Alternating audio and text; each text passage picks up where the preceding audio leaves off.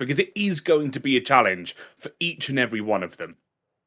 It's 130 laps here today that sets ourselves then the scene for racing. They will have 4 hours and 40 minutes to conduct those laps. It should be 4 hours that we can get those in, but there are variables at stake. Weather could be one of them. Safety cars might be another. 3 categories of class to work in through today as we take a lovely look at this Sebring circuit, this wonderful place in the panhandle of America in Florida, and it's a hot Florida out there here today. The track temperature here in warm-up is, I would say, pretty warm at 48 degrees Celsius along the concrete. So very much in the fried egg scenario. But 3 categories today: GTP, LMP2, and GT3, which will be split into Pro and Am. Absolutely. And of course, that GT3 category is going to be riddled with drivers wanting to get into the action. It's one packed class, isn't it? Yeah, it is massively packed, and we will see that over the course of today. You got teams like Absolute Motorsport Acelith, for example, FVR Campionato, who are trying to do their best. Manatee Racing, Black, brilliant German team. Ariti are in here. And of course, for those who are familiar with the likes of the SIMGEAR GT Masters, a lot of teams have come in from the Negative Delta team that have been dominating in that field. And you'll see up and down the order teams with different motivations. Some want to get themselves up the order and challenge. Others just want to see where they are over the course of running, and they will be keeping their eyes peeled on what they need to do. And of course, with the live stewarding team that are in play and have given a bunch of warnings then for number issues and decal issues that have been out there for the drivers. It is part and parcel of racing in the series. You've got to get yourself on that level straight away. We focus with Sorrento Motorsports Elite and Dominic Pesta, who is there as we've got about half a minute before we start the gridding process for racing action. But TK, as far as 4 hours and 40 minutes of racing, 130 laps go, it's 130 laps for those in the fastest class. So everyone else will be looking at their number count and going, just how far can we take it? You're absolutely right. And it gets to that stage of the race where you've got to try and figure out how many laps your specific car is going to be able to do. You then have to manage your pit stops, your tyre strategy appropriately, because the last thing you want to do is be caught with 2 or 3 laps to the end, realizing that you need another fuel stop. Yep, and every fuel stop is going to be critical as we now switch ourselves over into racing mode. Qualifying had already happened before we came live on air, and this is how the field is going to line up behind the Porsche iRacing first safety car. In GTP, it was mono competition that get the first ever pole position out there. That was done brilliantly by Dylan Bittman, who got the car on the front. Alexander Wetzel will be then in second for German sim racing shop. Sorrento Motorsports Elite Pro GTP will line up third, with Absolute Motorsport Acelith in fourth position. 2 Nuggets Racing then follow with Sorrento Motorsports GTP, and Mono Competition Pro-Am with Simon Hegeli then in 7th position overall. Just the 7 taking part in GTP today. In LMP2, Team Endurotech then leading the field of 4 that they've got today in category, with Perabit, Gassed Up Motorsport LMP2 are third, and then the Project 91 Academy team with Conan Wern in 4th position out there. And then the big battles that we're going to see in GT3, where Absolute Motorsport Acelith through Andrea Dalla Valle has control of the category, with Manatee Racing Black and FVR Campionato in 3rd position. Ariti Esports will be 4th, with Negative Delta by Madness electing to start from pit lane in the 6th position. Negative Delta by SimGear.it then will be next to them. Sorrento Motorsports and Team Racing Point are then 7th and 8th, with Enosis Esports, Simdeck.app, and Gassed Up Motorsport then rounding out the top 10 in category. You've then got Intercomp VMD Simsport, who are going to be down a driver. We'll talk about that as the race goes on. And Negative Delta SRT, who are then next to them. Off-Track Racing MDM and Ace Racing will be 25th and 26th overall, with R&R, Rusty, and Roban Racing then are going to be there 27th, with Andromeda by 0-1 Raceware in 28th. Off-track racing, KPS and Fortuna Racing make up the top 30. The final car will be the Gaslut Motorsports Academy. The issue you will find is with Dean Vella for the team of Intercom VMD Simsport, because TK signed up with the wrong team, and that locks you in a server to the team that you sign up in. So if you get that wrong, you're going to lose an entire driver for the race. Absolutely, and a really rookie mistake to make at this opening stage, because from what I can see in the drivers' Discord, joined in to get some practice early on, didn't realise the mistake they were making, and only realised far too late, and it's saying now down a driver. So they have got to try and compensate for what has just happened. I've seen a lot of racing out there for Intercom VMD Simsport, Maltese-based team, and there is a lovely scene of sim racers out there. Likes of Project Aversio have a good stable there that go through, and it's their national champion as well in Dean Vella, who is not going to be able to take the reins. So when you turn around and say who's going to jump in the car for them now, it will be Aaron De Battista who will have to take the jump through, and Sean Cassar will also have to follow. Aaron, the quicker of the two in my mind, so they'll have to keep their focus. They work around towards the tower turn here on this Sebring circuit. Alexander Witzel in second position, Dylan Bittman then your leader out there overall, and they are allowed to leave a gap here. The GTP has to go on green, green, green as the start procedure goes. Everyone else is allowed to go in the start zone, which is indicated by the bridge over the final corner. Yeah, mandated to have that gap between packs as well. Of course, you've got the 4 LMP2s that are almost a stalking horse between the GTPs and the GT3s as well. So the opportunity for those LMP2s to not necessarily cause some carnage and chaos, but they are going to be in a bit of no man's land between the two bigger fields. They certainly will do. So that's going to be important, and small fields trying to work through big categories is going to be another interesting point of contention. So we'll keep an eye out on what those various elements are going to be able to do as this race progresses. But at an in-sim time of nearing just about 25 to 4 in the afternoon, a track temperature still at 46 degrees. They're looking to get themselves ready for the first start of racing action. They will line themselves up through the corner of 1004 line, Sunset Bend, and get themselves ready for racing action today. And they will hope that it will be a nice clean launch for these 7 that get themselves started. The green flag drops and we are underway. Slow to the launch is German Sim Racing Shop. They're immediately swarmed by Sorrento Motorsports then, and Kyle Griffiths, who makes the move 3 wide into turn number 1. There's a tiny tap that goes through, and they do get shuffled out to Sim Racing Shop. German Sim Racing Shop, they're in trouble. Now the weight comes in as, look at that, a nibble or two trying to get through the corner as Reagan Carty for 2 Nuggets Racing gets into play. Here come the LMP2s for the start. Yeah, just 4 of them up towards the line then. They'll be in a battle in amongst themselves. They've left a good gap up towards the GTPs that lead, and it is going to be a good launch in that start zone. Down towards that first corner, the blue and white car looking to try and make an opening opportunity. And of course, we always say these endurance races are not won into the first corner, but with a field as small as this, I think you can truly say you have that opportunity to try and run away and gain that gap from your opposition behind, because the more of a gap that you can put in this opening stage, you will pay dividends when we get to that 4-hour mark, and it will be Perobit Sim Racing on the chase from this early start. Yeah, and on top of that, you are now starting to look at GT3, who have got off at a rate of knots. Andrea Dalla Valle for Absolute Motorsport Aislith has got the launch. You've got Connor Franson for Ariti. Look at this side-by-side for third. Jeremy Balmert then is pushed a little bit out of line for FVR Campionato. We got trouble there in the back, and they're going to start spinning.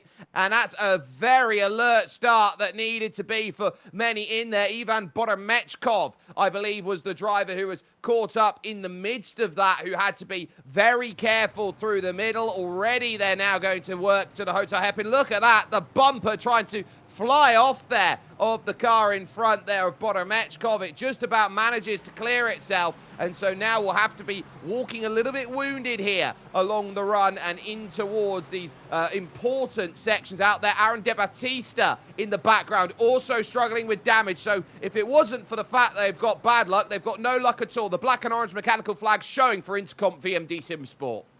It's a real tale of two stories here, because the GT3s, they are quite possibly the biggest pack in this group. Obviously, we are aware of the 7 drivers in the GTPs, the 4 drivers in the LMP2s, the stacked grid that we have in this GT3 field. It's the inverse of what we said for the LMP2s. It is not a race you want to win in this first corner, and we've seen drivers going for the moves. It was Negative Delta SRT, their team, that got that front bumper damage, as well as that Intercom VMD Sim Sport as well. So they've really got to try and take a step back here, reconsider where the strategy goes. Do they pit for an early stop and get some damage repair in, or do they kind of hold on and minimise the number of stops they'll have to make overall? That's the question that I think they'll be asking here. One car down in the pits is Michael Miemschek for Fortuna Racing, so it looks like they haven't taken too well through the opening start of this race, and that's pretty much going to be them, all things said and told. Side by side then is Enosis Esports Simdeck.app. This is Akait Larabietti, who's trying to get through the Basque driver against Boromechkov. Gets great drive off the X and gets there. That's wide in front by Spaz Dramaliev there for Ace Racing, who just tiptoes it off the circuit. You've got to be careful about picking up too many incident points over the racing 50, and you'll get yourself a drive-through penalty, and then every 10 after that. But Boromechkov with the damage on the front, they are going to have to work with it as far as this field goes. You can see your tower then up on the left-hand side to keep an eye out on where everyone is going to be over the course of racing. That we've got the leaders already on their 3rd lap of the race. Such was the stagger out there that we're only going to be about 5-10 minutes in, and the lapping process is immediately going to kick itself into gear. You're absolutely right. Sebring's one of those circuits that, whilst it looks in grand scale, actually it's one of these circuits that the GTPs are just so rapid at compared to the other classes that are following them through. Obviously, they're able to do a lap here in, what is it, 1 minute 40s, 1 minute 50s on a good day. So by the time we've got to lap 3, lap 4, lap 5, that is when we're going to start to see maybe the backrunners of the GT3 class. They run through that such beautiful elongated right-hander of Sunset Bend, and they have the opportunity to run onto the start-finish straight at pretty much full speed here, with the Project 91 Academy team looking to make waves to the inside of turn 1, gets the move done, and that was a lovely move around the outside, I must say. Adrian Ruiz then is the one who's going to lose out the position. Not much can be done for the team there. They've been warned for their number because they've got the number 28. They've got to run with at least a 100 number and the correct number that they registered up then for the series with, then for the future as they work through. Andrea Dalla Valle under pressure for the race lead here because he has lost it to Manatee Racing Black and Mark Calver, who is there for the team. He's new to the team this year, is Mark, so he's getting used to his teammates. He's got teammates, for example, like Tim Matschka over the course of this season, legendary German sim racer in endurance spheres. And Mark has his experience. He came over from MAG Performance, the team breaking up and now bringing himself into play. Gabriel Ivanov in the middle of this group at the moment and trying to hold steady with Connor Franson for Ariti in front and Jeremy Baumert just behind. Absolutely, and this battle is going to rage on as well because they are not going to let each other out of their sights. They will stay practically bumper to bumper as they continue through this race. Of course, they are just going to wait it out. They don't have to play the impatient game. They know they will wait for any mistakes to creep in because Sebring is such a difficult circuit, and it's one that is so untraditional in many aspects, of course, built on the old concrete foundations of the US Army base that was founded here into the late 40s and then turned into a racetrack by Ullman, of course, who has that famous straight named after him. So it is a real test for many of the drivers in both the real world and the physical digital world as well. So they have to try and compensate for the bumps and the twists and the turns that can really rattle their cars. Yeah, so there is so much that they look at a circuit like this and the history of this place. And every time you get to February, March time, you start talking about the Sebring 12 hour and how important that race is going to be and the levels that they will all have to reach as they are going about. Our focus, though, here with Regan Carty and Simon Hegley for the moment, as Hegley here, the driver, trying to really work to move up the mono competition Pro-Am car to third, get 2 on the GTP podium as it stands. Slovakia versus Great Britain at the moment. Carty holding station quite well and now working over towards Sunset Bend to try and get this line. You switch here in the braking zone from asphalt to concrete, and TK, not many circuits like running with concrete. They much prefer asphalt. So what's the difference you find when you go on to concrete? A lot of it almost is the unpredictability of the surface, because it is still majority the old foundations and the old surface from the runways and the taxiways of the old airbase. So you've got to try and figure out how the tyres underneath you want to try and handle the surface. As we see a good battle here as well for mono competition, the number 19 trying to play second fiddle, trying to get into those podium positions and hold on to where they stand. But the concrete is just a different surface. Unless you've been to Sebring or drive Sebring in the virtual world, you don't understand how it handles until you get to that moment. Yep, a move then through turn 5 for Gabriel Ivanov. That's the change of position then that puts them ahead of Ariti Esports and Connor Franson. They're 3 Aston Martins together out on track. Behind them is João Pedro Teixeira, then, who is running the Sorrento Aston Martin. And then, great drive off the exit here for Gabriele Rossone here for Team Racing Point. That is going to be a very Larry Lamborghini along the Flying Fortress straight around the outside of Bishop Corner to go and get the move done. You do not see that pass very often between 2 same category cars. That's a risky pass that's just come off. It's a risky move, but if anything, he's just laid down that foundation of, you know what, if you're going to open the door or leave a gap in any part of the track, I'm going to go for it. I'm going to send a move down the inside. We're seeing a very similar thing here. Both Aston Martins side by side into that almighty Sunset Bend, where you have to be picture perfect because it's so off camber and it's so bumpy through that section of the corner that any wrong move will send not only these GT3s flying, but it'll also send the higher spec cars quite possibly in the wrong direction.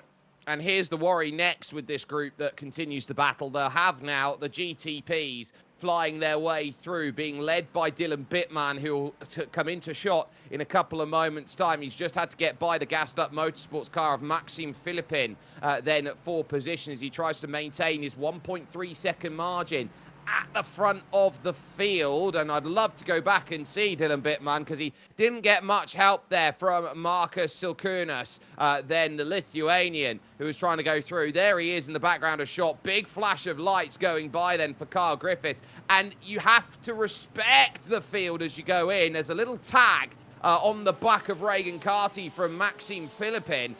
They're better on the mechanical grip, the GT3s, compared to the prototypes. So the prototypes are going to worry about being run over when they hit the brakes. When they get to these faster corners like the Fangio S's and into Cunningham Corner, that's where you need the help. Pushed out of line just a little bit further up the field then was Gabriele Rossone. So that brings side-by-side for Teixeira moving through this section. Everywhere you look now, you're going to see cars pushed out of position into places they don't want to be.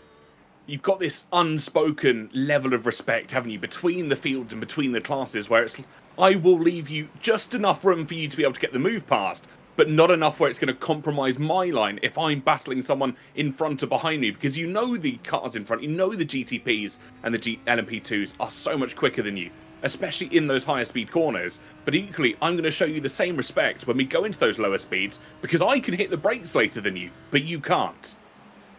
Yes, so it's a case of you've got to work with everyone around you. This is not a race where you can just impose your will on it and expect everyone to bend to what you're looking at doing. You have to balance what the faster cars, the slower cars, the cars you're lapping, the cars that are lapping you are doing over the course of a race like this. Andrea Casson, who is sat there in this and looking in the Pro-Am here, or looking for Absolute Motorsport Acelith, sorry, in the number 18 car at the moment. Just behind him with the number 19 is Simon Hegeli. It's all about getting good early time to work in. They've got 11 minutes of racing under their belts. They're settling down into a rhythm. Already on lap 7 here of 130. You're trying to count the laps backwards to get into position to make the race work. Clears Mark Calver, the leader then in GT3 Pro, and just about managing this in a way that they can be very happy with the result that they are working with at the moment. Robin Skelton now side by side in the R&R Motorsport car, trying to deal with Spaz Dramaliev for position, but at this moment in time, that is for Ace Racing a little bit problematic, actually, over the course of this lap, because they have dropped a couple places after contact with Ivan Boromechkov and negative Delta SRT. Absolutely. And you were saying we're at this stage of the race, 7 laps in for the GTPs. We're probably slightly less for the GT3s, but at this stage of the race, everybody is starting to fall into that rhythm. We've had the first pass where the GTPs have gone flying past this GT3 field, and everybody is now kind of settling down, figuring out where they stand for the next 3 and a bit hours. A considerable number of laps still to go, but they've got that first pass out the way. The first level of respect has been shown, but they know they're going to have to do it several more times over the remaining 123 laps.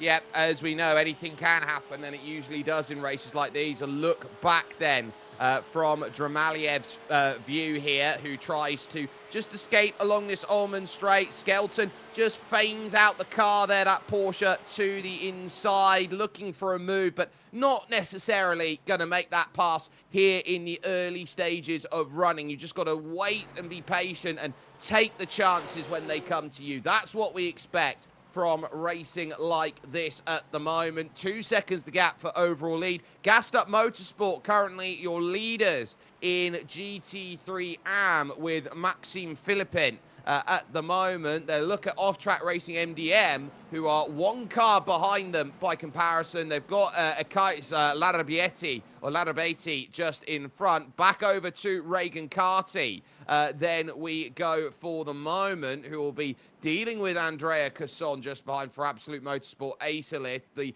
2 Nuggets Racing car in 3rd, at risk of dropping off the back here of Kyle Griffiths and Sorrento Motorsport Elite Pro.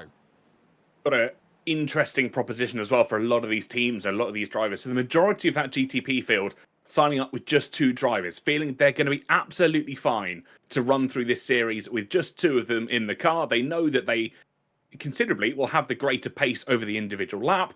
There's a number of teams that have got 3 or even 4 drivers signed up in their roster with the ability to go just that little bit shorter on the individual time over the course of a race length. So I wonder, not necessarily today, we're still fresh, everybody's still in their right mind about how the race is going to pan out, but when we get to the 5th or the 4th event, are we going to see that fatigue element start to come in for drivers that have done 3 or 4 of these already, and they're just, you know, mentally and physically draining, aren't they? Well, they absolutely are. You've got to consider that we're here at Sebring for the season opener here at the end of February. In 2 weeks' time, we'll be over to Road America for 4 hours worth of racing there. 120 laps to conduct at Spa-Francorchamps in early April. In late April, we head to the banks of Daytona. And then on May 16th here, it will be a case of a trip to France for the Circuit des 24 Hours du Mans to put things into perspective for everyone. So there's a lot to try and figure out then in terms of the fatigue level. And if you've only got 2 drivers out there and you're going to equally fair share, you're talking about what, 11 hours of driving over the course of this championship, and you've not got to make a mistake. That's going to be tough on drivers to go and make something of it. Hegeli has been able to reel back in Casson and Carty here with this one. And German Sim Racing Shop, who remember had an awful start to this race, they're creeping up back then into this group as well. Top 6 split by 6 seconds as Alexander Witzel is now looking to try and maybe weasel his way up a couple places. Absolutely right. And as we go through this race on towards lap 9 for the GTPs, it's an opportunity. They've dispatched the GT3s. They can start to see the other, well, prototypes that are in front of them. They've got the opportunity. It's so much nicer in this environment being the chaser rather than the chasee. The opportunity to match your opposition's line, see where they're braking, see where they're throwing the car in, and where you can make those microscopic gains. Lap and lap again, the move to the inside, Jake.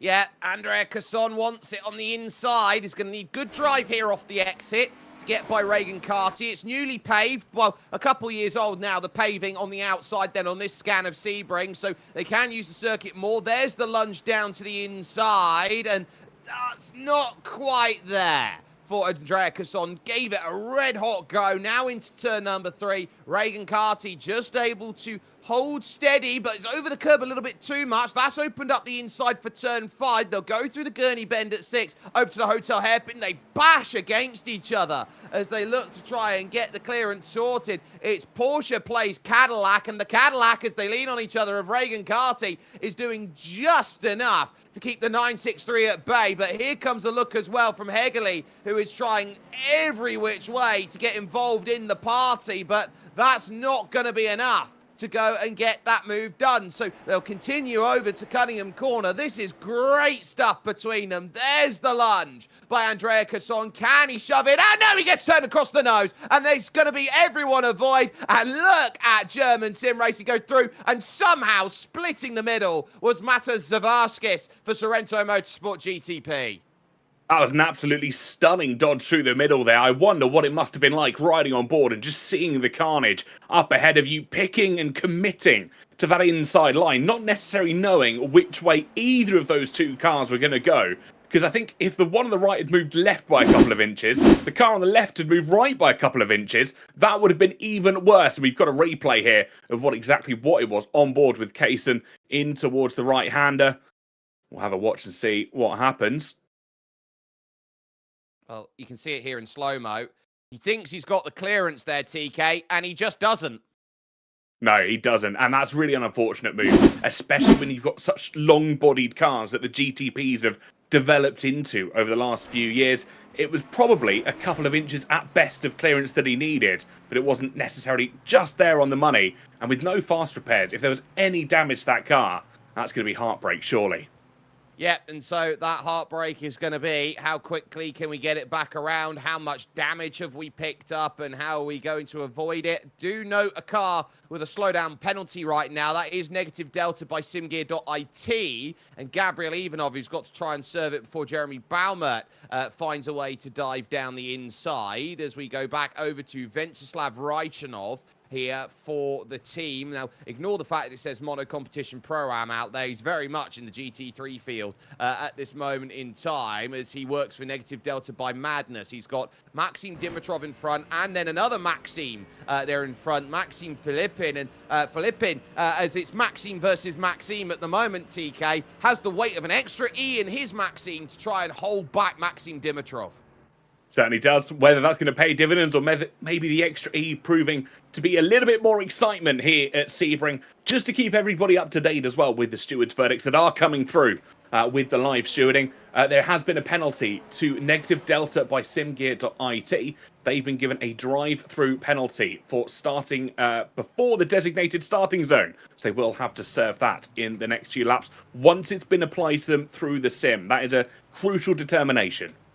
It very much is, and drivers and teams have already found themselves in trouble early, like Intercomp V&D SimSport, for those who are asking about on what's happened to them off of the start. Well, they picked up a hefty amount of damage at the opening corners of this race, and so had to avoid at Hotel Hairpin. There goes down the inside, Akais Larabeti for position, and Anosis Esports then will jump up the order, getting by Sorrento Motorsports GT3, which puts them now quite comfortably here in position into a Sorrento sandwich right now. Well, they're an Anosis sandwich on Sorrento Motorsport bread, but a long way to catch up to João Pedro Teixeira. So they've got work to do at this moment, but their last lap was a 2:01.6 stuck behind. They've got to up the pace by about 0.8 of a second. They're doing anywhere between 1:59s to 2 minutes out there in GT3 at the moment, and they'll be looking around and seeing what are they doing in the LMP category. They're doing about 1:49, so talking about 10 seconds a lap. Connor Franson at the moment for Ariti in 5th position. Oh, that's tight. Up over against the barriers there, dealing with Gabriele Rossone, trying to go through. The Italian at Team Racing Point is going to lunge to the inside, and Franson knows what his race is. He knows his race is not there. He's trying to cut back under to go and get the place back. He's back to the outside through turn 2. No dance. Then at turn 3, Ariti are going the wrong way. And not the way they'll want to try and continue on, of course. It's okay to lose a position or two here and there, especially in the early stages. You know that it's not going to be your fight. You've got to pick and be strategic with the battles you want to get involved in, especially in a race as long as this. We know it's going to take about 4 hours to continue through to the end of lap 130 for those GTPs. So whilst, you know, the fight isn't yours at the moment, when we get to the latter stages, when we get to maybe the final quarter, that is when you've got to be even more decisive with who you let through. Are you going to fight it out and potentially lose the car in front? Or are you pretty much firm stuck where you want to stay and not lose that position?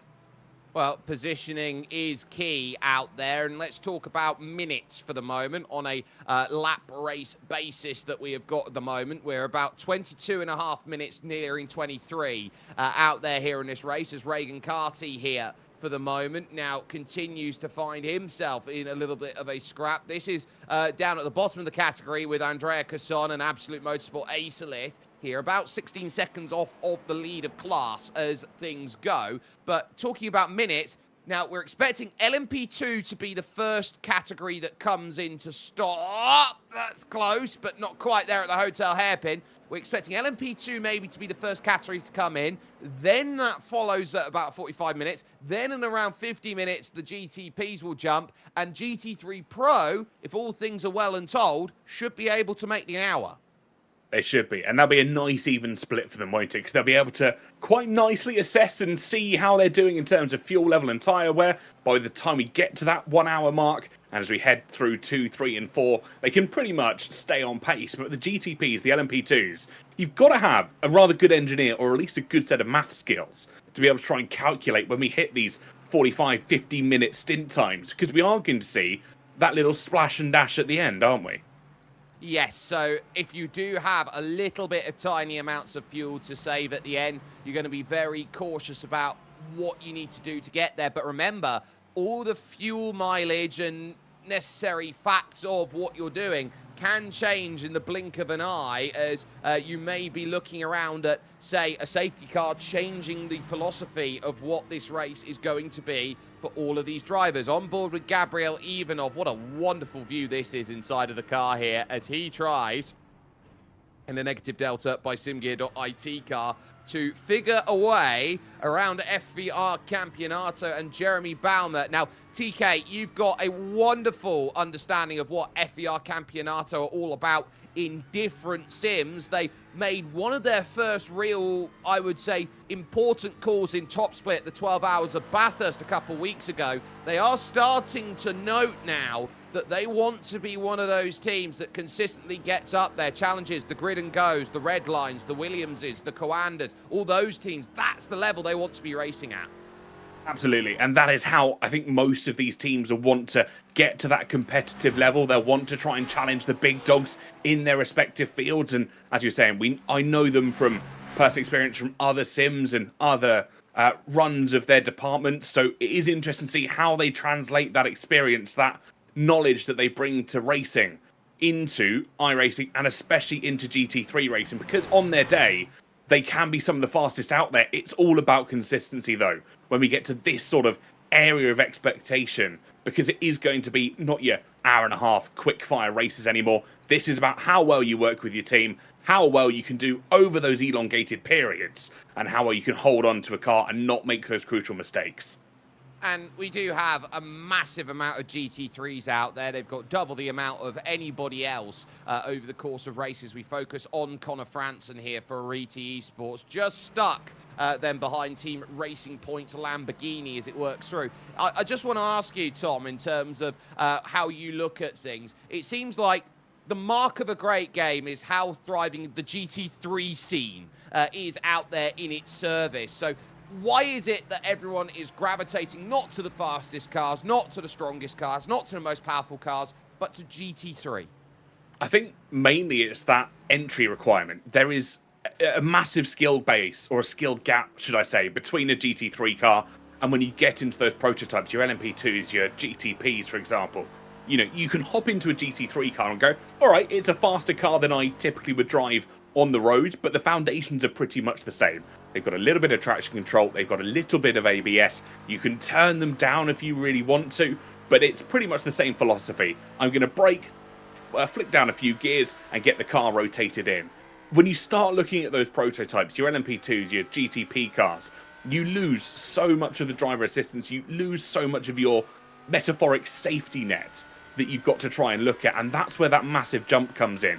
Once you get comfortable in one of these GT3s, it is that much harder to make that jump up to the higher prototypes because you lose that safety netting. You will spin if you put your throttle down too quickly. You will lock up the brakes if you're just a couple of meters too late into your braking zone. So you've got to be so perfect in those prototypes, whereas the GT3s just have that little bit of clarity to them. Yeah, and all cars are lapping all classes. Dimitar Palazov, you're going to have to wait here through the Le Mans chicane and into Ulmann. This has opened up the door then for Two Nuggets Racing to be attacked by Andrea Casson here, the Italian from Absolute Motorsport Acerith. They get the clearance on Spaz Dramaliev, and now this is where they'll be looking at Rob Johnson here and Andromeda and trying to pick for the pass, and the pass made then by Andrea Casson there just off the screen, and Casson almost tagging the wall actually off for the exit as our focus is Dramaliev versus Palazov for position. Look, back into shot there in front, and Casson holds just in front then of the gassed up Motorsport LMP2 that tries to figure out through. Look at this, there's nowhere to go, 3 wide, and they're going to have to dive the traffic down on the inside. Great heads up driving. No, there's the contact. Slide and held there by Carty. Holds it steady, and this is what happens when all 3 classes go and battle together. You get trip-ups, and Casson's in the grass. Andrea Casson in the grass and holds as they go through. We got a car down in the pits, and it is Ivan Boromechkov.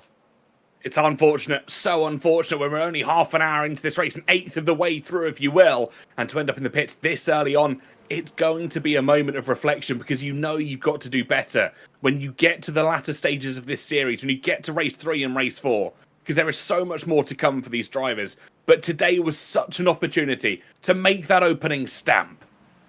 Oh, it very much was. I'm looking at Boromechkov has driven the car in of his own accord. He actually got tangled together with Dramaliev as Lucas Sturck was trying to get by. He was about a second off, and this was in lap 12. This happened for Lucas Sturck, who was second in the LMP2 field, got doored for Perabit, and that has opened the gap up then for Endurotech at the moment, who now officially go 1 lap down as the leaders of LMP2. Perabit still not a million miles away. We haven't seen much of the LMP2s because they have given themselves a bit of a gap, but at least for the moment as it goes, TK, they are very happy right now with where they are, and Perabit are giving Endurotech a very good race in these early stages.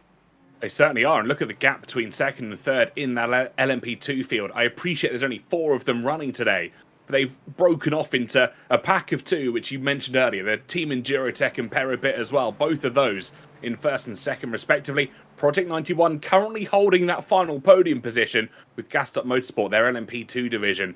About 8.5, 9 seconds off the back of that podium as well.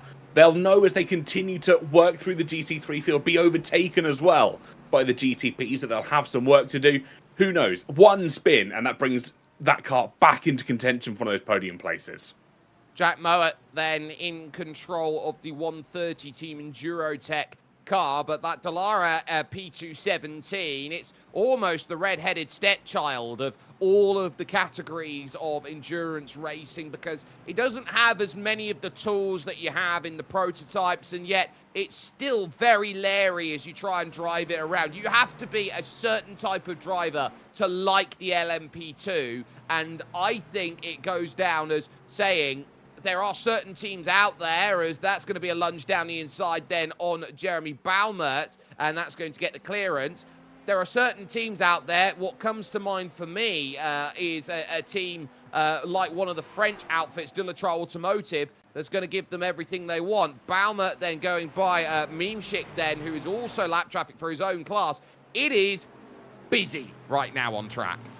It really is, especially when you have so many cars over effectively four categories. Of course, the GT3 splits into that Pro and the AM category based on iRacing, so they have the opportunity, if you're a little bit slower in the GT3s, to race amongst racers that are more suited to your ability, if we put it nicely, in that sort of regard.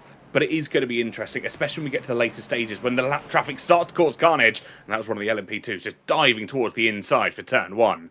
And we are going to start to see the more desperate moves come in as well. At the moment, everyone's very cool, calm, collected. They know they can wait a corner or two if it's not really opening up the opportunities. We see there the LMP is just slotting on through a little bit of contact as well. But we're going to see more of that as the race goes on, because they know they can't afford to wait 2, 3, 4 seconds as the cars just barrel away from them. They certainly can't afford to wait too much. Lucas Sturck, knowing that he's only got a couple seconds over to Team Endurotech, and it is going to ease up here, the traffic, because Andrea Dalla Valle is second. That's the car in front as we watch Alexander Wietzl then for German Sim Racing Shop in third position out there at the moment. And then you've got just in front of him Sorrento Motorsports and then Matt Calver for Manatee Racing Black, who are leading this field right now by about, correct myself there, 2.2 seconds then at the front of this pack. We are going to be keeping a very close eye over in our YouTube chat at the moment. So if you're here for the first time, you're seeing this racing for the first time, drop yourself in, say hi. We'll have a little chat if you've got any questions for us over the course of the racing action that will be taking place here today. Venceslav Raichanov then is going to be sitting then for Negative Delta by Madness. Now, I don't think it's the worst decision in the world from them to miss the start and start from pit lane. Some would call that an element of security. Yeah, you know the conditions, don't you? I think that's going to be the major factor. You know what it's going to be like when you get out of pit road. You know the job you've got to do, because starts in endurance racing sometimes tend to be a little bit chaotic. You've got a lot of cars, not necessarily trying to keep the complete order that the race control would like, that side-by-side element, but if you start from the pits, you've got that opportunity to run out and become the chaser for the opening, let's say, an hour, because you know the job you've got to do, and you know it from the very offset. To keep people up to date as well, just on stewards' inquiries, the number 18, that's Absolute Motorsport Aethelith, have been handed a warning for a dangerous rejoin to the racing surface, however, without causing significant consequences or causing an incident. Yep, and we will also note that Gabriel Ivanov has come in and served the drive-through penalty just on that last go around as we focus on Dylan Bittman here, your leader for mono competition. So Negative Delta have got themselves back out and away by SIMGEAR.it, and they will be in class just behind Sorrento Motorsports GT3 and Marcus Silkunas, who is there for the team in the 255. But Bittman happy with his lead gap now, 6.4 seconds, well, 6.7 now. We see on our timing screen as we take a lovely look at the grass going on the right-hand side. The camera there in focus and then out of focus as the car blasts by along this main straight, hitting speeds of about 295 kilometers an hour heading towards Sunset Bend. So if you think these cars go, they properly go. This is probably the fastest that you will see a closed cockpit car at the moment in the world of organized racing in motorsport. You're absolutely right. And whilst mono competition are leading at the moment, Dylan Bittman, of course, driving that car, their sister team, the one that currently runs in P4, has just been handed a drive-through penalty by the stewards. The driver who completed qualifying did not start the race, so they might be in P4 at the moment. They are going to be dropping considerably through the order after that one. Simon Hegley is their driver who is currently behind the wheel of the number 19. It's so easy to check out there in iRacing whether you did the time or not. It was Tobias Pashko who was the driver who did the times then in qualifying. So that's really going to hurt them. Battle is now for second in class in GTP because Sorrento Motorsports Elite Pro GTP have that German sim racing shop team just behind. And German sim racing shop have been a team of like-minded individuals. They started out as a forum team out in the German sphere of sim racing, very similar to the like, say, of Team 75 Bernhard by SimRC, very similar to the likes of many of the great German teams that have those groups of friends that came together. Pure Motorsports and Heusing Core back in the day. Core Sim Racing, who go out there and do very good in the Ivor Endurance Series. You're looking around at teams like German Sim Racing. They are there and they are proving what they can. Now, this is Matt Gatter here for Gassed Up Motorsport Academy. This is the number 30 car that might have just had a moment going through into Le Mans. Now, you can go over the white lines without picking up an incident point for going off track. But if you overcook and over-rotate the car, not planted, Porsche's going to go round. It's so easy to do. It's that weight transfer of the car. You have to try and keep it fluid and smooth. And the moment that aerodynamic just don't add up, you will see the consequences. More notably, I think, in the GTPs and your LMP2 category, the moment that those cars lose their aerodynamic grip is when the cars really start to struggle, and we see it under braking more notably than anything else as well, because as they lose that rear end, the rear end just wants to spin around on them. But the GT3s have that little bit of stability. They'll have the bit of traction control, the ABS as well, to save the car somewhat. The moment it happens to the GTPs, they are absolutely somewhat dead in the water, to say. Yeah, looking through the different classes at the moment, and we see Parabit Sim Racing in second, trying to hold ground to Team Endurotech, who are now just starting to stretch their legs a little bit in the early stages. Project 91 Academy and Gassed Up Motorsport LMP2, a little bit of a gap away for them. Manatee Racing Black, about 2.3 seconds is their margin at the moment in lead in the category of GT3 Pro. It's then 5 seconds back to FVR Campionato, who have been given a bit of reprieve then from the drive-through penalty that has come through. And then Gassed Up Motorsport then Off-Track Racing MDM now are leading the category after Maxime Philippin has actually dropped the lead then. So Maxim Dimitrov now leads class in the 373, and that will be huge news for Off-Track Racing, who are looking to try and build up their margin as much as they can. They've got R&R Motorsport behind them, but they do have their slower driver in at the moment. We all know,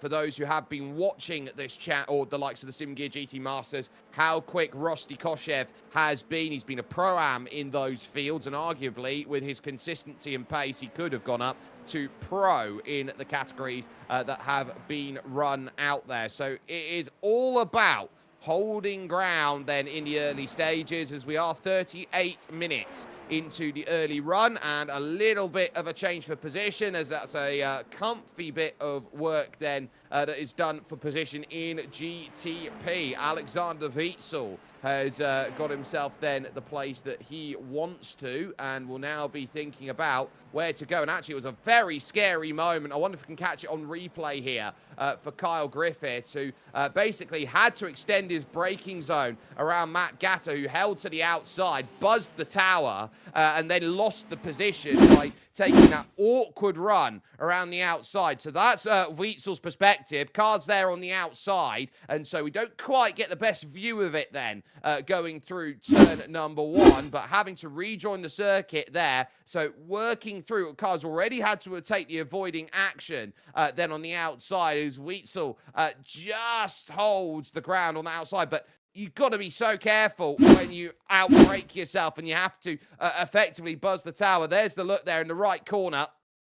And Witzel, who's got all the time in the world down through turn number one, will say, thank you very much. We'll take second position away from Sorrento Motorsport, and we will have no qualms about this one. Carl Griffiths now down to third, and will have to be on the hunt to try and get back in that Porsche 963. It is the Ferrari that is being piloted here by German Sim Racing, and they will be very happy with the efforts that they have put into perspective at the moment. Marcus Silnukas then is the focus that we will go to next, as we will wander on down the paddock, so so to speak, and to see this battling through the Fangio S's with Gabriel Ivanov, who's trying to recover his way through the field then after the penalty, and just sitting down comfortably through Cunningham Corner, working here through Collier Corner, and working over now towards the Tower Turn, where you can get this lunge down on the inside and do what you need to. Now, I do note as well that Endurotech are in for their first stop at about 40 minutes in this race. So it's an early call then to see for a stop as Gabriel Ivanov thinks about the inside into the Le Mans chicane. We've had a change for second position, but critically, LMP2 leader is down in for the first stop of the race. Absolutely dead on schedule as well. The opportunity to get some more fuel and some more tyres, should they so require it. And they'll see themselves through the rest of the next stint, and we might see that early driver change as well. The drivers that did qualifying were made to start the race as well, so drivers that have been in the car for a considerable amount of time early on in this 130 laps of Sebring, just over 41 minutes completed so far. And of course, if we include qualifying in that grand time total, probably looking at just over an hour or so for the drivers, just an opportunity to go freshen themselves up a bit as we watch on board with a good battle here. The Aston Martin, both being challenged over what this will be 9th and 10th place respectively. Continue through the purple, still looking for a move to the inside. Oh, a little bit of a tap, a little bit of contact as well. Yeah, it was just enough to force the door open, and Marcus Silnukas is going to lose out. There is a driver change over at Project 91 Academy. Emma Ryu, she'll get jumping into the car as they will look to get themselves out, and noting that Parabit have an extra lap available to them compared to the others in fuel. So they'll be quite happy with the way that they have been running about at the moment. Gabriel Ivanov through then on Marcus Silnukas, and will look to chase down a Gnosis Esports Simdeck.app as the next team in line to try and hunt and go and get that progress. But Tom, good moves that we are starting to see, and important to see those moves happening in at least these early stages of the race, because they're trying to get that clearance. You're looking to try and get an hour down on the book. And so if you're eyeing up what laps you need, you're probably looking at around, what, 25... Hey, there's contact. That's heavy.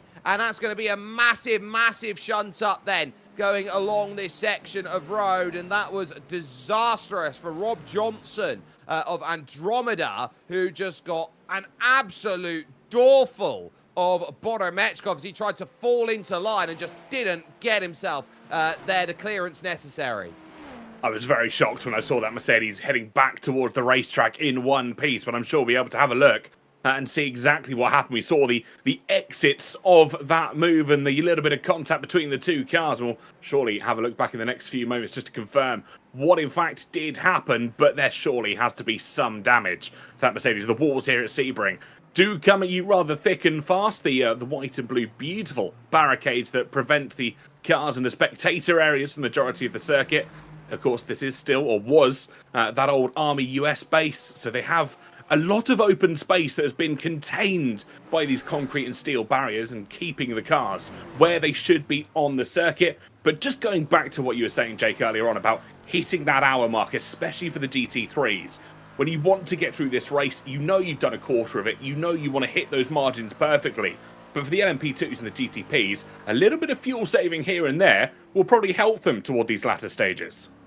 Yeah, we're on lap 25. They want to get all the lap times done in 4 hours. You're looking for about 33 laps in terms of what an hour needs to be. On board with João Pedro Teixeira here from this outside view, eyeing up Connor Franson and Ariti Esports for position. Now that number 17 can head over to Luca Gramka, the Brazilian, for the second stint of this run. But you'd expect in a 4-hour race, if you want to make life easy for you, TK, 2 hours with the first driver, 2 hours with the second driver. Traditionally, I'd say you're absolutely spot on. Obviously, it may differ slightly when the drivers have done that qualifying to start off with. We've got a little bit of replay here just to keep an eye on with Matas on board with Sorrento Motorsports GTP outfit. Let's just have a look what happened. There's a great battle in the background there. 3 wide it was, in fact, I believe. But here, I think this could be, rear end gets losing out. And this is what we were saying earlier. The moment the GTPs just lose that aerodynamic grip, the cars just struggle. They do, as that's just a case of not being able to carry the grip through and had to back off of it for those 3 or 4 cars to fly on through. And Matas, that's very close on the rejoin there. That was enough to make me wince, even in slow motion, trying to get back up to speed. So very tough to go and deal with at that point. Franson has now lost the place to Teixeira for position, so Sorrento have managed to steal that one back and move themselves up the order in their category. That then puts them 5th overall as the gaps have opened up. Now, Perabit have made their stop, and they have come out ahead of Team Endurotech. That's really interesting. The undercut could have worked out as well, or the overcut is working out here at Sebring, but they are so close together. You can see the timer on the left-hand side, just tenths of a second between the two of them, and now an Aston Martin as well, as Team Endurotech looks to go down the inside, trying to capitalize on a bit of a mistake. They are side by side. You could barely put a piece of paper between the two cars there for a second. Endurotech know they had to get this done early on, though. They did not want Perabit running away in relatively clean air. No, they don't, because we know that Jack Mowat has got pace and he wants to use it. Lucas Sturck, though, has done well to get that overcut sorted. He's gone a little bit longer in that first run, has picked up an extra lap's worth of fuel too. So you're starting to turn around at it, and it's the case of diminishing returns here for Team Endurotech. They've been able to jump you in the stop, and they've been able to save fuel better, and the team that saves fuel the best often becomes the team that at that final stop of the race is the most dangerous. It's that real narrative in racing, both sim racing and, of course, proper racing, real racing. As much as you have that pace advantage, you could be the quickest driver on the planet, but you've got to understand the element of saving fuel, because as much as you can set a couple of tenths faster than the driver here or there in Endurotech, just pushing to the limit onto the grass and the gravel on the exit of that corner, but the pit stops are almost a fixed narrative, aren't they? They know how long they're going to take. The numbers generally don't change unless we see an extra fuel stop or maybe a bit of damage repair. But they are non-negotiables. And if you can minimize that time, that will pay dividends more than anything that you can do on the racetrack.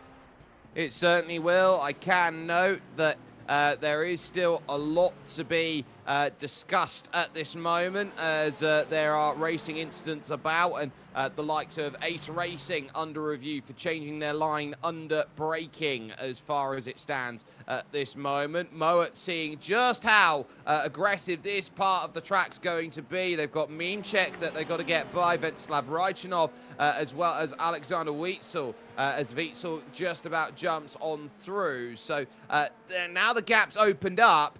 You can't panic in situations like this, because we often say it here, Tom, traffic giveth, traffic taketh away. It certainly does. And it is that old narrative, isn't it? You have to be predictable as a very minimum if you're in that faster car, because, or in the slower car. In fact, both cars need to be predictable. And it sounds like I'm repeating myself somewhat, but that is the Earl Grey of rules of racing, because you have to understand, or be able to be understood, where you're going to go. For the GT3s, the slower classes, you want to, well, the faster cars want to know which angle you're going to take. You don't want to move the last minute.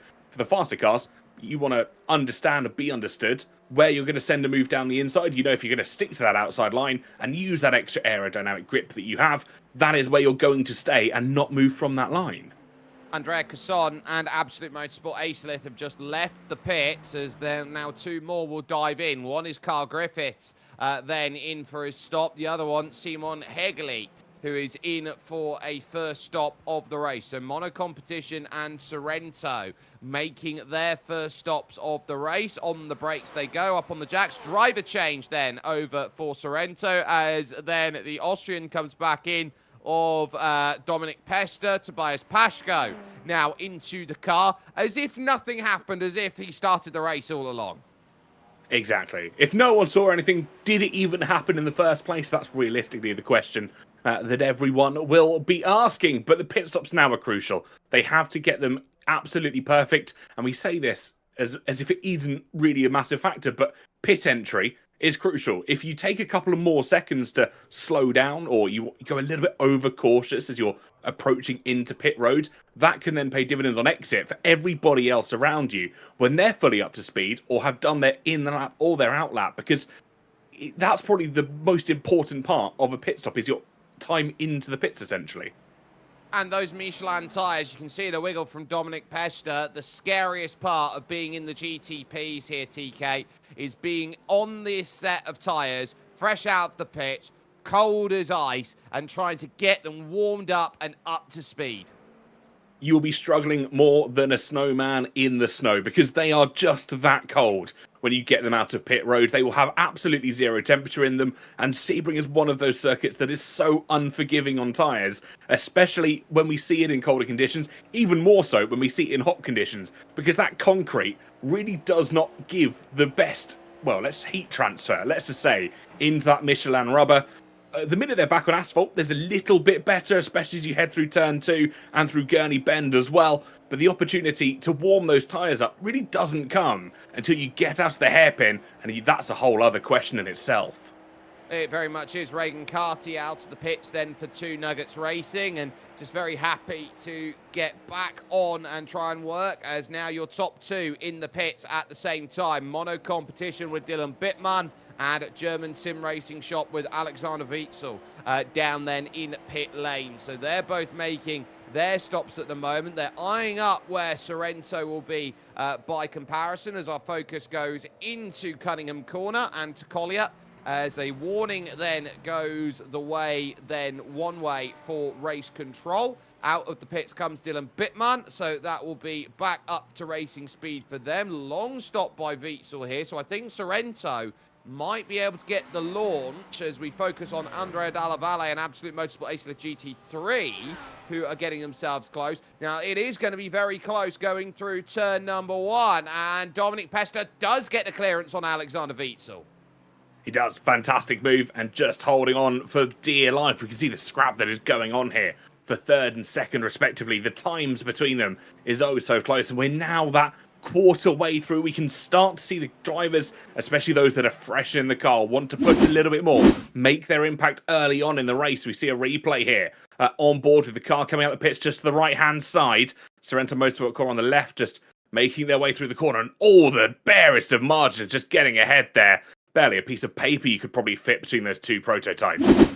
Yeah, that Ferrari 499P from German Sim Racing Shop just about unable to navigate by that Porsche 963 that sits itself in a wonderful place right now in 2nd, and will be certainly hoping that over the course of a race like today that they will have chances to go and drag back that time, as they are 11 seconds off of Mono Competition, who lead this one quite comfortably at this moment in time. But still a long way to go in this race. We've not even ticked over 30 laps of running. There is Maxime Philippin here for the gassed up Motorsport GT3 AM, the number 2 out there. Sorrento have just come down into the pits for their first stop of the race, so that is on strategy for them, but they have kept themselves with Maxim Dimitrov here and Off-Track Racing MDM, so they are close, and that's going to be the key for them. Keep yourself within the racing battle through the opening stint of the race.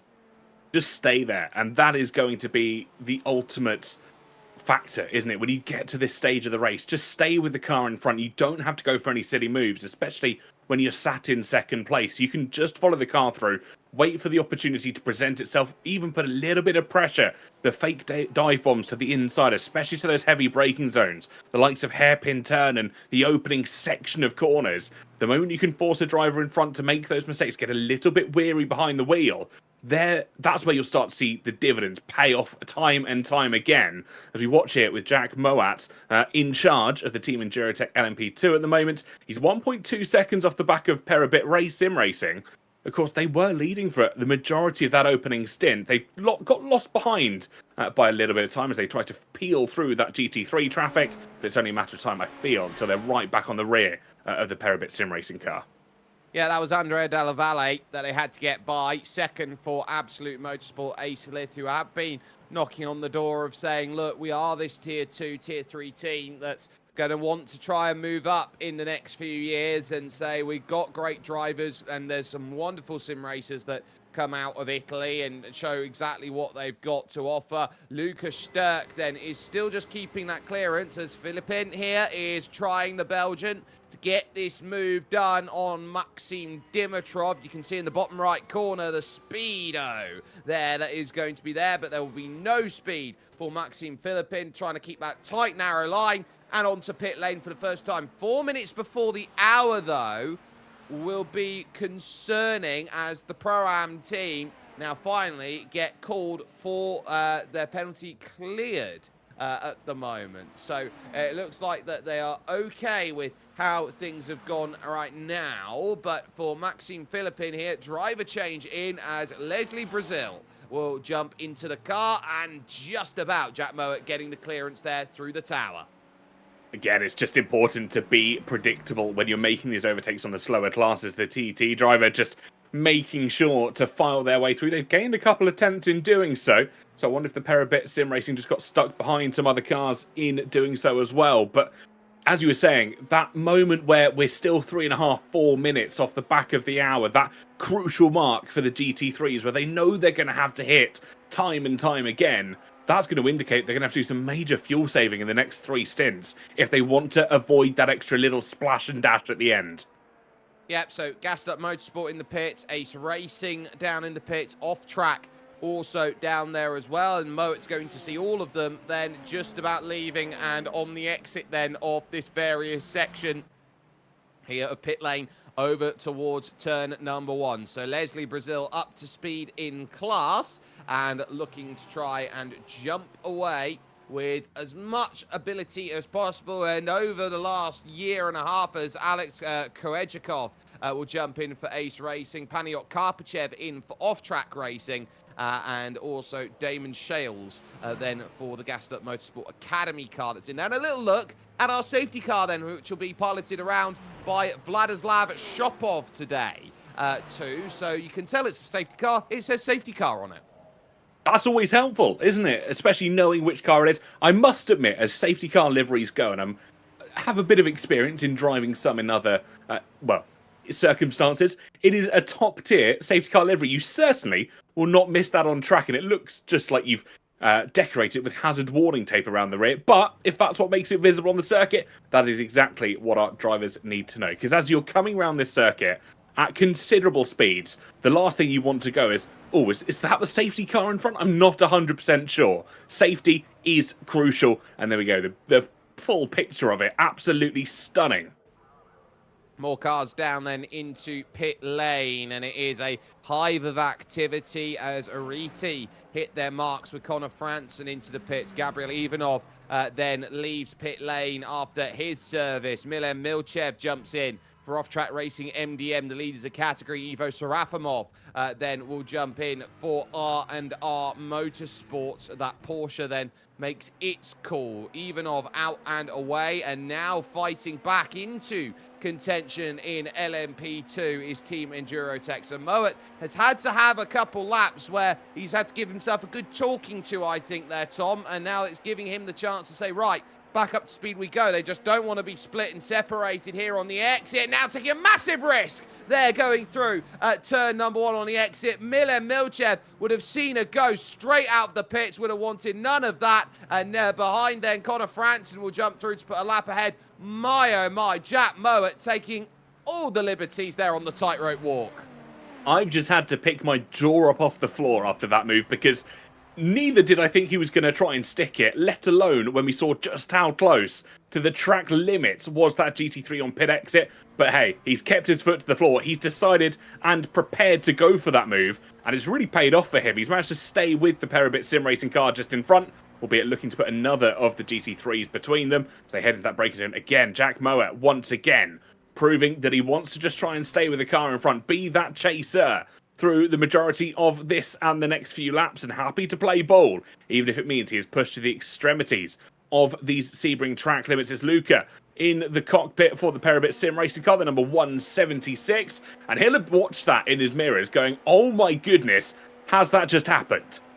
And it did just happen as Finn Haupt leaves the pits for Manatee Racing Black ahead of Absolute Motorsport Acelith, who keep with Andrea Dalla Valle for this next run. Velem Vitanov jumps in the negative delta by Madness car out there at this stage, which is in the pits. Lucas Sturck would have looked behind and gone, not quite what I want to be dealing with through the opening hour's worth of action, knowing that there is still a very long way to go. And now the door left ajar, and that's going to be straight down the inside then from Jack, who will take the race lead back for Team Endurotech. But it's not necessarily the end of the world here. Here comes the slipstream back towards turn number 1, pulls over to the outside. There's Lucas Sturck looking to get this move, but nice shallow entry in from Jack Mowat. That's going to hurt his exit here. He blinks a bit, which will cause concern for Sturck to try and get by. And it's covered here as we take a look at the weather. 41 degrees still on the track temperature, but in sim time, 4:30 in the afternoon just gone, which means it's only going to get cooler as this race goes on.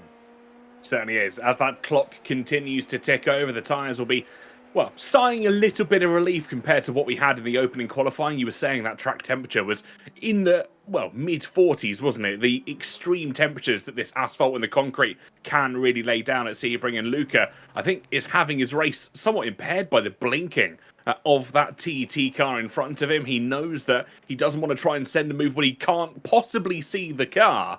So I wonder where he's going to try and send it. He'll have to wait for a bit of a straightaway compared to going for in one of these twists and turns here at Sebring.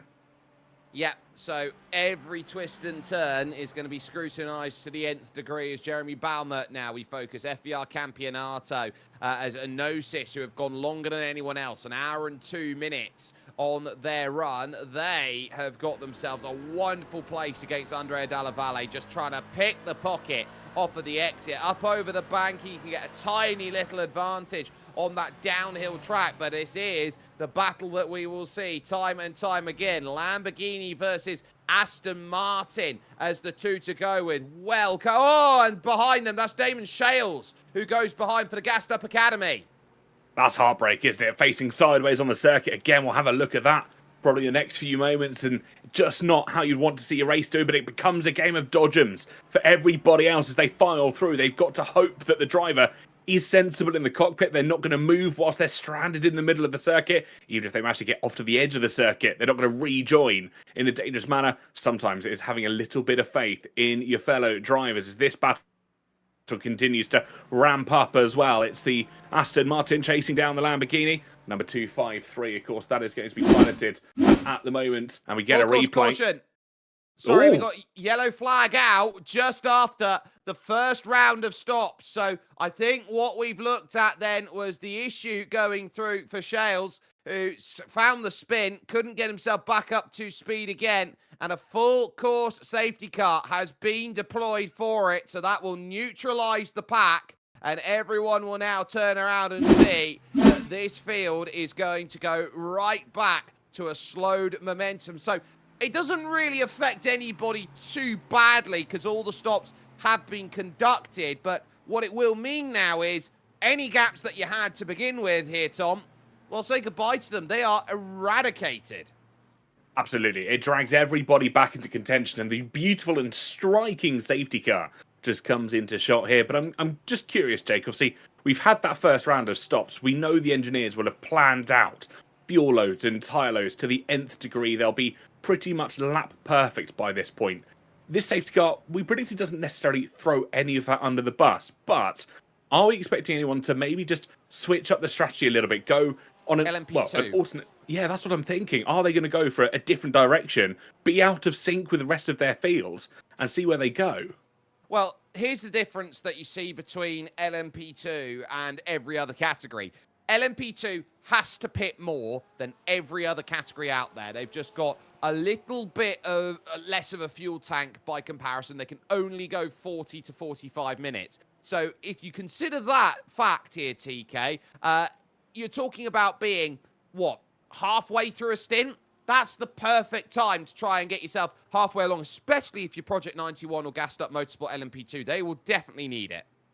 Absolutely, and they will decide that at the moment. They'll be chatting to their engineers, they'll be hoping and praying that the boffins behind the scenes will know exactly what they want their drivers to do, as we see the safety car flying past some of the cars that have slowed down to that minimum record, the maximum required speed as set out in the rulebook for all of the drivers. Of course, there is a maximum number of safety cars that we will see over the course of this 130 laps of Sebring, and the safety car does pick up our race leader, the mono competition car, just running their way through, and we'll pick up all of the other contestants as they sort themselves out in a lovely order from GTPs to LMP2s, and of course our GT3s in both the Pro and the AM category as well. We'll wait to see if anybody does opt to enter into pit road, make their way down to change up the fuel and the tyre strategy in preparation for later on in the race. We could still see more safety cars come out onto the circuit here, of course, under live stewarding by the fantastic guys behind the scenes, and driven, of course, by Vladislav here this afternoon in the very striking yellow and red safety car, the Porsche that they have opted to run for us here in Sebring. And I must say, you are not going to miss this out on the circuit. And Jake mentioned earlier, we are watching and keeping an eye on that YouTube chat down below. So keep an eye and let us know who you're rooting for here this afternoon. Who do you think may take the win? Because we've still got just under 3 hours of racing to go here this afternoon, and everybody will still be eager to get their eyes in. And when we have this restart cover, when we have this moment of realization, when safety car eventually peels back in, we will have that moment where all of the GTPs realise they are so bunched back up, they no longer want to try and go for the silly moves. It's back to a state of zero, effectively, isn't it, Jake? Where we had at the race start, that nobody wants to do anything silly. Well, no, nobody does, but what you've got to remember is this is the chance that those teams who are a little bit further back and were basically jettisoned after the contact that we saw between Absolute Motorsport, Acelith, Mono Competition Pro-Am, Sorrento were caught up in it, that gave German Sim Racing Shop the position up into third. They've now got that chance to say, well, we're back together again, and we got the opportunity to go out there and attack. Now, critically, it was great work from Manatee to build their gap, and I look around at the GT3 Pro field. Finn Haupt, I think, is going to be in a position now where he's going to be a little bit more under pressure than he would have been otherwise, and we are seeing a few differences out there compared to where everyone is. Negative Delta SRT, by the way, are back out and away again, but they are 7 laps down, or effectively 4 laps down on the category lead. So still a lot to try and uncork here, but on lap 36 of 130, I would say we're in this one going, there's still a lot to be discussed. This is still the early stages, and this is maybe the first spanner that drivers are going to have to try and work around. You're absolutely right. I think one of a few that may come our drivers' way. We're somewhere between a quarter and a third of race distance completed. I think a third will come roughly around lap 44, if my maths is somewhat on point today. So that is where our drivers will start to kind of realise they are etching towards the home straight. We'll hit that halfway mark at lap 65, and then anything further than that. But we are having moments coming under review from race control where we're seeing overtaking under safety car conditions, and it's not something you see very typically in endurance racing because drivers are a little bit more organised, but it could happen as that full course yellow was first called out, of course, the moment that they didn't necessarily hit the brakes at the right moment of time. Well, there are calls of a car has potentially overtaken under the safety car. We are getting word of a drive-through, which will come through then for Ace Racing, and that is going to be critical. Now, as far as the appeal then has gone through, as we were talking what happened with the Mono Competition Pro-Am car, critically, the penalty has been appealed and successfully overturned, because the reason why they had to make that change at the start of the race, Tom, away at Mono Competition Pro-Am, why Tobias Pashko couldn't jump in the car initially, was that the driver dropped their connection due to packet loss, and so weren't able to take the start, and so they did what any team would do in that situation: quick, get a driver in the car so he can still be in the race. Absolutely. And it's that last minute call, isn't it? Because you try and figure out, A, who wants to take a race start, especially in such a competitive and tight field here, because not everyone would have practiced for that opening stint, will they? They'll know what area of expertise they'll have, whether that's being stint 2 or stint 3, but from the start, it's a completely different kettle of fish. You have so many cars around you. You've got to think about 1,000,001 different things, and then think about fuel saving, and then think about, oh, when are the first lap traffic going to start coming my way? And to do that with probably 2 or 3 minutes notice at best, that must have been a harsh moment for the driver.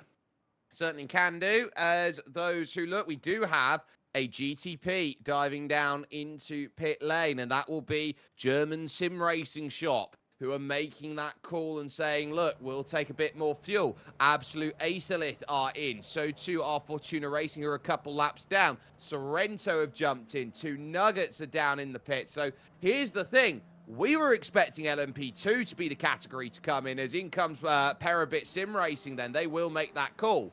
It's the majority of the rear of the field of GTP that have made the call to come into the pit, stranding out both the monocars and Sorrento Motorsports Elite Pro. It's an interesting call here, isn't it? Because a lot of them, or a majority, look to be taking tyres. The cars went up on jacks, the bare minimum that they're going to take at this fuel stop. But German Sim Racing shop, and piloted by Alexander, it looked to be just a splash and dash here this afternoon. Of course, he's now stuck behind those GT3 cars, so it hasn't really paid off in totality, but they know they can now go longer into the next stint. And this is something that often goes under the radar of decision-making like this. It's often something that's more of a NASCAR rule than it is of anything else.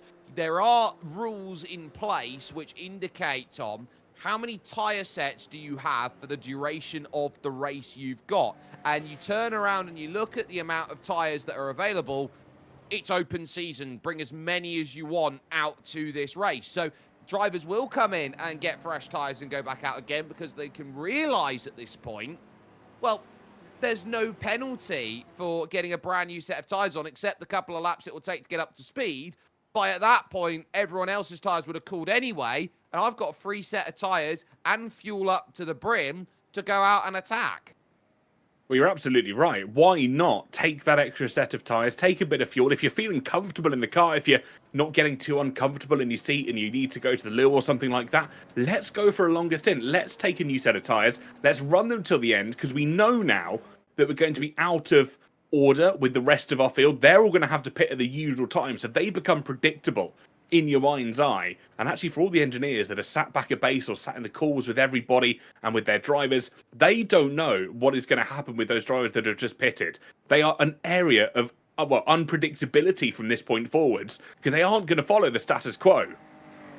Yep, so our focus then with Vladislav Shopov in the safety car at the moment here for the SIMGEAR Endurance Series. This the season opener and the championship opener here from Sebring, and it's showcasing out to be a very interesting battle in the early stages. Those who are happy mono fans are happy that they've got their car at the front as things look. That, of course, is with Dylan Bittman, who is there and is quite happy with the way that things are going about at the front, directly followed by Dominic Pester, the Austrian from Sorrento Motorsport Elite Pro GTP. And then it is over to Mono Competition Pro-Am, who are third with Tobias Pashko, who is in behind the wheel. LMP2 Endurotech have the control, but critically, they will have Emma Ryu behind then for Project 91. And then Gassed Up Motorsports LMP2 Parabit drop back to fourth, but for the moment, they are still second, I'll correct myself, at the moment, because you can see the gaps then between the category is almost a lap now by comparison. So they've been stranded, so 2 at the front and then 2 a lap down in LMP2. I'll correct myself there. So they will be looking at that and going, well, we've just, with this safety car period, made this a race of 1v1. So that is a huge moment to have in the race, as Project 91 Academy come in for a quick pit stop as well. I would look at that and say, safety cars give and take away. Imagine, Tom, being stranded a lap down by where the safety car came out. It's not the way you'd like to see this race come out, is it? Because you are so in the mindset of racing that you want to just get on with things. And it's now 3 out of the 4 LMP2s that have headed into pit roads, the only cars that are deciding to stay out is that of third place. So Team Enduratech and Peribit Sim Racing, both of those cars into pit road, which makes a lot of sense from what we mentioned slightly earlier on. Parabit. Yeah. So this is going to be interesting. So obviously sees Enduratech come into the pits, jumps in and realizes, I've only got to put a lap of petrol in the car. And when you're talking a lap of petrol, we mean a lap of petrol. That would be, what, a 5-second stop at most? 37.4 seconds lane transit? Yeah, absolutely minimal impact on their totality of race. But what I think it's done is it's brought them bang onto the same caliber that we're going to see Team Enduratech have to run in the next stint. They know that they can go for the exact amount of time. They're not going to be a lap short anymore. And Team Enduratech, I think, have actually just triggered so many of the other cars coming into pit road. That was a reactive decision, surely, by Peribit Sim Racing.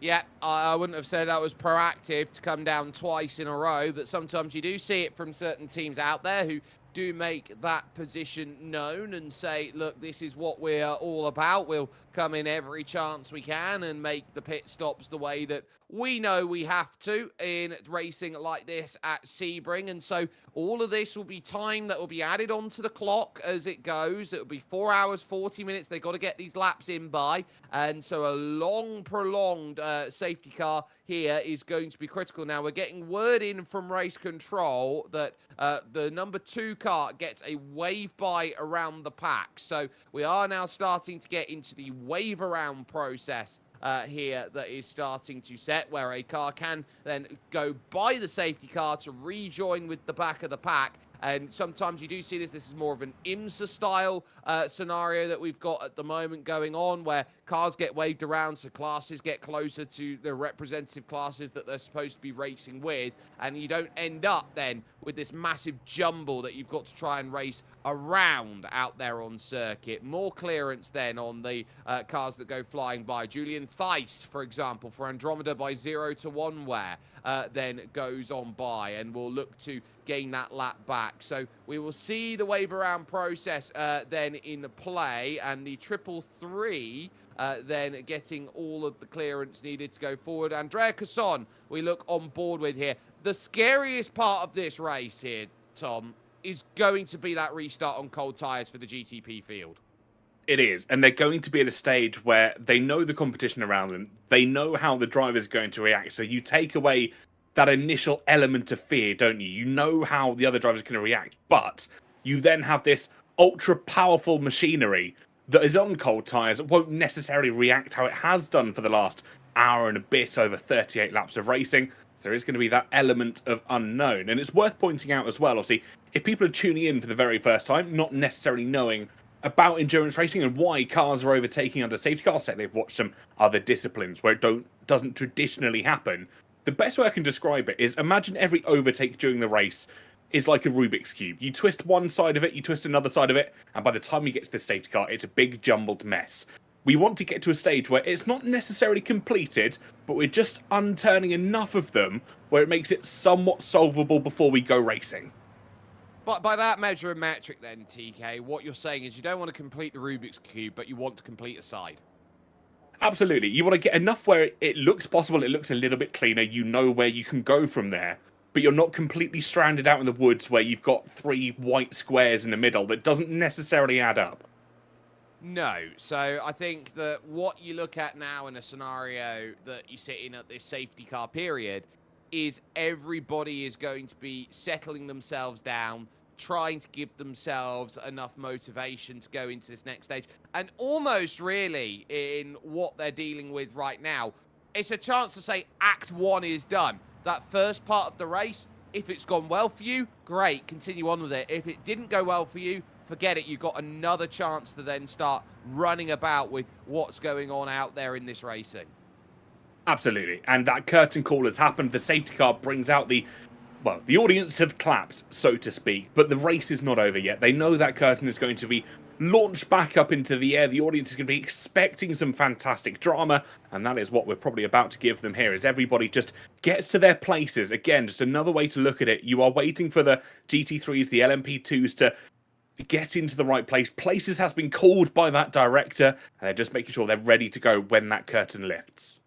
Yep, so again, more cars going on through and getting that wave around. Sorrento GT3 and Osis Esports gets the wave. So too does Negative Delta by SIMGEAR.it out there at this stage. As Manatee have also been given that wave around. So that's the entire category that's been told you get the lap back to get you to the back of the field rather than doing the opposite, which is pull over to one side and drop back and try and deal with things that way. So it is profiteering in this scenario for them at the moment as they sit behind the yellow and red, or the light green and red, however you want to describe it, the wonderful safety car that is out there and focusing. Pair a bit happy with where they are at the moment. They will know, though, that the Project 91 Academy car will still have a lap to try and gather back and should still be allowed a wave around, I would think, in this position to get back to the rear of Sturk and Moet,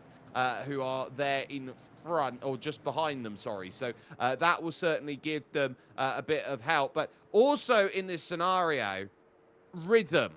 We don't talk about rhythm often. We talk about, how drivers can hit a time within 0.3, 0.2 of a second of what their true ultimate pace is going to be. But a scenario like this, where you're lulled into a sense of running around this circuit at what is just over freeway speeds, you look around at it and go, how much time am I going to lose at the moment with being unable to keep the tyres in a window, as we watch Lucas Sturk just desperately trying to keep some heat into the tyres? And how much of a rhythm break is it going to be to suddenly be told, oh, yeah, we're back racing again, we've got to get back into driving at 100%? I think it falls into that mental element of racing. And again, it's something that is shared so commonly between sim racing and real life motorsport, where you have these elongated periods, the lengthy time where you're driving around no faster than you need to go on the highway or the motorway as we have it here in the UK. You are just holding the throttle at a little bit over 10%. You're not necessarily pushing anywhere close to what you would do over what you have been the last 38 laps of racing. But you get yourself a little bit too comfortable in the car. You know you're not going to have to try and push to the extremities yet, but you know it's going to come at some point. You are sat in that car, possibly having a drink, having a chat with your engineer, seeing how the car's been handling, what the plan is for pit stops, because now they've all changed around as well. And the minute that flag drops again, you've got to go from, okay, it's a nice casual drive, I'm just following the car in front, to going, actually, the moment they make a mistake is when I've got to capitalise on it, and we've just been told we're only going to have one more lap under full course yellow.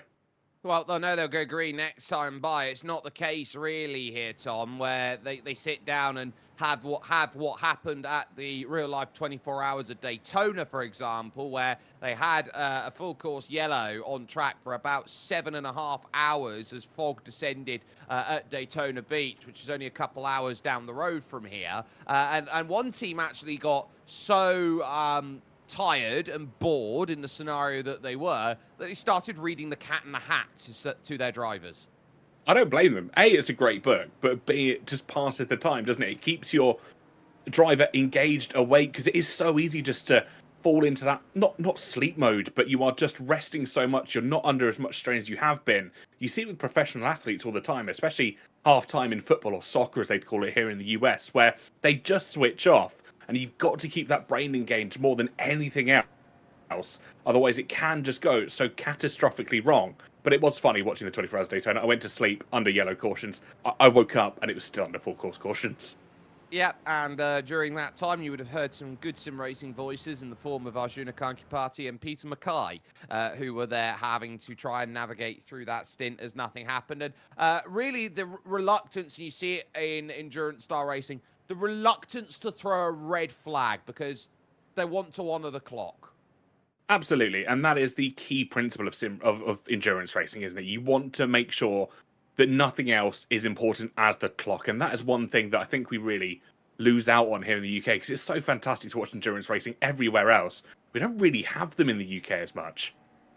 Well, no, and that's because racing for a long time, there's a lot of zoning laws, as it would be said in American, that we'd have to deal with, and permits and how long you go. In saying that, though, there is a BRSCC 24 Hours of Silverstone coming up with 6 different car classes, just not as much of a emphasis the endurance style race then of long distances in the UK than it is compared to, say, getting 6, 7, 8 different categories in racing on any given motoring weekend, and making sure that there is great racing to do, because the clubman scene out there in the United Kingdom is truly exceptional, and that's why you see them go, well, instead of having one series pay for one bit of money, you got 8 series paying a slice to be on track.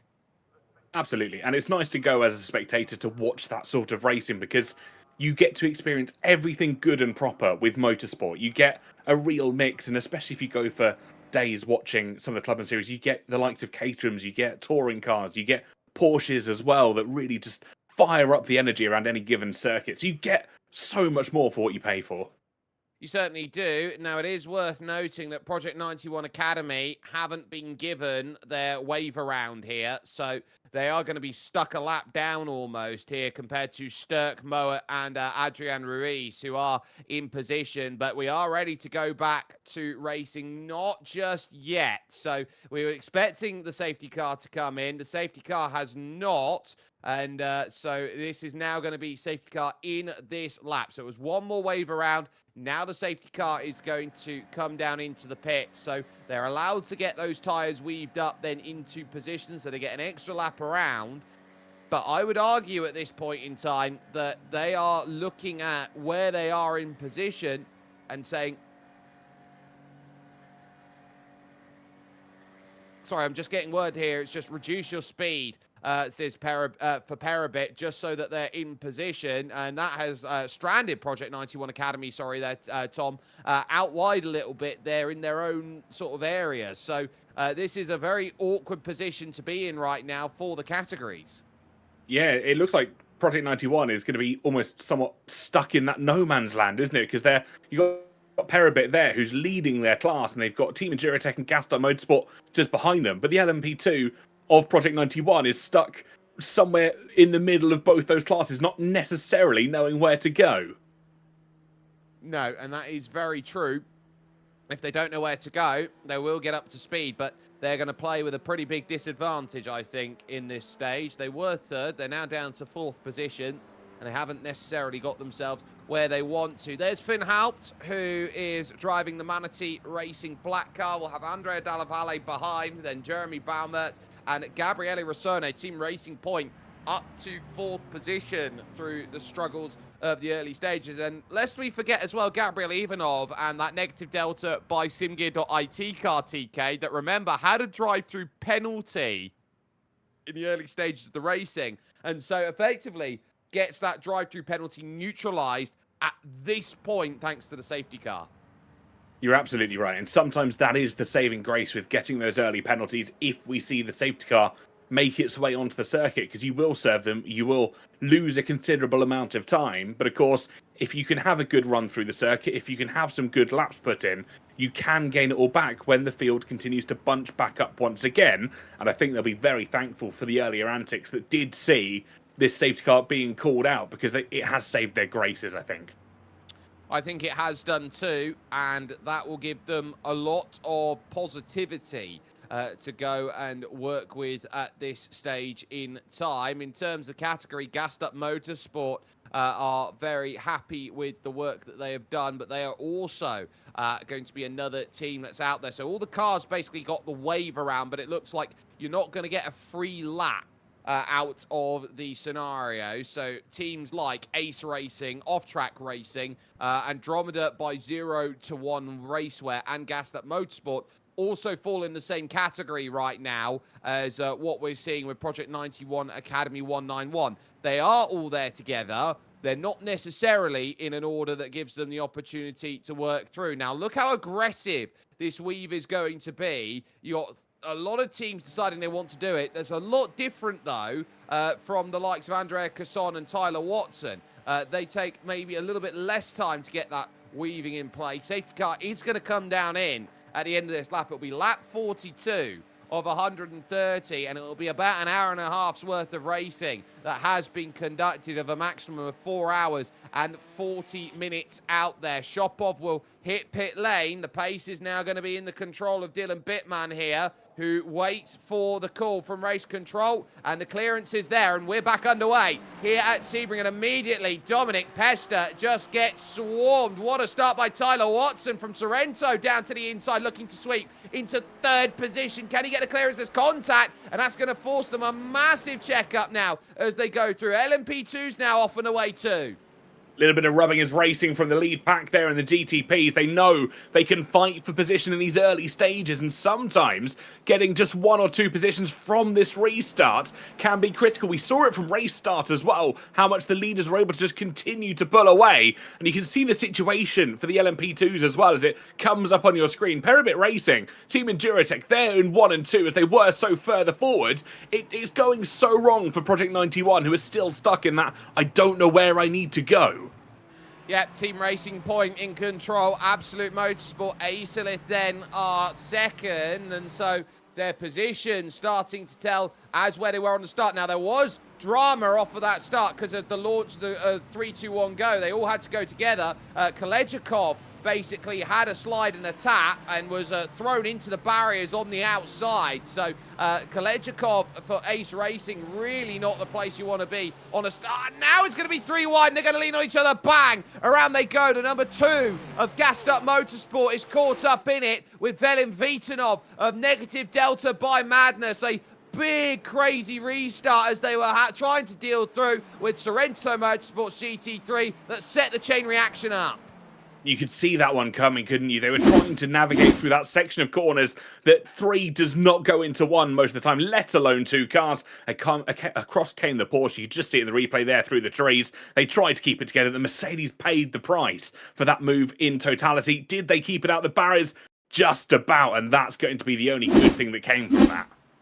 Yep, and now look at how much they weave. Reagan Carty for 2 Nuggets Racing. Round the outside of Tyler Watson at Sorrento for turn 1. Oh, wonderful. This has opened the door up. Andrea Casson trying to dive and weave either way to go and get that move. Isn't going to manage it. Weitzel as well, back of the pack right now of the GTPs, trying to work a way through. They're all within about 4 seconds at them, in about 4 seconds as they cross the line. So they're going to be very happy with the work that they have all done. They'll work to the hotel hairpin, and for the moment, Casson is the one looking to go on the aggressive factor. Watson is the one having to look by in the mirrors. There is Peribit and Lucas Sturck trying to work out whether Jack Mowat can still hold his ground. Absolutely right. You've got to try and figure out as well for these GTPs as to where you stand in this situation. Are you going to keep fighting for the next 5, maybe 10 laps and then settle back into that rhythm? Or are we going to see battling going even further than that because they know they've got the opportunity to try and get past cars early doors? So it's going to be a mixture of what you are seeing out there from where those drivers all look to sit. And so now they're going to try and do everything they can to hold themselves down and keep their ground at this moment of the race. Nearing towards halfway as Ace Racing still down in the pits in GT3 AM, so that will really hurt them and what they've got with Off-Track Racing 3.8 clear, Racing Point 1.2 over FBR Campionato 1 and 2. Their gaps at the moment, and you are still keeping that incredible focus on what's going on here in GTP because they have formed packs, and Weitzel here for German sim racing shop having to go to the outside to try and get this move done into turn number 1. Mind the wall on the outside of the track and just keeping that steady. Gets the run with that Ferrari 499P on the exit. Well covered, though, by Casson, having none of that. Very smart defending indeed. Held that inside line pretty much to a T, and then just did everything they required to do to hold off that German sim racing shop car. They're sat in 7th at the moment. They don't want to try and stay there for as long as they possibly can. The Absolute Motorsport car is holding on by the barest of margins, but we see this time and time again. The more you defend, the more you put into holding off the car behind, how much you then giving up on that car in front, because you have to focus on either attacking or defending in these situations. I just read through the rules on safety car procedure. There is no rule in the book that says that cars that are a lap down on their own class can form back then into where they are. They just require the classes to be in class order out there on circuit, as Sorrento and Ariti going at it then for position. Franson then getting through on Luca Kojaru then for placement. So that one, a critical little bit of movement as they stay close here in LMP2, as it's going to be a case of watch and learn behind for Adrian Ruiz in third position. They have lapped the Project 91 Academy team car, as Lucas Sturck here has got Jack Mower in the sights and wants to go through, as the 253 we turn our attention to at this moment in time of FBR Campeonato, trying to keep the hunt down against Gabriele Rossone here for Team Racing Point. Now, I turn to you, Tom, and go, why is the Aston Martin so popular at the front here in Sebring? I think it's just, again, how stable the car has been since its launch into iRacing. It's a relatively new GT3 and in terms of the cars we've seen come into the service, and it has proven to be one that drivers are not only enjoying to drive, but has been stable over a variety of tracks they've tested it at. And when we come to the likes of Sebring, where the circuit and the surface is so different from one side of the track to the other, of course, we've seen it go from asphalt to concrete as we separate between the two here in towards that long right-hander. You want a car that is nothing more than stable, because the moment it tries to fishtail on you or gets a little bit loose on you, they're the moments where your heart becomes in your mouth, you have a bit of a moment, and you just have to calm your body down, because it does send your heart rate spiking sometimes when your virtual motorsport car has a moment, because it's the real bodily reaction that you've got to rely on. Yep, you have to use your reflexes every time the car steps out of track, so you got to do everything you can to hold yourself steady. Now, negative delta by Madness down in the pits. They're getting some damage repair out there at this point of the race as we take a little look over to them. And, yep, that's not going to be ideal as they try and navigate through. We note that Ace Racing have the black and orange mechanical flag from their hit, so they're going to be in the pits for a long time. Gassed Up Motorsport also down in the pits, so this is going to be really tough work that goes through. Sunset Bend then for Absolute Motorsport. Acelith here trying to work out Sorrento Motorsports as they have dropped off of Two Nuggets Racing and Reagan Carty. They have lost the contact with Tobias Pashko, Dominic Peshta and Dylan Bittman, who leads this race. And so now, get yourself back into position and figure out how to make a pass, because the longer it takes to get a pass, the more you effectively find yourself stuck in the trap trying to escape. And it's that effect that just keeps going, especially in these endurance races, because lap and lap and lap proceed on the time clock and on the lap counter as well. And you're just being held behind this car that you know you can't flash, you know you can't try and force your way through too much because you're pretty even in terms of pace overall. But even if you lose, I don't know, let's say 1/10 of a second over the course of 10 laps, that's a second that you lose the cars in front. So it does add up over time.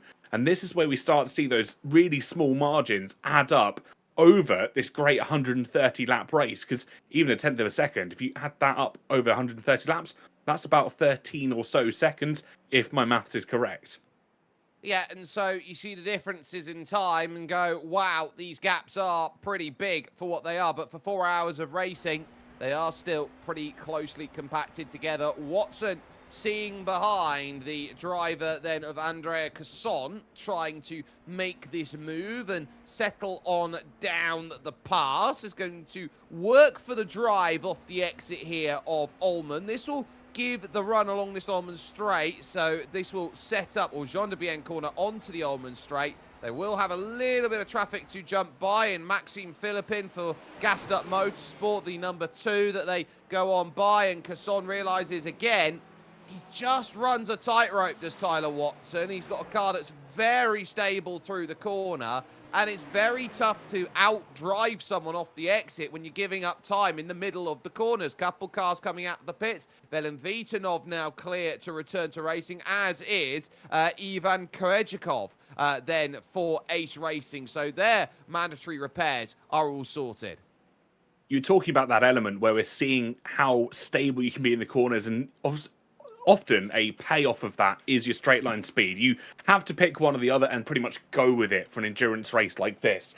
And especially the track like Sebring, where the corners come thick and fast at you, and we don't have those really long straights like we do in some circuits. We don't have the big banking like we see in Daytona. The corners are going to be that moment where you can hold attack versus defense, and you can have all the greatest straight line speed in the world.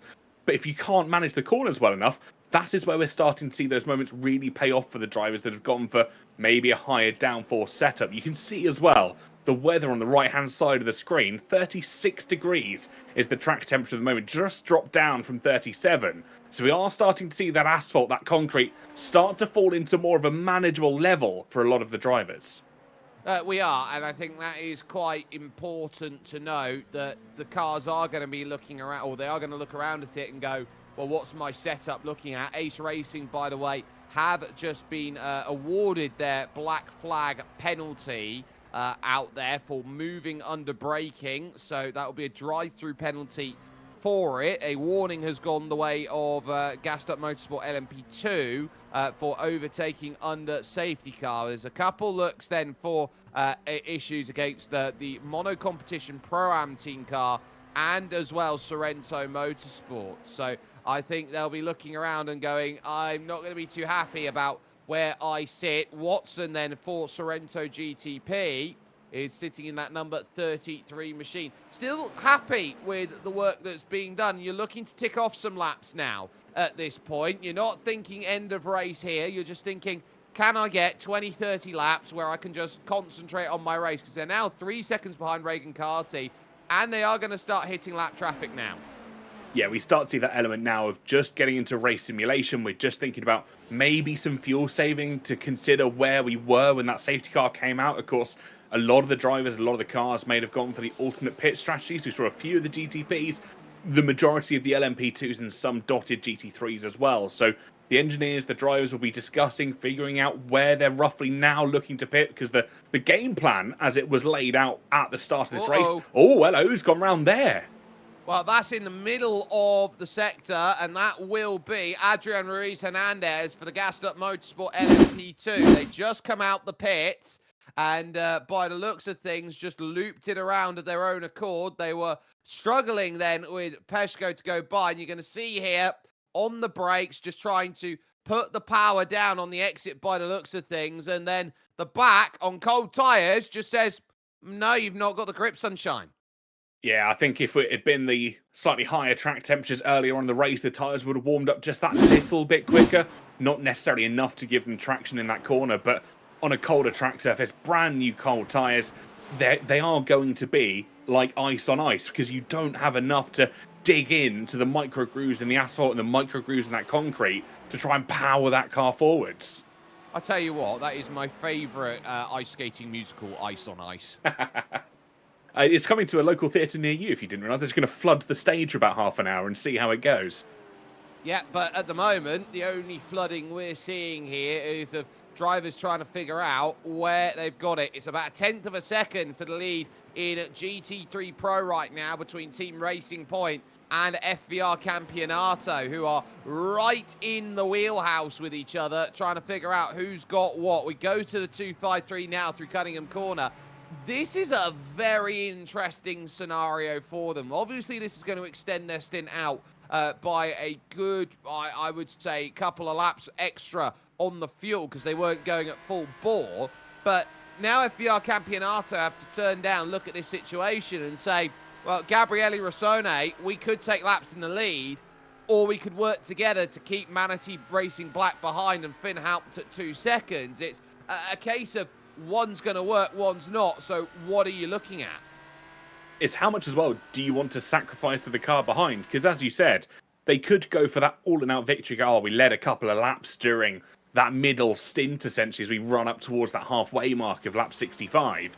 But as you said, if they can work together, extend the fuel usage a little bit, they'll get a bit of a tow, a bit of a slipstream as they head down through Sunset Bend into towards turn one. It won't be the greatest of tows ever, but it will be enough over a number of laps to potentially benefit them in hindsight.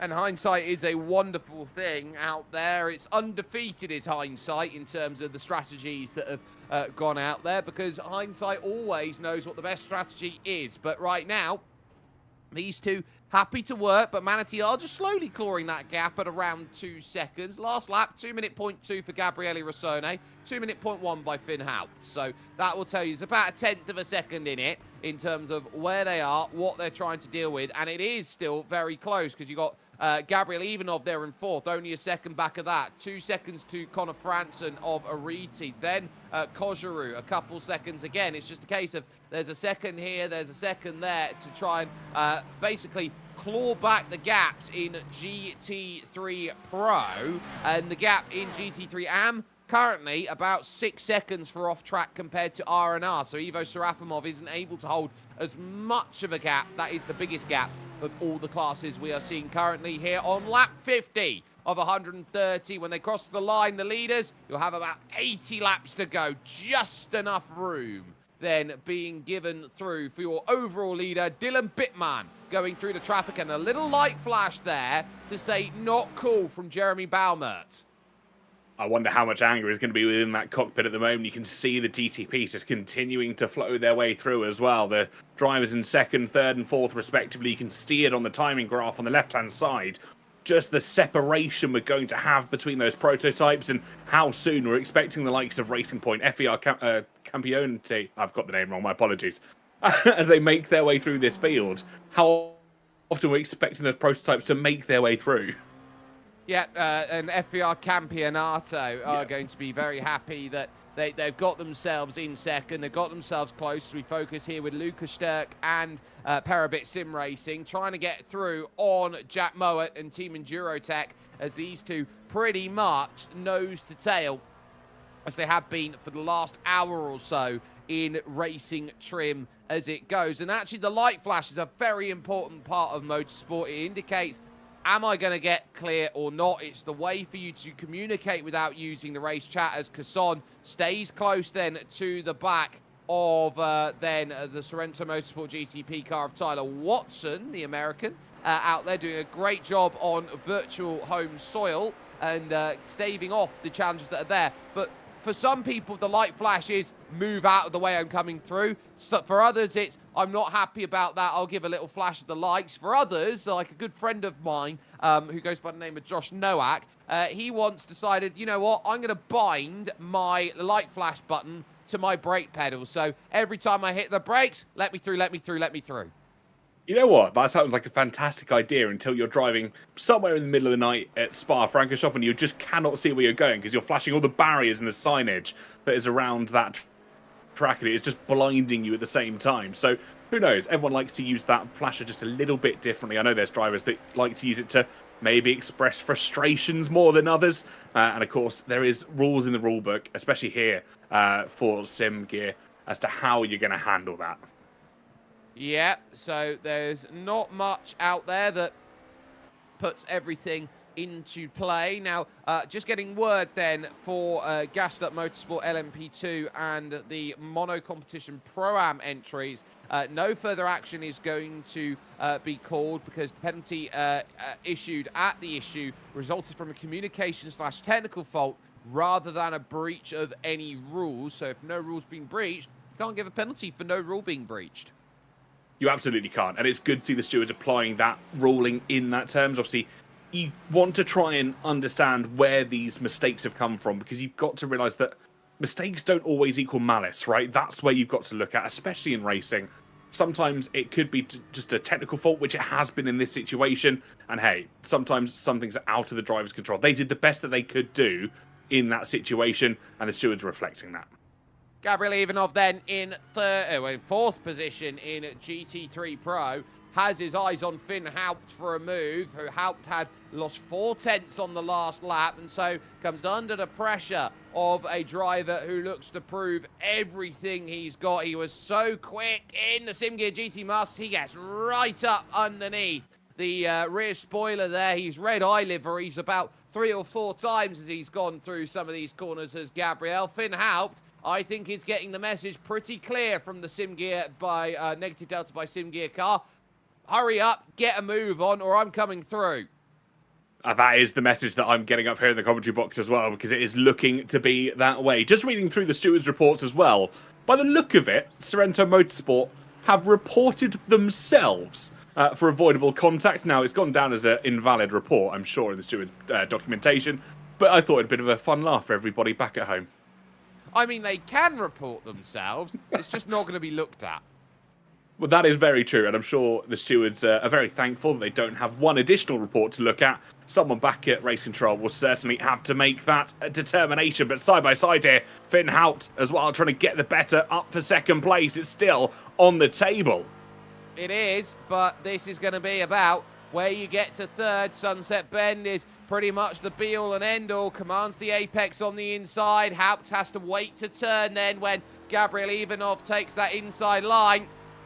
And it's pretty comfortable, all things said and told. So Hout back to fourth for Manatee Racing Black, and they will be looking to push through. Manatee, the sort of team that has these amazing drivers, but also is a really good team, Tom, getting different drivers into the car, getting them seat time, getting the understanding of what it takes to be at the top. They are not just Tim Matchka and Ryan van der Grijp and those drivers who are their best drivers. They get drivers like Finn Haupt in the car and trying to learn. And they are in a lot of different championships. I know drivers like Manuel Sudo, for example, who's there with them. They drive all sorts of cars in the endurance spec. I look around at, or they've got people like Dan van Zutphen, for example, Marvin Bear, that they have in terms of can go to the Manatee car and make something happen. But for the moment, they're doing a pretty decent job. And speaking of decent jobs, Sorrento have been so good at holding up Absolute Motorsport and German sim racing.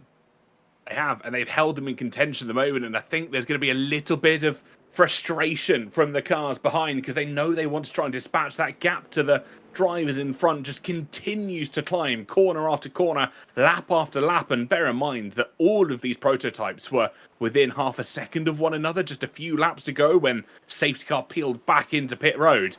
Those gaps have just grown exponentially once we've gotten racing again. And again, it's not a driver issue. It's just where you are defending from the car behind. You're picking different lines, but that also sort of stops your ability to drive forwards at such a greater speed because you're trying to hold the position. We're not even halfway through the race yet, though.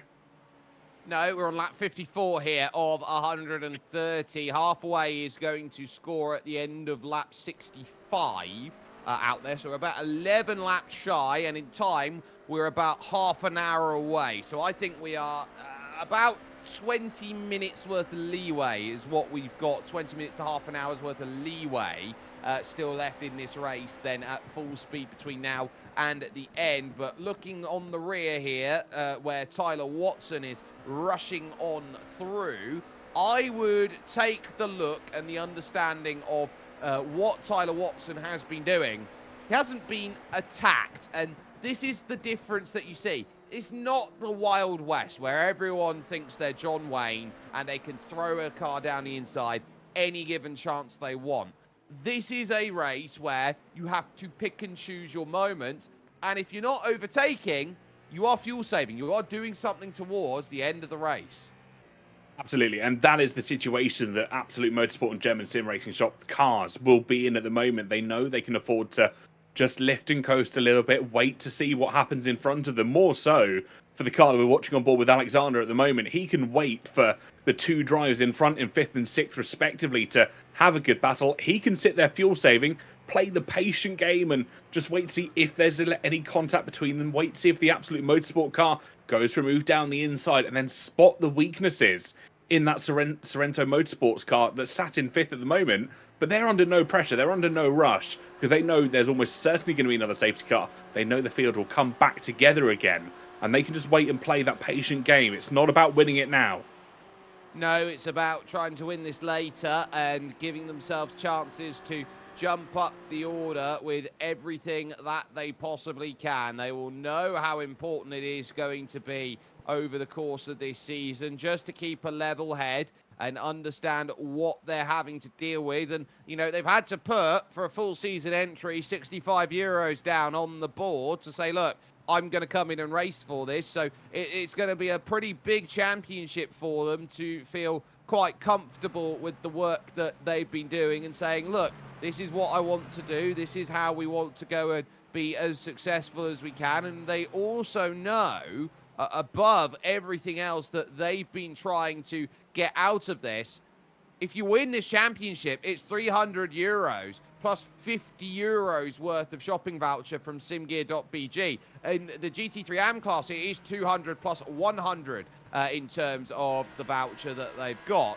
But you're turning around for a team to say, look, we walk in, we pay 65, we come out with 300. That's huge for the teams. Absolutely. It's a great resource for the teams to be able to use to maybe upgrade some gear or maybe just give the drivers some contribution as they finish off this series, because that is, at the end of the day, how you manage to keep drivers in there, but also keep them performing at that top level. Because we all know the rhetoric, all the gear and no idea, but when we look at these drivers and how they're participating in these series and participating in these races that take a considerable number of hours, not only to race, but also to practice for and get equipped for, you've got to have some of the best equipment with you as well. Oh, you absolutely do. This isn't the case of G27 belt-driven wheels is going to be the way that you go forward. You're going to need those fantastic pedals that you need to get the proper feel of the brakes you go through. A steering wheel that's going to be direct drive that gives you absolute understanding of what the car is doing underneath you. I'll focus on Lucas Sterk here for Perabit Sim Racing. Still yet to change out then and get himself his teammate into the car. Same could be said for Team Endurotech. Now, you'd feel that both of these drivers in their respective teams will hand off to their teammates at this stop. So when you sit down and look at what they've got moving forward, it will be a case of Harrison Leach, Ian Ryasma and Andre Matejicek then for Endurotech, who are just eyeing things up at the moment. One of them will jump into the car. I'd expect maybe Harrison Leach would be the driver who will jump in. For Perabit, it'll be Dennis Zimmer who will be the driver waiting in the wings to jump in and say, this is what we're dealing with. And they are both very happy with their placement. They get lovely clearance past Andrea Dalla Valle, and so they'll be looking forward and seeing, okay, few more cars to try and get by, which includes the likes of Julian Theiss and Milan Milchev. Absolutely. And they'll be the drivers that are waiting to hop into these cars. They'll be watching this action at the moment. They'll be talking to the drivers if they're feeling in a bit of more of a chatty mood, especially for the two that were watching the LMP2s as they peel past this grid of GT3 cars. The questionable first tricky sector to get it right slams on the anchors as Team Endurotech and Perabit Racing just a little bit reactive there, waiting to see where they're going to go for move down the inside. I thought I saw a little bit of damage on that bright yellow GT3 car they just passed by. That might have been more of a visual thing from my end, but it looked like they might have been missing a front bumper. The LMP2s just weaving their way through at the moment. Not much help there on the brakes into the hotel hairpin there from Milan Milchev, who just sailed back down the inside of Lucas Sterk. And you got a little bit less power in that Dallara P217 to brake and get away. So you see that the differences aren't really that much with the LMP2. And thank goodness there isn't an LMP3 field in there. Otherwise, they really wouldn't get much clearance. I'll say LMP3 are pretty much bang on the money for the GT3s and not far in terms of pace and differential between the two categories. Yes, they look a lot cooler. Of course, they've got the beautiful aerodynamic effect that we see in these LMP2 cars. But actually, in totality, there's not a major difference in terms of pace. So when they come together at circuits like Sebring, there's not a great deal of overtaking opportunities unless you get a great drive out of a corner or you flash your lights to all loose and basically force your way past in effect.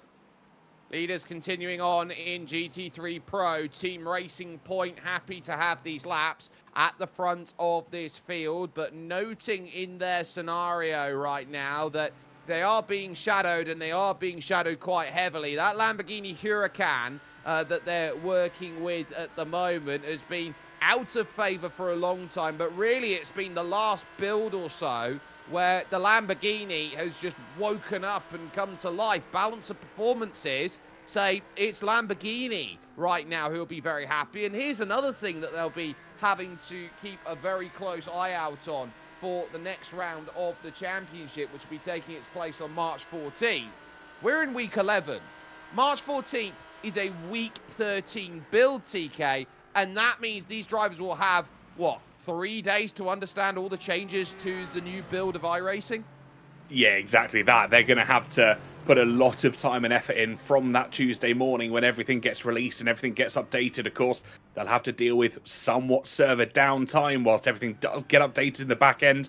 But they're going to have to put a lot of work in Wednesday, Thursday, Friday to make sure that they are equipped and ready to understand anything that changes with these cars. Because I think there is some considerable changes coming into effect with these, series of cars in effect. And of course, you mentioned the Lamborghini is so popular here. It's where that naturally aspirated engine really benefits. It's the high-speed corners where you don't necessarily have many ones where you have to slam on the anchors down to those minimal speeds. If you can keep it in high revs and keep it purring, the Lamborghini and the naturally aspirated engine that sits in it really does well. And here's what you got to remember as well. That naturally aspirated engine, it's not Lamborghini's own. It's an Audi. It is, which for many Audi owners, I think will be somewhat of a talking point, of course. They are fantastic engines when they work, but as we've seen in years gone by, if they don't work, they tend to not work rather dramatically. Yes, and so for the moment, they'll be very happy in the sense that the engine is working. Connor Franson then for Ariti Esports on the back of Finn Haupt and Manatee Racing Black. So that's holding everything steady for them at the moment. Luca Gramka will be hoping to jump into the car soon and look to really attack through as we head over towards lap 60 of the race here for the GTPs. 3.7 seconds is the margin out in front. So Sorrento are still holding their gap quite nicely with Dominic Pesta here over towards Dylan Bittman, then at the front of the overall category as it stands. GT3 AM, let's give them some love at the moment. They have all sort of split up and have been the ones that have been knocked about a little bit in this racing. An instant review then is going to come in for not respecting blue flags out there. But off-track racing MDM, 7 seconds clear. And then almost every gap after that is open. I'm intrigued as to what this report is going to try and mention with not respecting blue flags, because obviously there is a certain element of it's just a caution that a faster car or a lapped car is coming up there. As far as I'm aware, and feel free to correct me here, Jake, there's no mandatory requirement, like in other series, to actually get out of the way. No, but here's where things get a little bit interesting. You turn around and say, look, you've got a blue flag. If you're a slower car, it is the responsibility of the passing car to go and get by you safely. The other side of that is the car that is being lapped has to facilitate a pass to go through. Now, this is Julian Theiss, then for Andromeda Racing, powered by let's get this one out, 0 to 1 Racewear. You start looking around and saying, okay, that's the driver who's been pinged about for it with the leaders of class, which are off-track racing MDM. You turn around and say, well, MDM have to get by safely, but if you're going to have any form of side-by-side, as Sorrento come in to make their pit stop from GTP from second position, you turn around and say, well, did they allow an easy facilitation of that pass under blue flags? That's where you're going to start wondering where everything works and where everything doesn't. Absolutely. And I think that's where you also break down the definition of what is facilitating that move. Is it you stuck to the racing line, you race your race, and you didn't try and hold them up behind? Or is it that you didn't necessarily get out of the way as much as they would have liked? There's a lot of interpretation, I think, within the legislation and within the rule book to see how that goes. I'd be intrigued to see where the stewards go with this, and I know it's going to be coming in the next few moments to see if that is penalty worthy, because there is a lot of interpretation that could be taken by the stewarding team as to how the car handled that overtaking, how the car actually handled the, I don't want to call it a defence, but handled the defence. Yes, so it's a case of, were you stubborn and held your line, and was there any contact in the way that the blue flags were playing? Were you looking around, and did you have ample time to not necessarily back out of it and move over, but just to jump around and keep things sorted? So that's what they'll be all sort of eyeing up at this point. Carl Griffiths back into the car for Sorrento Motorsports, so they'll be looking to try and get another stint going here, lap 60 of 130, and the focus then to what is now going to be 4th, 5th and 6th, just ahead of what's going on now in the battle overall at this moment for the LMP2 division. Jack Mowat still holding that ground very nicely, and Lucas Sturck just sitting there going, yeah, you continue on. I'm happy with where I am and the way this is going. As into the pits comes Tobias Pashko, Mono Competition Pro-Am now, making their pit stop. Yeah, we're at that stage of the race now. 70 laps to go with a few possibilities of a safety car still. Of course, that will extend how long a driver can do a stint and a driver change as well for Mono Competition Pro-Am. But we saw that battle for the LMP2s. It is so close, and it has become this two-horse race just so quickly. The Gassed Up Motorsports LMP2 car, about 1.3 minutes, or 1.5 minutes off the back, and then Project 91, obviously, we saw from that safety car restart, but they have managed to gain some ground. They're no longer, I think, as far behind as we once first saw.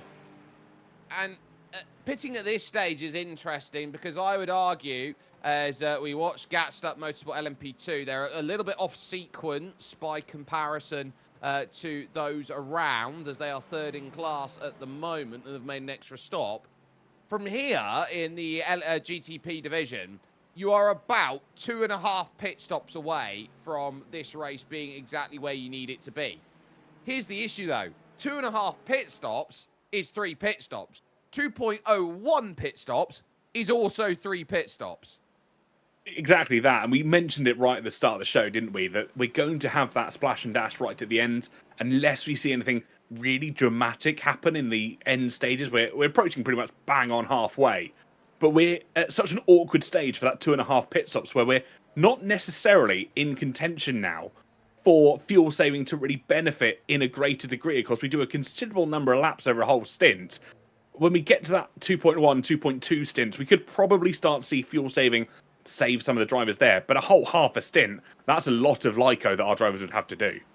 Yep, Lyco being lift and coast to try and save an extra lap or so, as there is Finn Haupt now down to 5th position in class as Ariti are through with Connor Franson, and that moves them up another place and gives them happiness in that regard. Bitman staying in the car then for the entry at Mono Competition. And here's the issue that Mono Competition are looking at here. It's who can jump into that car, and I've only just been able to see Marcel Raupak then get into server, and so will now be the driver that when Dylan feels comfortable to let it go for the fair share requirement, he will be the one who will have to jump in and bring the car home. But Dylan has given a wonderful platform for the number 11 Mono Competition team to go out there and get everything they want out of this race. We can see as well on the right-hand side, just next to the interval time, I believe, and again, I'm fairly new to iRacing, so correct me if I'm wrong, I'm fairly sure that's stint times on the right, or stint laps, isn't it, on the right-hand side? It is, so you can see was able to, sorry, that's the time they pitted last. So that's lap 61 that they came down into the pit. So everybody else pitted on lap 36 of the race. So if you reverse engineer the math, that was a 25 lap stint there or thereabouts, then it goes through. So we'll see how far those drivers are able to stretch it. And we imagine they can get to about 30 laps. So there might be 5-6 laps difference now between whether you pit or whether you don't. Absolutely right, and that makes a lot more sense, because I was in my head, I was like, surely not has one driver done from the start of this race, but who knows, anything can happen in these long endurance races, the opportunity to go long. But you mentioned that fair share requirement, and obviously there is a minimum stint or a minimum lap number that our drivers will have to do to reach iRacing's fair share, isn't it? Yes, and that roughly in terms of iRacing's fair share is almost a quarter of a quarter. So at the moment, as far as fair share requirement goes, it is 16 laps that has to be done right now for Dylan Bitman, with how many laps have gone about and how many drivers you've got working for you and all the rest of those calculations that set themselves up and go through. If you look, say, to a driver who has been basically sharing the car out there at the moment, Tyler Watson, for example, has done 37 laps, and Mata Savarskis has done 25 laps. So their fair share requirement at the moment is roughly about 8, is what they're looking at. So they're quite happy with how their fair share has hit. Now, we focus to Alexander Witzel at the moment, because there has been for German sim racing shop. The great pause is the best way to describe it, because they haven't found a way through and they're just following the car in front. They haven't been able to get what they want. Project 91 Academy team in for a pit stop, so that's going to put LMP2 in a similar position now to GTP in terms of their stop length. But they sit and they go, we haven't really been able to do anything except save. Which isn't the end of the world in a race like this. In a more traditional sprint setting, you'd be rather frustrated at not being able to get past and seeing the front runners just pull off in towards the distance. But again, we're not even at half race distance yet. We are exactly at half race distance in terms of time. No, we're not. We're 10 minutes off half race distance in terms of time, as I get my maths all sorts of wrong here on this Saturday evening. But we haven't even got to half race distance yet. The opportunity is still going to come into fruition for all these drivers. Getting close then between Endurotech and Perabit, sorry, who are right there against each other and saying, look, this is our race and this is what we have to do to go and win a race like this. It's one versus the other. We don't have to worry too much about the drivers behind, but now you're trying to pick a run with the traffic in front, and it's not just where you lift off, it's where you can attack coming out then of a various section of the circuit to go for the next section, because they've got Gabriele Rossone, and it has been a change in GT3 Pro. So Jeremy Baumer now and FER Campionato have moved to the pointy end, and they did that a few laps ago. They would turn around and go, well, I've got to get the clearance at a place that I'm happy. And look, that's a pick then for Jack Mower and Team Endurotech to realise, we can run away with this one now, because we've given ourselves about a good 0.6 of a second to play with. Sorrento GT3 also down into the lane. Sometimes that 0.6 of a second or so is enough to try and make a gallop off towards the distance, and they're doing even better here, getting that FVR car just in the middle of the two front runners of this LMP2 category. Because again, as much as time is beneficial, having a slower car separating you, especially where you come through that end final sector, the end of Le Mans curve, that is where you are going to see those gains, because you just can't get the power down as much as you'd like to, because the GT3s are both physically limiting you, but also mentally as well, because you don't want to run into the back of them. No, you don't. And so it takes a lot of concentration, and that's why endurance racing is one of the more respected formats out there in the world of motorsport, because it's not just a case of you sit yourself down and you've got this easy job to go out there and make this work. You have to sit down and play all the elements, every car around you, even the ones that are not in the same class as you. You have to try and find a way. And speaking of which, late with the cone, Lucas Sturck trying to get everything out of it, trying to dive into the pits on exactly halfway. Very, very sensible decision then. They pitted under that safety car, of course. They know they could go just a little bit longer. They'll hand over to a fresh set of fuel and a fresh set of tyres, I'm almost certain. There's no downside, is there, to taking another set of tyres here? They're not limited on how much rubber they can burn. They are not limited on rubber. What they would be looking at, though, is how much time would they lose. And ultimately, you don't lose anything by getting up on the jacks, getting tyres and putting them down, so long as you cover the fuel requirement as you are doing that. So that's where Perabit will look at. Driver change for them. Dennis Zimmer is there, and that's a wiggle in front of Witzel. Then that sits itself a little awkwardly for Andrea Casson, and the bit of traffic that they'll now tackle on possibly the greatest name straight in all of motorsport. TK, is there a better straight name than the Flying Fortress Straight? I'd like to think there's a few contenders. Depends on what form of motorsport you're a fan of. I mean, you've got Hamilton Straight at Silverstone, but again, it depends what type of racing you enjoy, isn't it? It does, but I'm just talking from a names perspective. The Flying Fortress Straight, I think, is one of the greatest named straight, as well as the Top Gear slash. It was Grand Tour that had possibly the greatest named straight of the ism.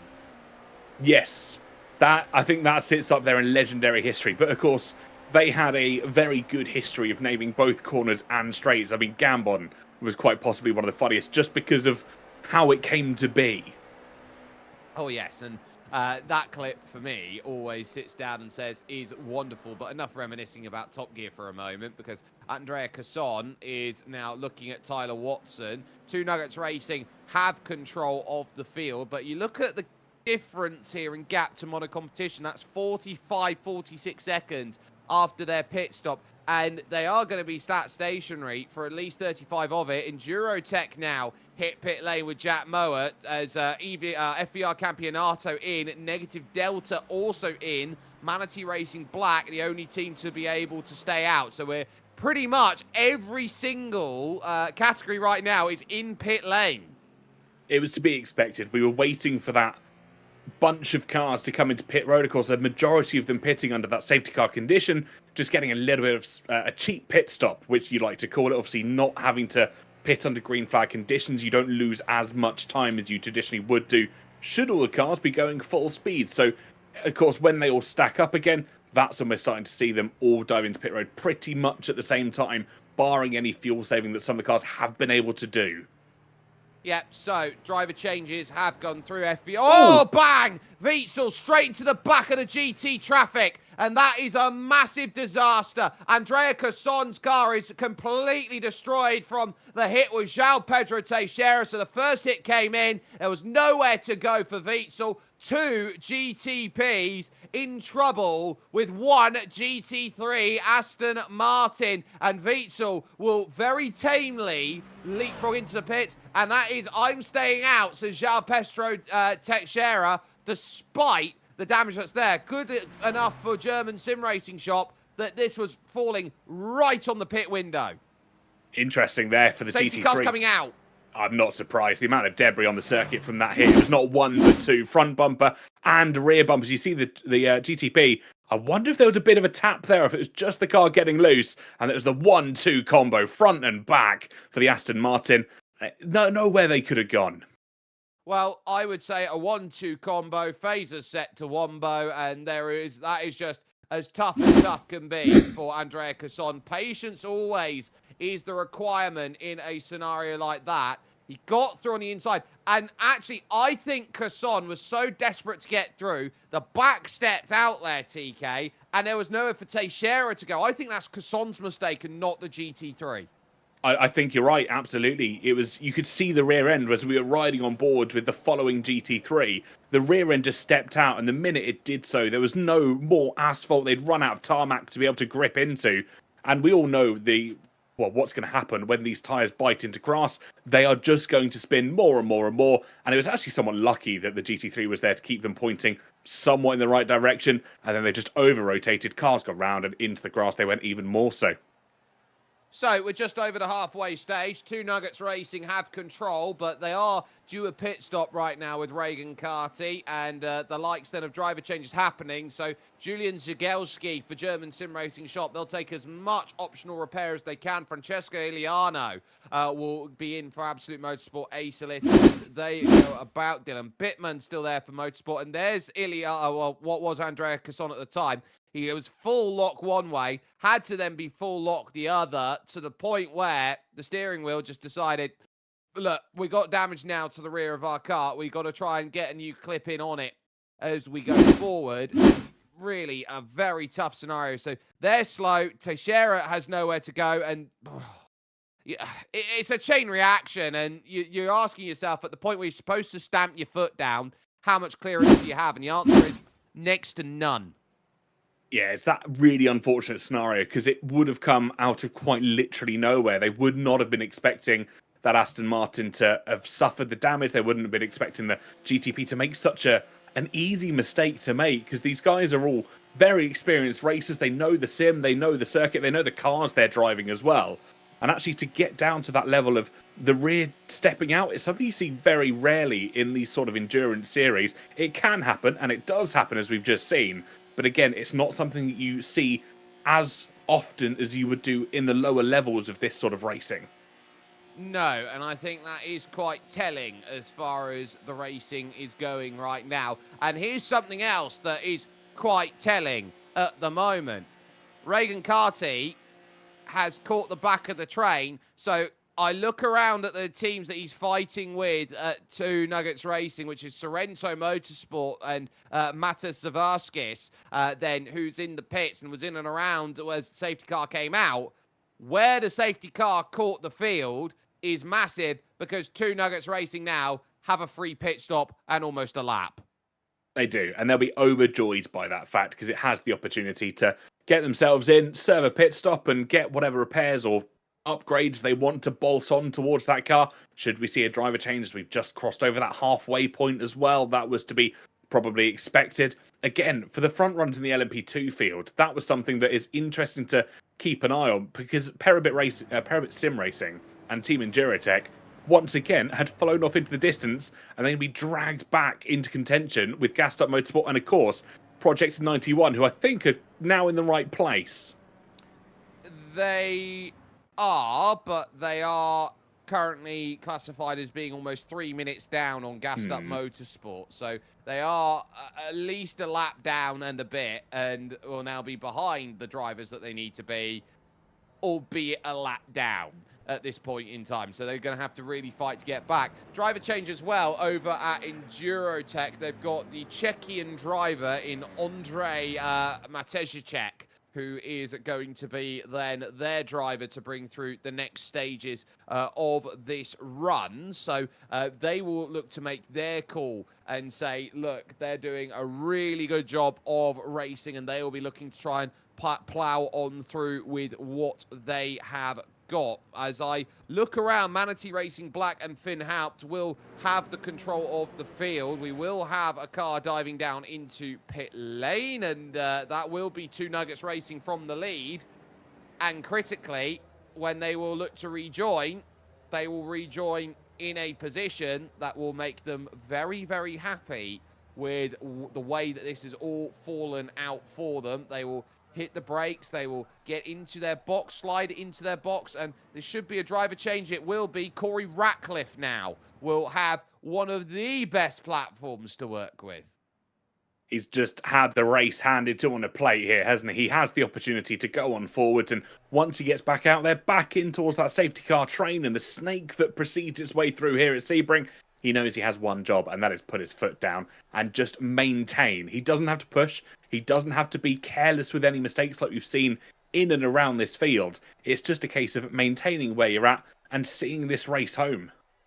It will do, and it will be worth noting where the lapping process will go through, or not quote-unquote the lapping process, but the wave-around process, and who is going to stand where. Just the one retirement, then, from this race from the very beginning. That is Intercomp VMD SimSport, the first team and only team that are out through what is nearly 70 laps worth of racing now. They got caught up in a lap 1 incident down at the Hotel Hairpin, which completely caved their front of their car in. They said, look, we're not going to get that damage repaired in any sort of good shape or time. And so they have fallen out of favour at this moment, and the only team to have done so. The team that is the furthest back right now is Ace Racing, number 12. They are 12 laps down at the moment, as we go all the way back then for a little moment, or try to go all the way back and have a little look at the start. A little difficult for us there at that stage. But Ratcliffe, your leader overall, and with a massive margin over Sorrento. Mono Competition find themselves in third through all of that.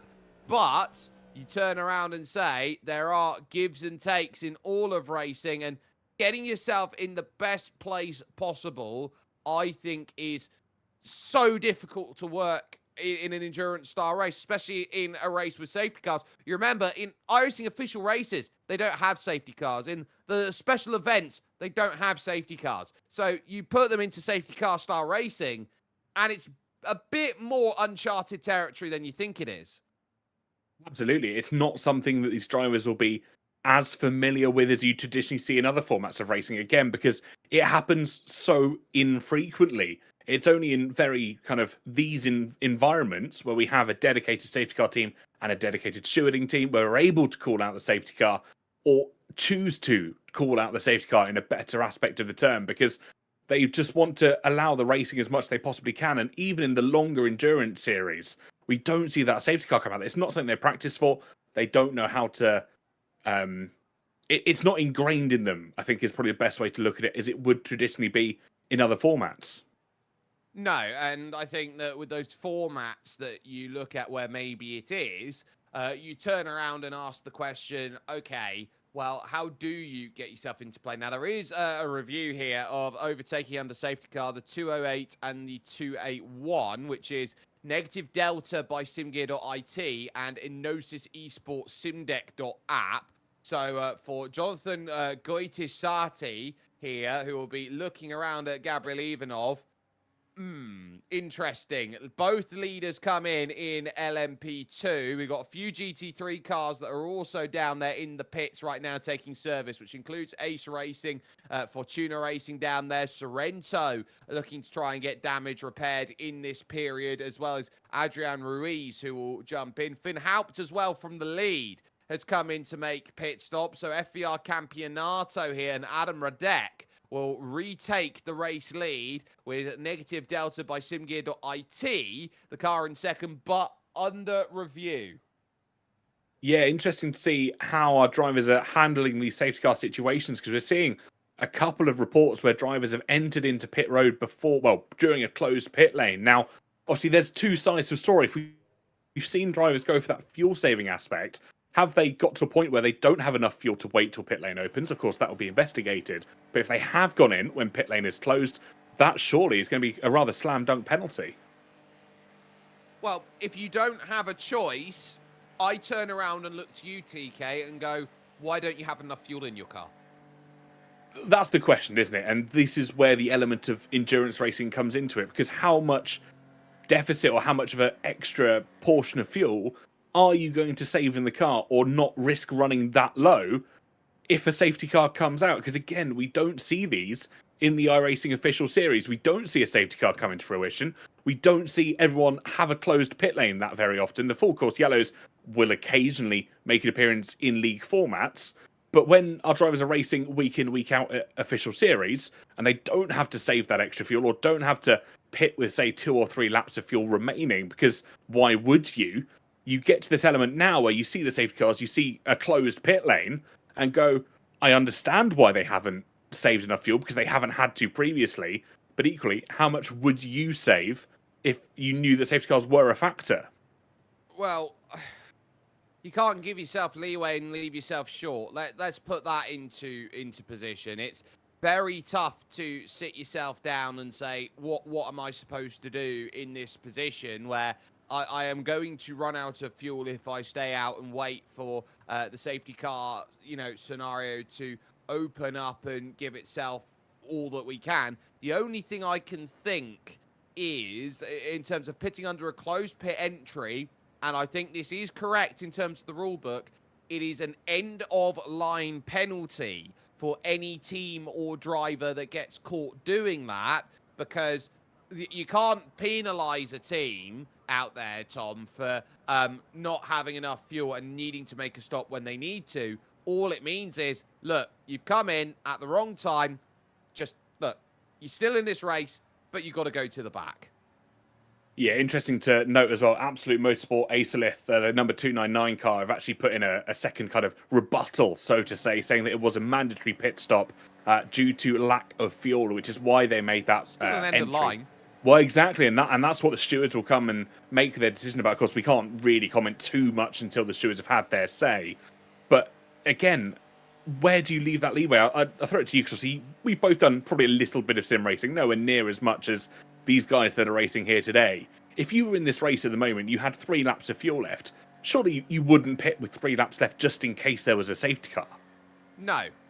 You'd always, in terms of how you're racing, you look to try and basically get the tank down so you got a lap of fuel left, or this is the absolutely I must pit, because this is what you got to remember. When you've got a car with no fuel in it, Tom, it's the fastest the car will be. Exactly, and that's why you see everybody qualify on low fuel. I know I'm preaching to the choir here this afternoon, but for those of you that may be new to racing, that are just stopping by for the very first time, this is why you run the car on the lowest fuel. They are the lightest they are ever going to be. You will get the same amount of power out of the engine, but you're dragging around a less weighty car. So the car, in theory, will go quicker, depending on who's driving it and if they have the competent skills to make it go that much quicker. But obviously, you get to that way-off point, and how much do you stand? And we'll wait for the stewards' reports to come in to see how they're going to handle these reports, because there is a considerable number of penalties that have, or not penalties, I stand corrected, reports that have been put in by various teams. Well, let's talk something a little different then. The weather. And we don't often get to say too much about it because the weather is the weather and it will always be the weather. But it is getting darker out there as we hit the twilight hours, and the track temperature has just plummeted down to about 33 degrees out there. It is going to hit sunset, and with a March 28th date, which is supposed to match up with the Sebring 12-hour, you're looking at the end of this race will be in twilight, if not in the dark conditions.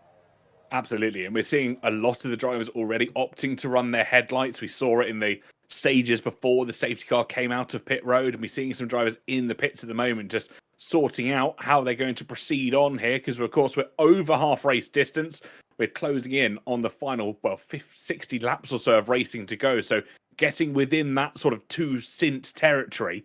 Not necessarily within it quite yet, but I wouldn't be far along until we do see those drivers and the engineers behind the scenes starting to figure out how they're going to deal with everything that is coming to play ball. And one thing I did want to keep an eye on, as far as I'm aware, we're not expecting rain, but that weather percentage, that rain percentage, has sneaked up to about 27%. I believe that's humidity out there. Yes. So that would be a rising humidity of about 27%.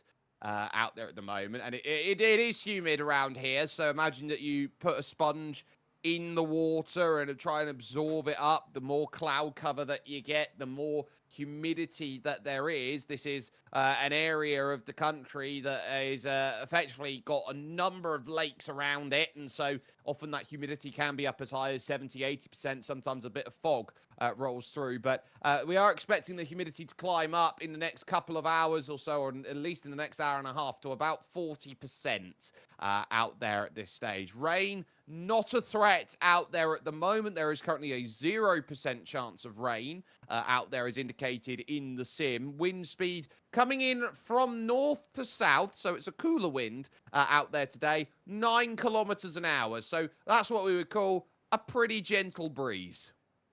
I think that's a relatively nice breeze that our drivers have out there, albeit in a closed cockpit car. Not necessarily they'll feel any of it, but the teams and the support crew around will have quite a nice gentle breeze blowing down pit road at the moment. They'll be basking that in, even if the weather does stay rather nice and warm, 29 degrees at the moment. But the track temperature, that is one that I think we've got to keep an eye on, as it continues to fall from where it was at race starts. Almost about, well, over 10 degrees from where we were in qualifying. Yeah, so over those degrees is going to be important. Now, let's just talk about what the procedure is here under a safety car, because we got Tyler Watson, who's been in the car, saying, well, the Nuggets pitted before the pit entry opened and then full push during the safety car caution. So caution is announced as a caution, 5, 4, 3, 2, 1 caution. Track positions are frozen. Overtaking is prohibited. Safety car is then immediately deployed after announcement. All drivers must catch up to the queue as fast as possible without crashing. Now, that to me, if you're in a position and you haven't caught the queue and the queue's on the other side of the circuit, of course they're pushing as hard as they can out there because they are trying to catch the queue without crashing as quickly as they can. As I say, reading that to the letter of the law as it's been written in the rule book, my understanding would be that your pace is pretty much determined by the car in front of you. If they didn't have a car in front of them, they are setting their own pace as long as they feel confident enough to not crash into another car. Yeah, so long as you feel that you're not going to crash into the car in front, your job is simple. Catch the queue. And if you can't catch the queue, you are going to be in a position where, you know, you're going slow, you're not really getting anything out of it, you're trying to save with everything that you've got going around. I would turn around and say, if they haven't broken any rules, they're there on merit. And the only thing you can maybe ding them for is maybe that closed pit entry, which will send them back to the end of the line. We are going to take this moment here to step aside for just a couple of moments as we are under safety car here in this brilliant racing action, just a smidge over halfway in the first inaugural SIMGEAR Endurance Series race here from Sebring. When we come back, the second half of the race, the road to home, as the sun will soon set here at Sebring.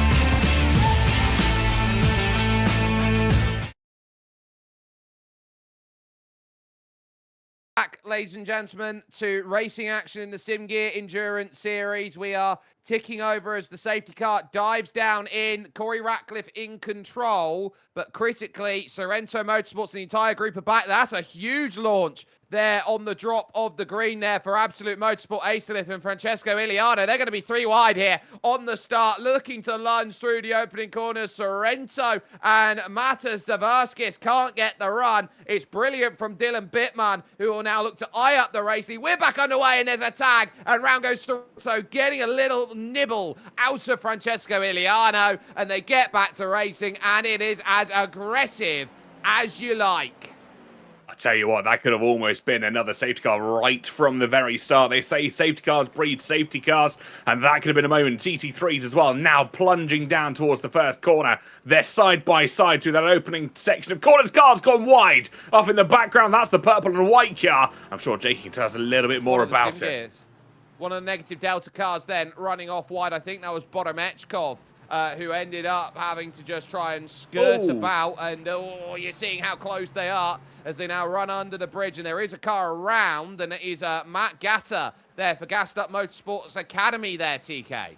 I think that's the second time that gassed up motorsport car has gone around in this race. Both times just being clipped, well, one time being clipped from the rear just then, the other time earlier on just having a spin by their own fruition. The Lamborghini there opting to make their own track limit interpretations as well as they cut across the grass and the gravel. But the GTPs, once again, just slotting in to how they need to see this race out. They know the circuit's been reset essentially for them. Well, they're all together, but you're certainly turning around and saying there are some drivers on different laps to others. We focus with Team Racing Point, who have really dropped down the order now, and they've got a lot to try and set themselves up to go through with. They are now 4th, and they'll look at Ariti then as they go through. It's Vito Fatalino making his first laps around. Marcus Sakunas just behind for Sorrento, working around some traffic there of Dimitar Palazov's off-track racing KPS car, and just about dealing with the BMW. Haven't seen many M4s out there today.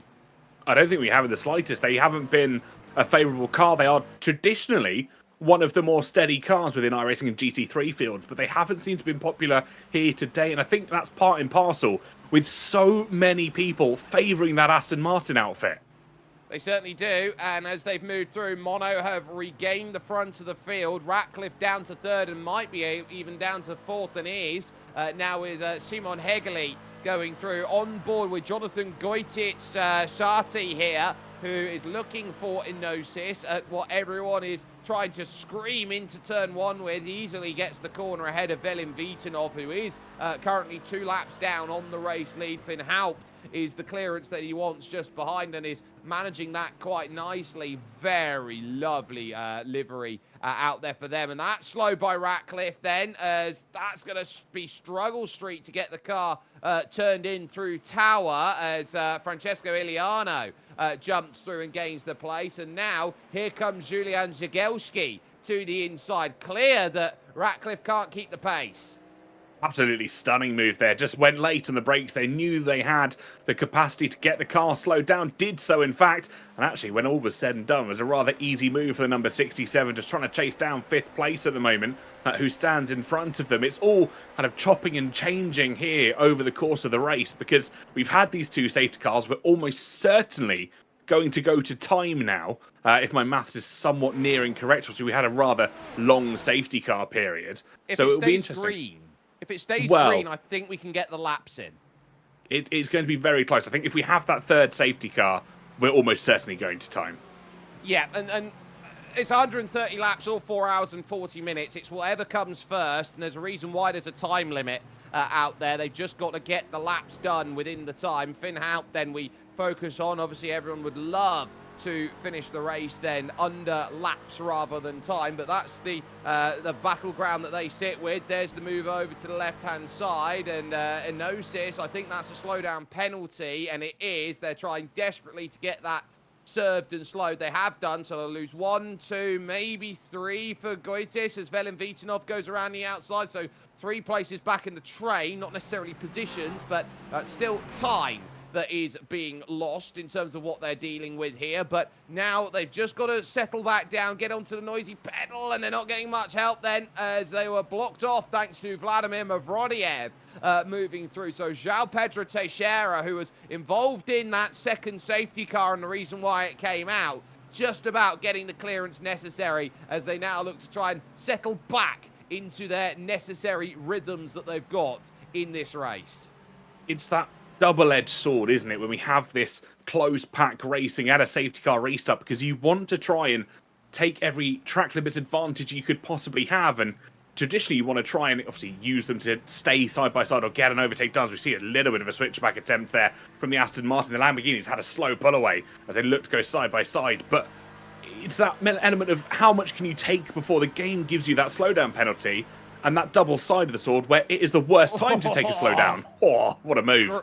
Great stuff. Marcus Silkunas making Vito Fatalino have to think about where to place the car. Through Collier, over to Tower. Not going to get the line here. It's such a late apex as you go through Tower. It is inviting to lunge down the inside, and that's about it of all you can get. FVR Campionato lead. Negative Delta by SIMGEAR.it in second, but they still have to drive a change over at Negative Delta. Ariti find themselves then in third position with Luka Gramka, and so this is effectively everybody else hold your ground, because R&R are trying to hold off Mavrodiev and Off-Track Motorsport MDM. That is for the lead, and they've now got 5.7 seconds with that, and Robin Skelton doing a great job. And so all these drivers now sit back and say, well, now I am going to start making moves. And there's one lunge that goes down through. Finn Haupt trying to get back into this as well. He gets the look then on Vito Fatalino. And the words coming out as well in chat, because you've got the likes of someone saying, don't worry, Jonas, we're not here to play around. We're already first again from P3. So they're very happy at mono competition with what they're dealing with at the moment, knowing that they've got a second and a half in the pocket. Absolutely fantastic. A little bit of banter between drivers as well, and knowing that those words are going to dig deep, aren't they, when you come down to battling not only the physical games out on circuit, but playing those mind games as well, because that message is almost certainly going to go back to the driver right from the very start. And look at how close these cars are battling side by side and pretty much nose to bumper. There was almost millimetrically perfect between the two of them, and this is pack racing at its absolute finest. Oh, Haupt getting the clearance then on Fatalino. Vitanov now trying to get through the gap. Teixeira is back there. Skelton, Goitish Sarti is there. And Alessandro Porta for Absolute Motorsport Acelith, who's trying to get into the picture right now. Velin here. This isn't for position. He's 2 laps down. He's just trying to get up the order as much as he can. And it's always awkward when you're having to fight with lap traffic vehicles that think they're quicker. Think they're quicker or know they're quicker? Because they are two very different elements when it comes to a race like this. Because the question is, not only can I get past, can you then go enough into the distance where you're not going to cause an interference to the car behind? Because I know they're going to want that position back. They're going to feel like the lapsed traffic is going to be the one holding them up as a vice versa situation. But we'll see how that Mercedes handles its way through. Because it's that body style of car, both the Mercedes and the Aston Martin, that have been so, well, powerful here at Sebring this afternoon. Well, we know that the AMG Mercedes here, it's the 2020 version of it, is always wonderful to watch and dives down the inside and gets the run. But it is very good in the high cadence gears. It's one of the best cars to go through the gears with, and that's what makes it such a very good car at the moment, because it can get through the gears a little bit easier than some of the others. Fatalino not sitting down lightly, but it's going to have to lift off. And now for the race lead, here comes the scrap. So Gabriel Ivanov versus Adam Radek then for position. The Czechian driver up against the Bulgarian here of Ivanov. And they've got Gramka in the popcorn seat behind, watching these two have a scrap for the lead. I know exactly where I'd want to be sat right about now, because as much as I enjoy battling out for the lead, we're going to see a late dive here down the inside, going Negative Delta. Can they get the car slowed down? A little bit of contact as they headed through that long right-hander, but third place is still just sat there, waiting for these two to come together in a more dramatic fashion, because they know that when they do, these cars will pretty much spin sideways and face ways that they shouldn't be facing on a racetrack. I think there was a bit of a move for a double switchback there being set up by the Arte Esports driver in P3, but he's not going to make that move quite yet. He's happy just to sit pretty and wait. Well, he got there. There was maybe a half a chance, but ultimately at Cunningham Corner, Adam Radek was looking for a big launch move to try and jump up and say, look, I can go and get this pass. I can go and get this position, and there's not really anything more that I can do. He's so much more aggressive as Gramka here on the brakes, the Brazilian lunging to the inside, commanding the apex. There's Biffo between them, shoves him out, runs him out of apex, and says, look, that's my place. Like it or lump it, I'm up into second and you can't hang. He's going to have to deal with being in P3 for now, because that was an outstanding move to get himself up into second place. He was picture perfect as they made their way through that series and that section of corners, and they're still going to scrap it out, but they can't afford to battle too hard, because P1, negative delta by SIMGEAR, are going to continue to run away into the distance. The more they battle, the more they're inviting that P1 to run away. Yep, and so with that ability to run away, they're going to be quite happy in this scenario to say, look, we've got 50 laps of racing to go. Let's just settle ourselves down. We've got a great chance of making it happen. LMP2 have bunched themselves back up together again. So Project 91 Academy's got back on the lead lap, and so they're now into third. So Conan Wern is now going to have to try and do everything to drag that team up, and that is a wonderful team initiative at Project 91. They've got drivers like Matt Caruana, for example, that they can go through that mix. And we go over to him because Andrei Matejicek is going to be in a little bit of an issue right now. So Matejicek is going to look behind, see that Conan Ware is there, and thinking, well, about half an hour, 40 minutes ago, this was just us two having a race, and then everyone else is around. Suddenly, Project 91 have appeared like the ghost of races past, really fighting over the outside curbs. They're not getting any help. Oh, that's close then, having to try and get around Maxime Philippin. I think that's either a lot of flashing from the GT3 behind. Either way, Project 91, absolutely outstanding move, and you've just tweaked a very important memory for me there. I know Matt Caruana quite well. He's a fantastic driver, and it makes a lot of sense why Project 91 are absolutely driving to the nth degree here, because if they've got the backing of a driver like that, there is absolutely no stopping them. And to come back from a considerable number of laps down to back on the lead lap and within fighting distance of both second and first place, should we see anything more happen here, that's a comeback story for the history books. Haupt looking behind. Marcus Silkunas is there. Velin Vitanov, though, is trying to jump up through and is in 9th position. Just wants to get what? He's going to get both, actually, here. That's quite smart. Here, it's going to just try and lunge down the inside, get back to control. Haupt is wide and has to really fight back the Aston Martin off the exit, and this will give Silkunas for Sorrento a really good shot of getting back into 4th position with this move down the inside. They've also got the leader overall behind of Dylan Bittman. Now, they are entitled to fight. Bittman will get over to the inside and will get the clearance, but they're going to be 3 wide through the corner, and that's going to tip around Haupt, who basically gets the save your life treatment as he then loses 3 places for his worries. That is not what you like to see. And again, it's that old wives' tale of 3 does not go into 1. You were struggling to fit that many cars through the corner. One of them had to come off worst. Unfortunately, it was the car that's trying to go round the outside. Just got tagged in the rear quarter. And when you get that little tap, especially in these cars that are so pointing forwards, the minute you hit those traction wheels, the cars are just unstoppable in the spin. Yeah, just getting word that the 299 Absolute Motorsport Acelith car is getting a drive-through penalty for entering under a closed pit. Obviously, they couldn't get the penalties out during the safety car window, so the end of line couldn't be applied, and so they're doing the next best thing, which is, how much time would you lose? It's about a drive-through. Absolutely, and I think, if anything, that's going to hit them harder. Now we have proper racing conditions, because, of course, they'd have that opportunity to stay within the pack, but you'll lose so much time driving through pit road as you just trundle along at that minimum speed requirement, and then you're forced back out onto the open track with just open air in front of you and a challenge in your heart. Yeah, and right now with Alessandro Porta, they're there with Jonathan Goitisati, and is there going through. Simon Hegli right now, the Slovakian back in for Mono Competition Pro-Am, who are 3rd, and this is a battle with Sorrento and Carl Griffiths for a Mono Competition 1-2.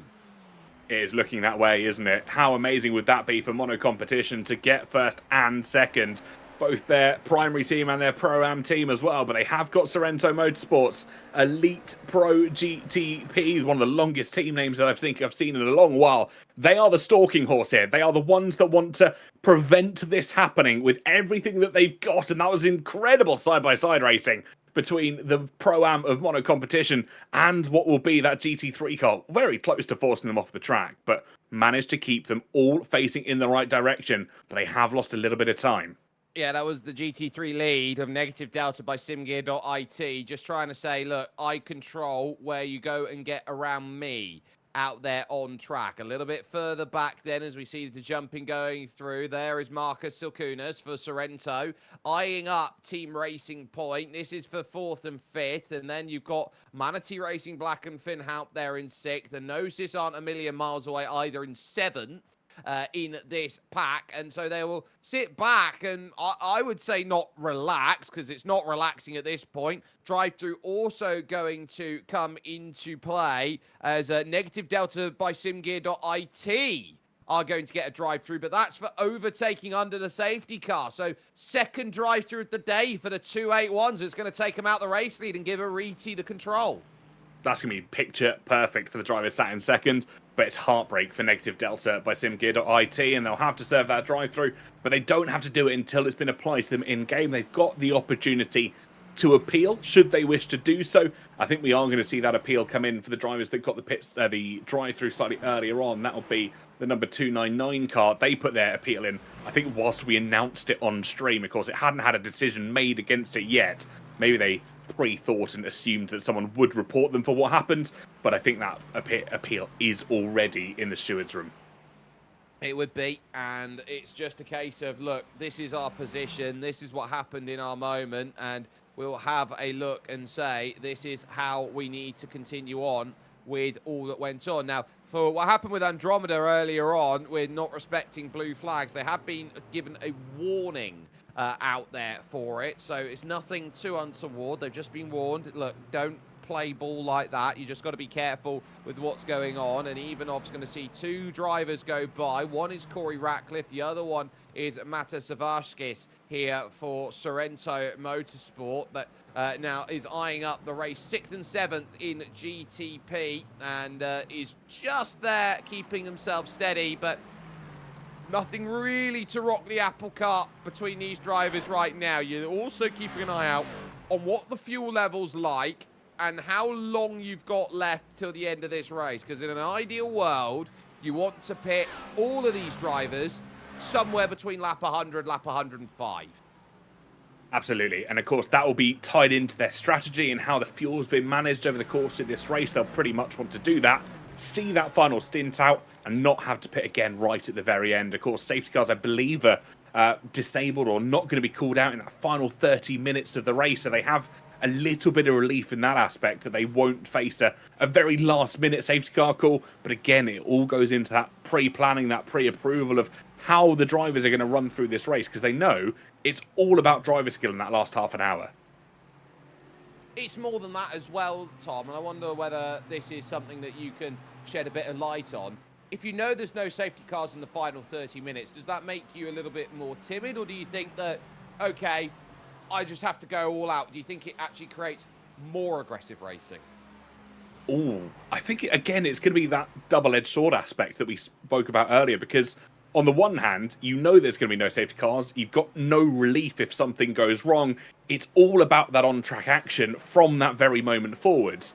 But actually, on the flip side, if something goes wrong, if you make a bit of a mistake, if you go deep into a corner and spin yourself out, then you've got no safety net to try and pull yourself back up through the field. You are going to have to do that by pure pace. And when these cars are bopped so well to keep themselves competitive amongst one another, if you lose, say, 30 seconds in a spin, if a little bit more or less, you lose that opportunity to drag yourself back into a winning contention, don't you? You do, as we just took a look there at Finn Houp moving up to 5th for Manatee Racing Black, past Sorrento Motorsports. It stays close here for Simon Hegley against the battling number 24 Sorrento Motorsport Elite Pro GTP, and Carl Griffiths, who is just about keeping this one steady at about 6 seconds off the race lead. There is the other Sorrento car of Mata Savashkis, still trying to stay with Corey Ratcliffe for position. They're now almost 20 seconds off the race lead, and so you stare down the barrel of what sort of times are you looking at over the course of this race, and I would turn around and keep my eyes very peeled on 2 Nuggets and what they've been hoping for, because in about 10 laps, they've lost roughly to the leaders overall mono competition, 2 seconds a lap. It's not what you want to see at this stage of the race, is it? Because we know we've got, let's try and summarize, 30, 45 laps of the race to go with a here or take should we see a final safety car. And if you're losing such considerable time, something's gone wrong internally. Either that or they just are deciding how they're going to manage fuel levels, how they're going to manage tyre levels, because that strategic element is really what's going to come out to play here as well, because they have got to figure out, have they got enough fuel to make it to that final pit stop? Have they got enough left in the car to try and go for just the singular more stop? That will all be figured out behind the scenes, but implemented on the circuit. So we are going to see that in the next few laps and just figure out how those final stop, if not stops, will come into fruition. One thing I was just going to mention, whilst I've got everybody's attention, we had a no further action pinned up on screen a couple of moments ago. That was just a duplicate report against Negative Delta by SIMGEAR.it for that overtaking under safety car, so it's ruled NFA as it was already dealt with by the stewards. Yeah, so no point penalising someone twice for the same incident. I think that would be very unfair. But looking back then from Carl Griffiths and just seeing that the gaps are just starting to eke out a little bit, and I'm most impressed here with the pace of Dennis Zimmer at the moment over at Perabit right now in the LMP2 field, because that gap is about 6 seconds, and you look around, that was a car in the first half of the race that was basically equal notch to Team Endurotech. Now, well, see you later. We'll catch you some other time right now from Dennis Zimmer. Yeah, and this is a very strategic play. Go get yourself a good gap. Run out towards what is the lead of your class. You know you've got that safety net behind you, because the opportunity to keep that gap and keep that distance, albeit if we don't see the safety car, they've got such clean air, and they know that every car they overtake in the GT3 field will be another blockade that can prevent Team Endurotech from catching back up in the latter stage of this race. So, if they've got the fuel to be able to do so, they can continue to pull through this field, act in a way that they look to want to try and win this race. And actually, as it stands, they are going to go on to win this race should they not have to make a double pit stop. Yeah, and that's what they'll be trying to eye up, but they know they're on a very similar call to everyone else, so if they have to make a double pit stop, you'd expect everybody in the field of LMP2 to make a double pit stop at this stage as 2 Nuggets race.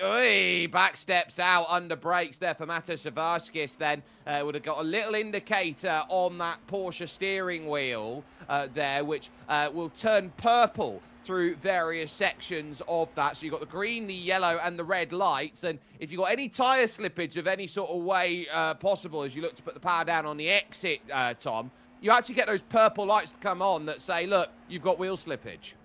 It's basically a big flashing indicator going, stop what you're doing. The tyres aren't gripping to the surface below you. And I was very surprised not to see one flash up there for a briefest of moments. There's a little bit of corrective action inside of the car. But it's that moment that, as a racer, you fear seeing, because you're trying to put the throttle down in as calm and collected as way, but also, on the flip side, as quick as you possibly can. And the moment those purple lights come up, you go, uh-oh, something's about to go wrong here. I either take my foot off the throttle and wait for the car to settle out a little bit, or I gun it and hope that the tyres grip up enough to keep myself going forwards.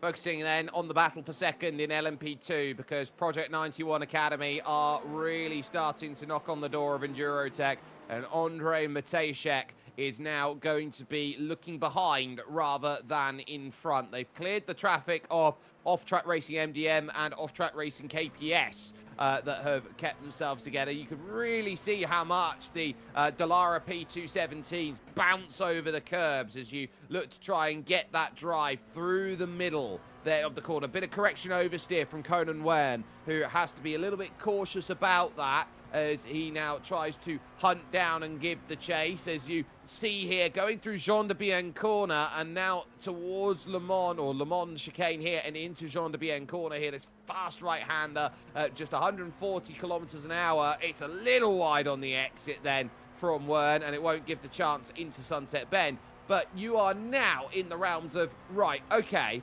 this is the pace that we are able to get out of this, and now I want to try and find a way to get around. And one of the things that makes this circuit so difficult, not just the asphalt, not just the element of tires, but it's the fact that it has no elevation change. It's an airfield base originally, and you need an airfield base on the flat with no element of elevation change up or down. Lateral wear becomes even more critical.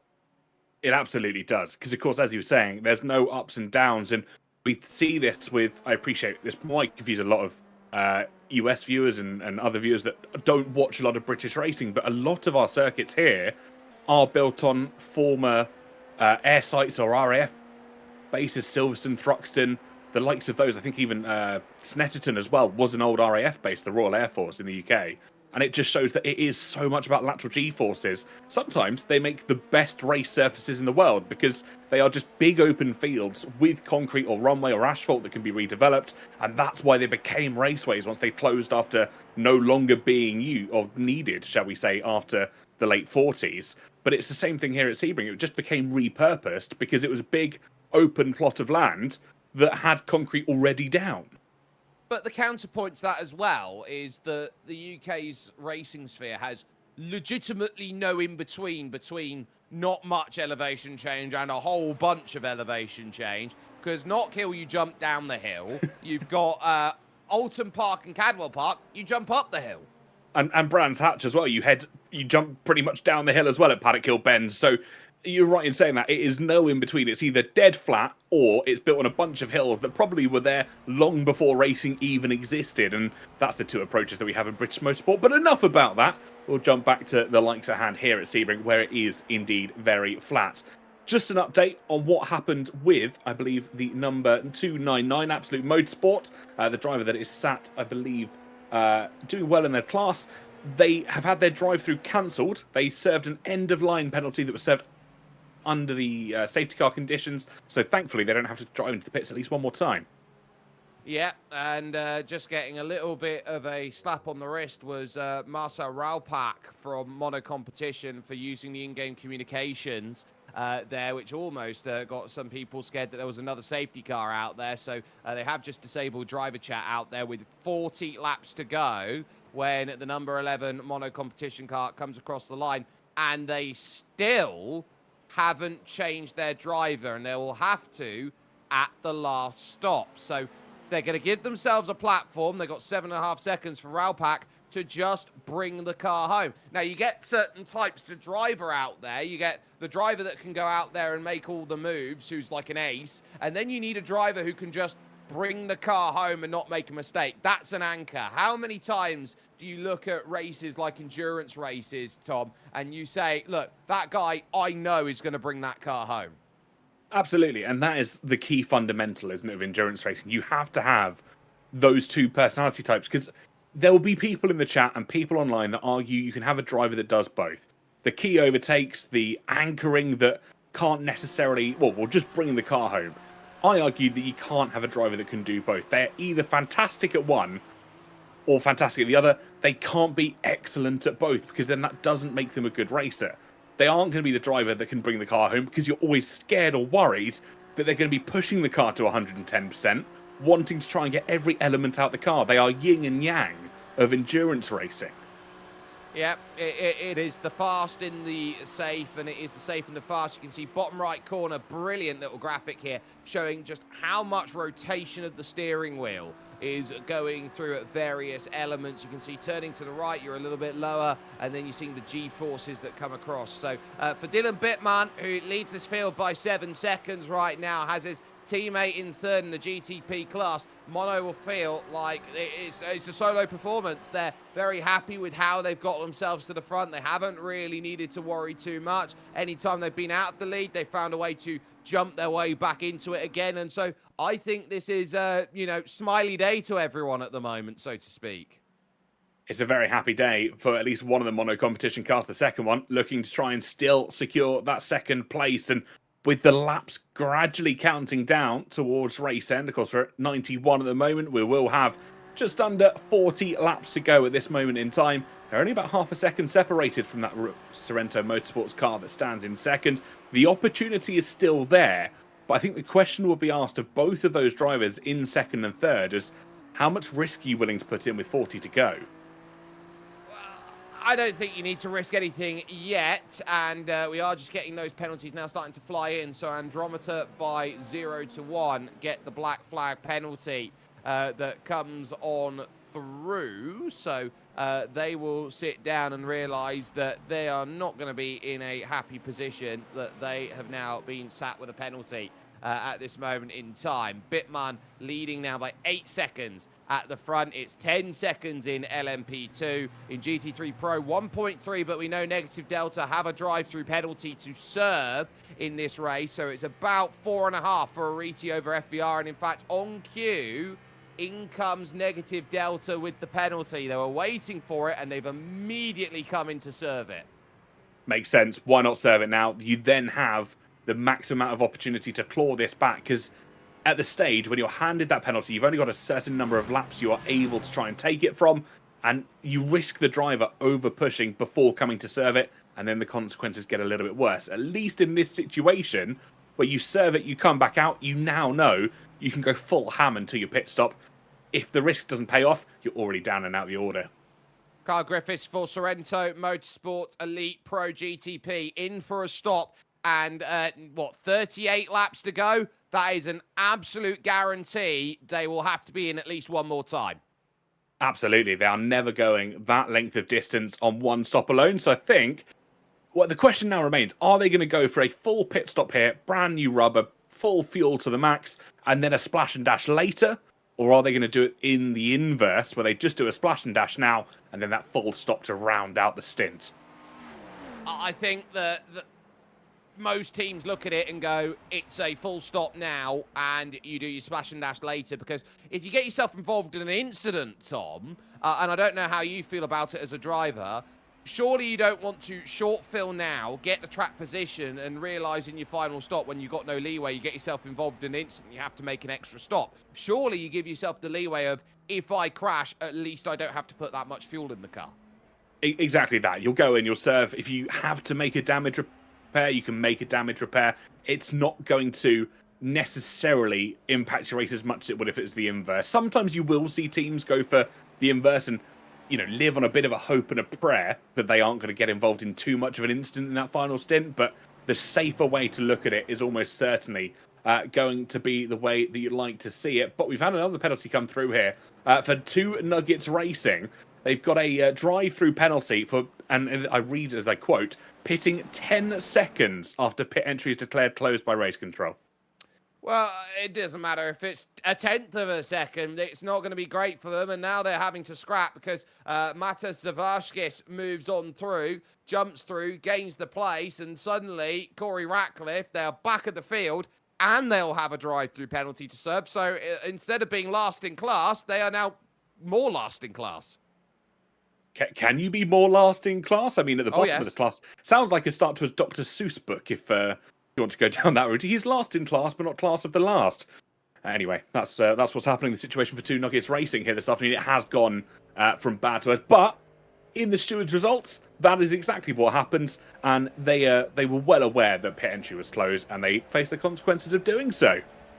He was last in class, but the class that is last, he was there in the present, but now he's gone further back in the past. But for the moment, Corey Ratcliffe then happy through on the brakes, then through the hotel hairpin, but Zavashkis then getting the move on up into what is now 5th position because of the Sorrento Motorsport Elite Pro car that has made its pit stop. And so now they are settling themselves then for a rhythm later on in this race. And you're getting a look there at that car there from the number 24's perspective. They've just gone by the Project 91 Academy car, which by the looks of things has come in and made a stop with the likes then of Gassed Up Motorsport LMP2 coming through. Just going to take a little look then and see just how long ago, because it doesn't seem like it was too long since they came in and made their stop. It would have been about 2 laps ago. So very much in the wheelhouse for Project 91. Absolutely. And the situation as it unfolds, I think they are starting to settle into those wheel tracks just a little bit better. They obviously had a bit of a... Oh, yeah. And there's the driver change as well, as we watch Wern for the moment making his way around. Marcel Raupak is going to get in behind the wheel and just hidden behind the RV there in the bridges. There it is, the car number 11. Absolute Motorsport Acelith now will have control of the field for the moment with Francesco Iliano, but Raupak here at, 94 of 130? That's getting close to one stop brings you home. That is a morsel of fuel probably is what you need at the end. It's going to be so close, and that almost was within range of being able to fuel save. But how much risk did you want to run at that moment in time? Because you can fuel save, you can try and hold on to it, but you lose a lot of time if you want to try and lift and coast, especially around here where you don't have the undulations to help with that. Obviously, you can save a lot more on a downhill stretch or an uphill stretch as you try to get the car slowed down. You don't have to apply as much brake on an uphill section. You don't have to apply as much throttle on a downhill section. But with Sebring being this completely flat racetrack, fuel is a real concern for a lot of these drivers as we get to these late stages. Yeah, fuel is of concern, and you do note that they came in a bit quicker, a few laps quicker than the other 4, and that's what they're having to bank on at the moment, TK, Absolute Motorsport Acelith, German Sim Racing and the like, that they can stay close, knowing that their pit stop range is a little bit better than everyone else's. They're trying to count to 130 as Finn Haupt here, battling in Manatee Racing black colours. This effectively for a podium against Vito Fatalino and Team Racing Point, who've had a lot of support in chat right now, as another drive-through penalty will come through, and we look, it's the 208 of Enosis Esports Sim Deck who are going to get it, and they are going to get that one. Slam and dunk for overtaking under safety car.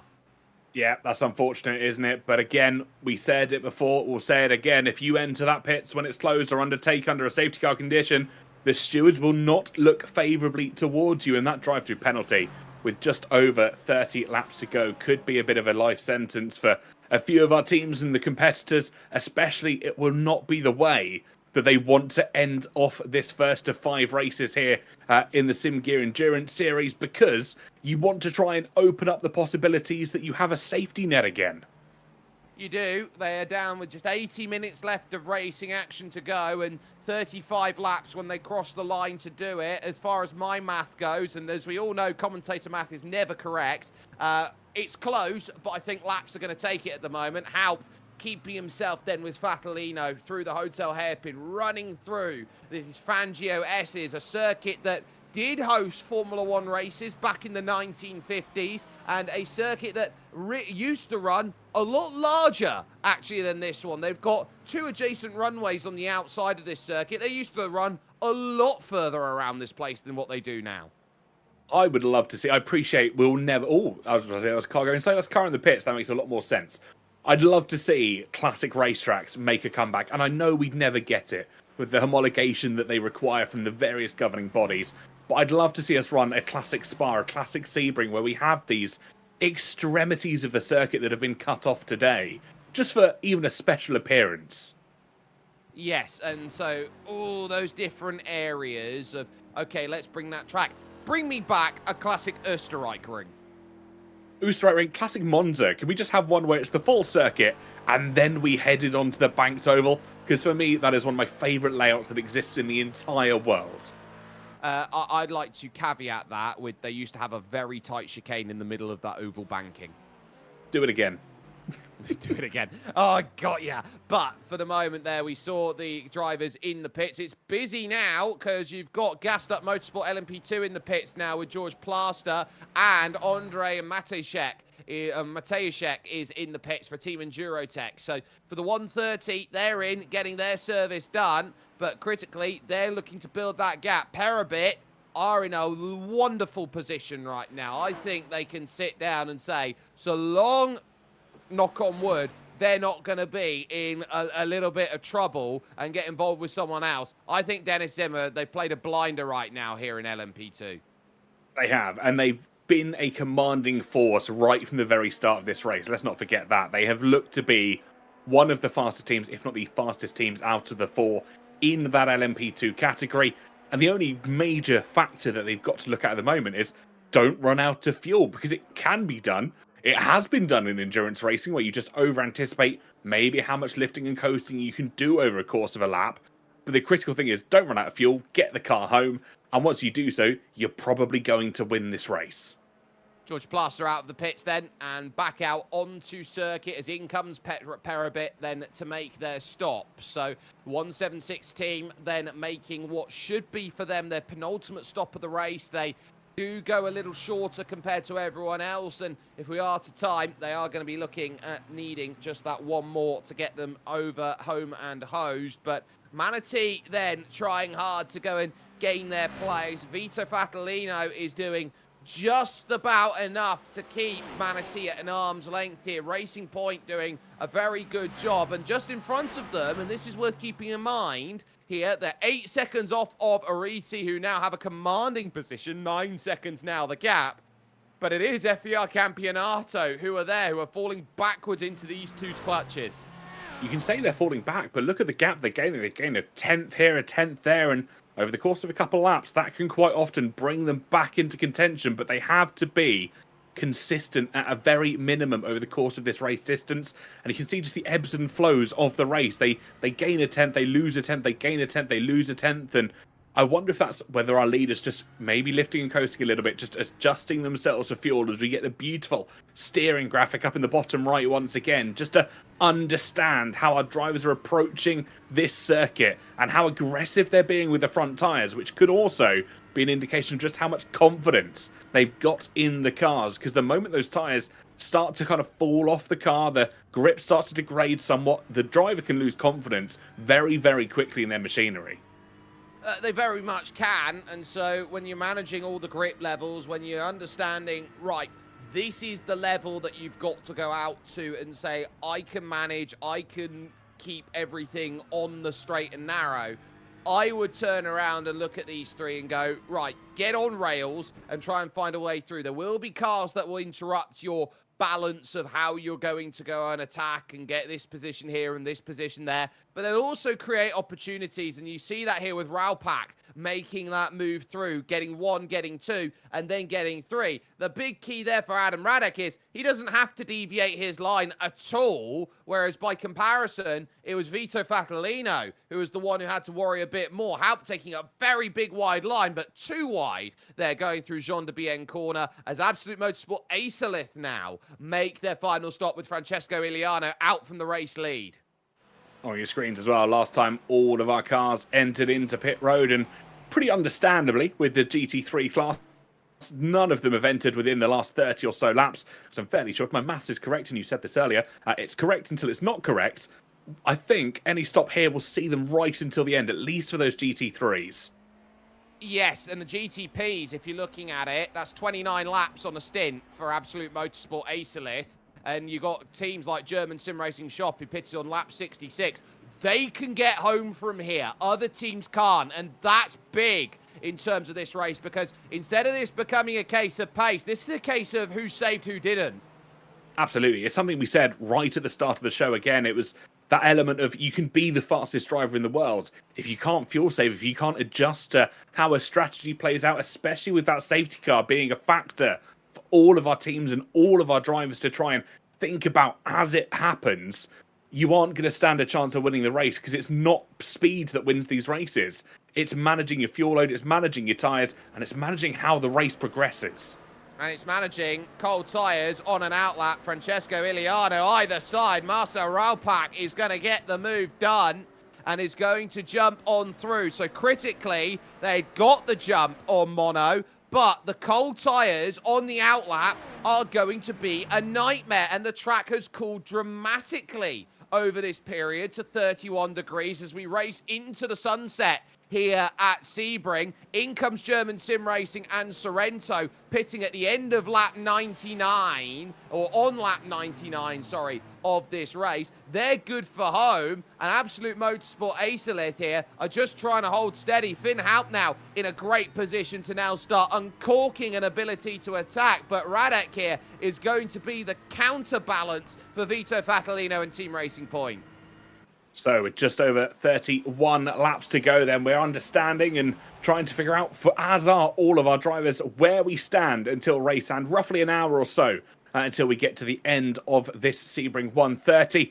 And we're starting to enter into those late stages, as we said. The last opportunity for a new driver to hop into the car. Probably the last time we'll see most of these drivers in pit road as well. So an opportunity to see this race out and just make sure that you anchor the position you want to be. Yeah. Lap 99 and 130, I tell you what, it's so good looking at cars like this with the German Sim Racing shop car that is out there at the moment. We've got that wonderful onboard of the Ferrari 499P. You've got the weather vane that's there on the front of it, which is an indicator of what the conditions are doing. It's a sensor for the car. But TK, doesn't it half look like someone stuck an Allen key and forgot to take it out? Considering it being a Ferrari and maybe taking inspiration from other sports, maybe they have, and they just called it a weather radar and hoped that no one would notice. Maybe, maybe not.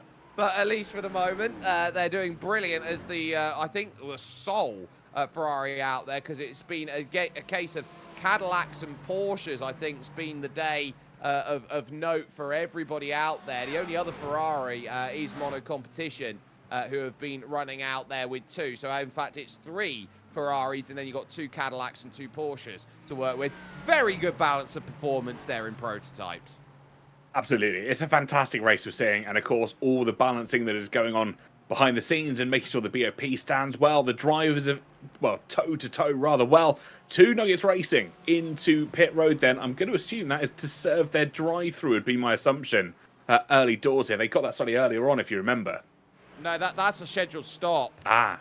So they are in a scheduled stop position, and they are going to be happy. And in fact, just getting word in that pitting under closed pits is a penalty already given, is what we're seeing from that. So they are okay, and I don't think they need to serve that penalty again as they work through. The current penalties outstanding right now are on Sorrento Motorsports Gold. So effectively, that's going to be called on the, or one of the Sorrento Motorsports cars, then being called by Absolute Motorsport Acelith, which was a quote-unquote an unfair move to help his teammates. And then you got Gassed Up Motorsport Academy and Ariti Esports have been called out then for a bit of contact. The 224 is what they would normally be, because you've got Gramka down in the pits.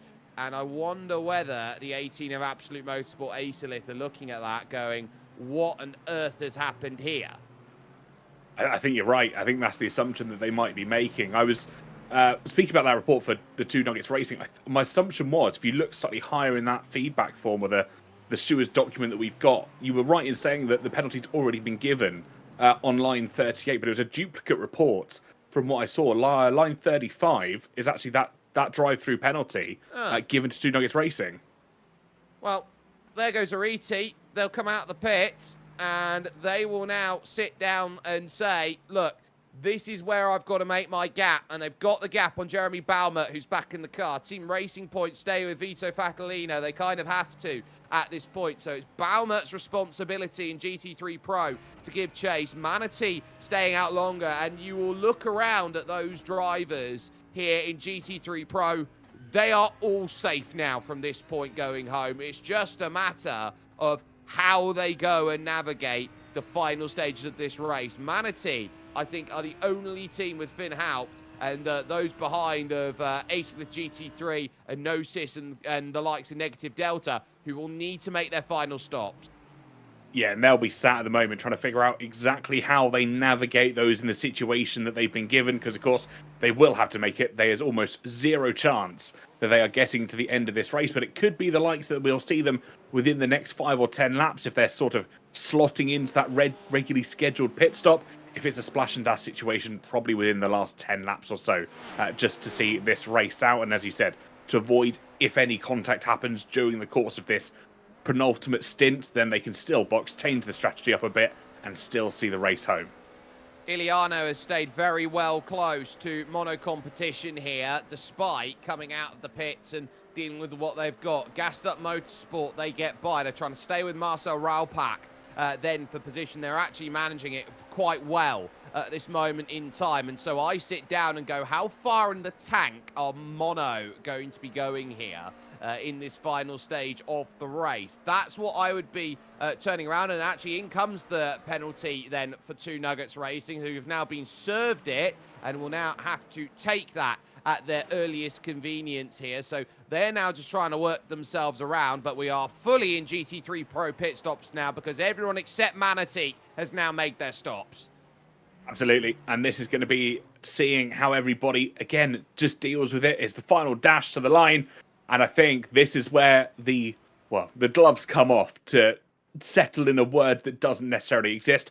They are knowing that this is the final chance they'll have to head into the pits.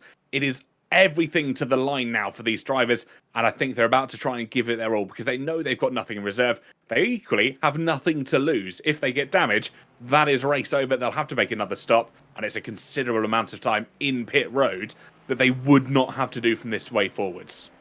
GT3 AM, the gap's a minute and a half at the moment for the team R&R Motorsport. Robin Skelton's back out there as we focus on Francesco Iliano, who is all over the back of Marcel Raupak. And I would argue this situation right now, TK, if you know you came into the pit before Mono, sit behind them, do not make a move. Absolutely. You are not in a situation here where you need to panic. You pretty much are in control of this situation to settle the race and everything that's going to happen, isn't it? Because you don't need to make any silly moves. You can sit, be patient, play that long game, and the race will come to you in this element. And it's that patience form of endurance racing that really escalates and shows just how beautiful it can be, because it's not a sprint format. You know that there are a considerable number of laps left, but you can be patient. You can, and we'll see it from drivers who are trying to be patient here. Marcel Raupak here is having a wonderful drive at the moment and knows, though, he is under pressure to not only go as fast as he needs to, but also to save that fuel. That is a brilliant camera angle of just how enclosed you are in a cockpit like this one here with mono competition. You can see you've got the hands device there that's in and around the headrest that's there, and you're very much clawed in. Finally, Manatee Black make their stop. They're exiting pit lane now, and they are going to come out then a little ways behind Ariti here, but they could come out actually ahead of Team Racing Point and FVR Campionato, who will find themselves behind Manatee and Mark Calver. So huge on that stop right now, and Mark has got to get up to speed and start chasing down that 9.6 second gap. He's got everything to do. He knows his job. He knows what he's got to try and do. He'll have the FVR car just behind him as well. And it's all to play for both of these drivers. They know exactly what they want. One of them is pretty much chasing the lead. The other is trying to prevent them getting there first as they progress through with 27 laps to go. The FVR looks for it. Wow, what a lunge down the inside. Mark tried to cover it off, but ultimately, Jeremy Baumer, it does not concern himself with drivers trying to cover off moves. He goes for them anyway, and he gets them. Now here comes the attempt straight back to Cunningham Corner, defended nicely on the inside, but Mark Calver there doing everything he could on cold tyres, as here goes Francesco Iliano just sitting on the back here of Marcel Raupak and saying, this is my game, I will run you dry. You're absolutely right. This is no need to make a silly move. He is waiting for Mono to make their move, and if they make a mistake, they are going to be punished almost immediately in FVR. You can see how well they've dispatched that car further behind, nearly a second, with some of the GTPs making their way through as well. But the bravery to send it down the inside, and yes, it was a bit of a half-attempted defense. There wasn't the full commitment there, but I think that's just the element of you don't want to ruin your race on the final few laps. You don't want to ruin your race on the final stint. But the FVR driver did not care for it. They sent it regardless. So I'm looking around. German sim racing shop is the big threat at the moment if Asalith can't get the car home. There's a gap of about 21 seconds at the moment to them, and that is now 23 for Julian Zagelski who is there and working. So I would turn around and see this. Acelith trying to just put the pressure on, and you're seeing now we're deep into the twilight, and you're seeing there that it's getting a little bit fuzzy around the edges at the moment in various elements. And Sebring, like quite a few circuits, doesn't have floodlighting everywhere around this track. When it gets dark, you're reliant on headlights only. You absolutely are. I've heard floodlights are bad for planes. That's something I've heard over the years. They don't necessarily work well together, but you can see also the track temperature just continues to drop as the sun descends upon this racetrack, and as we head into that dusk and the late evening, it's going down to about 30 degrees, and tarmac and concrete especially, from what I understand, when it gets cold, it gets cold. It does, because it's one of those properties where when you got the heat on it, it absorbs the heat, but when you don't put heat on it, there's nothing there for it to grab onto and to keep in. So you're looking around and saying, well, concrete does get cold. It gets slippy as well. It's a lot easier to get a little bit of a dew to come across a concrete, for example. So I would look around at a track like this and go, I don't want it to get colder. I don't want night to come along. This is one of the more unique circuits on the racing calendar, and there aren't many circuits that have concrete. There are pit exits. Oh, and there's the close-up that they're going to have to navigate through. Krastin Stanchev slows. It brings side by side. It brings the move for the race lead. It almost forces the hand of Iliano. Acelith lead. Absolutely stunning move, and that's what we were talking about. Wait for the mistake, wait for the lap traffic to start causing a few issues, and as soon as it presents itself, you have to go for the move. There is no second guessing an opportunity like that, because if you start to second guess it, that's where mistakes really do start to go wrong. You lock your brakes, you start to spin the rear tyres up a little more, and there's a little bit of flashing there, maybe a bit of anger towards the GTPs.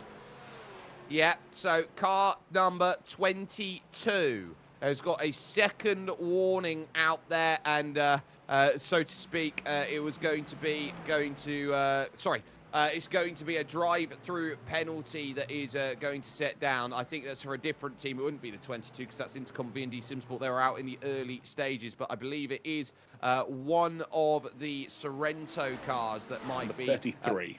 Yeah, so picked up on that, and it will be the GTP that's down there in 6th place at the moment that's going to end up getting that, and they are 2 laps out. Oh, actually. I've just read the notes, yeah. 2 Nuggets Racing are out.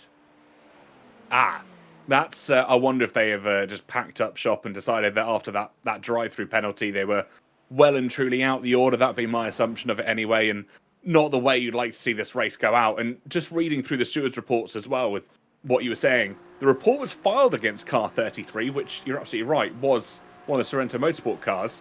However, the stewards understand it was intended for car 22, which belongs to the same team name, but with the incorrect number. Yes, so there's been a lot of number switching out there, and so when you're trying to work out who's who in this race, it is very difficult for the teams. So, for example, Sorrento are in the 33 because the number 22 was taken by another team who's done that. So you've got to try and work back through the chain of who is who, and that's making stewarding life very, very difficult out there. And ultimately, 2 Nuggets Racing have just parked it after getting their drive-through penalty and saying, look, we're last, we're going to be even more last. There's nothing more to race for us. But, yeah, that penalty comes in then for Sorrento, and they will have to come in, serve that penalty, and they will stay in that 6th position then as this race goes. Mono have dropped back by a second now as Francesco Iliano and Absolute Motorsport Acelith now have to play the delicate balancing act of, do I have enough fuel to make it home or not? It's a very, very delicate balancing act indeed, and one that they will be doubting themselves time and time again, because you might figure out that you've got a lap spare, and then you think you've got a lap under, and you are just praying that every calculation that you've done up to this point is correct, and you just trust the system, you trust your engineers, the team behind the scenes that are putting the right amount of fuel in to see this race home. And that is an almighty amount of trust, especially when we get to these latter stages. Less than 25 laps to go here at Sebring. They've completed 105 already. We're on 106, and this is going to be a thrilling finish, especially in all the categories. Now, here's the only caveat that you would say for those who are looking to make it. It's a case of The last 2 stints we've looked at where they've been able to get 32, 33 out there in terms of their fuel numbers, they've come with a safety car in front of it. They don't have that luxury right now. They don't. Not yet, anyway. Of course, we are not far away from that safety car being, well, impossible to call out. Of course, that being the last half an hour, so I believe... 15 minutes. Oh, was it last 15 minutes? Oh, sorry, no. Last half an hour, last 15 laps. Yes, there we go. So we're, what, 8 laps away from that potentially being, well, coming into effect, aren't we? So this could be a make or break moment for a lot of these drivers, because can they go that extra 8 laps and hope and pray? But the minute we hit lap 115, it is make or break as to what they do. Conan Wen trying to get second here in LMP2. Team Endurotech are holding themselves firm, but Project 91, they are resilient. If anything, they've been a lap down in this race by comparison, and now trying to get it. Wiggle, though, coming out of Jean de Bienne, and that's going to hurt their run over towards Sunset Bend, which at the moment sits in the twilight zone. Looking over towards that right-hand flick that goes in the first part. Then you hit the brakes proper, trying to scrub the speed, using what you can. 130 kilometers an hour in these Dallara P217s. Back on the power on the exit, and that gap, just an agonizing 0.4 of a second only. And they're looking around at it going, I wish I had a couple tenths that I could just sprinkle out from the back pocket as we take a little look. Yeah, see what happened here then. This is the leading, well, the Team Endurotech car. Of course, they got off so well at the start of this race. See what happened as they come through the right-hander in towards what I assume will be Sunset Bend. This will be the Hotel Hairpin. Oh, Hotel Hairpin, my apologies. Rear end, yeah, just stepping out.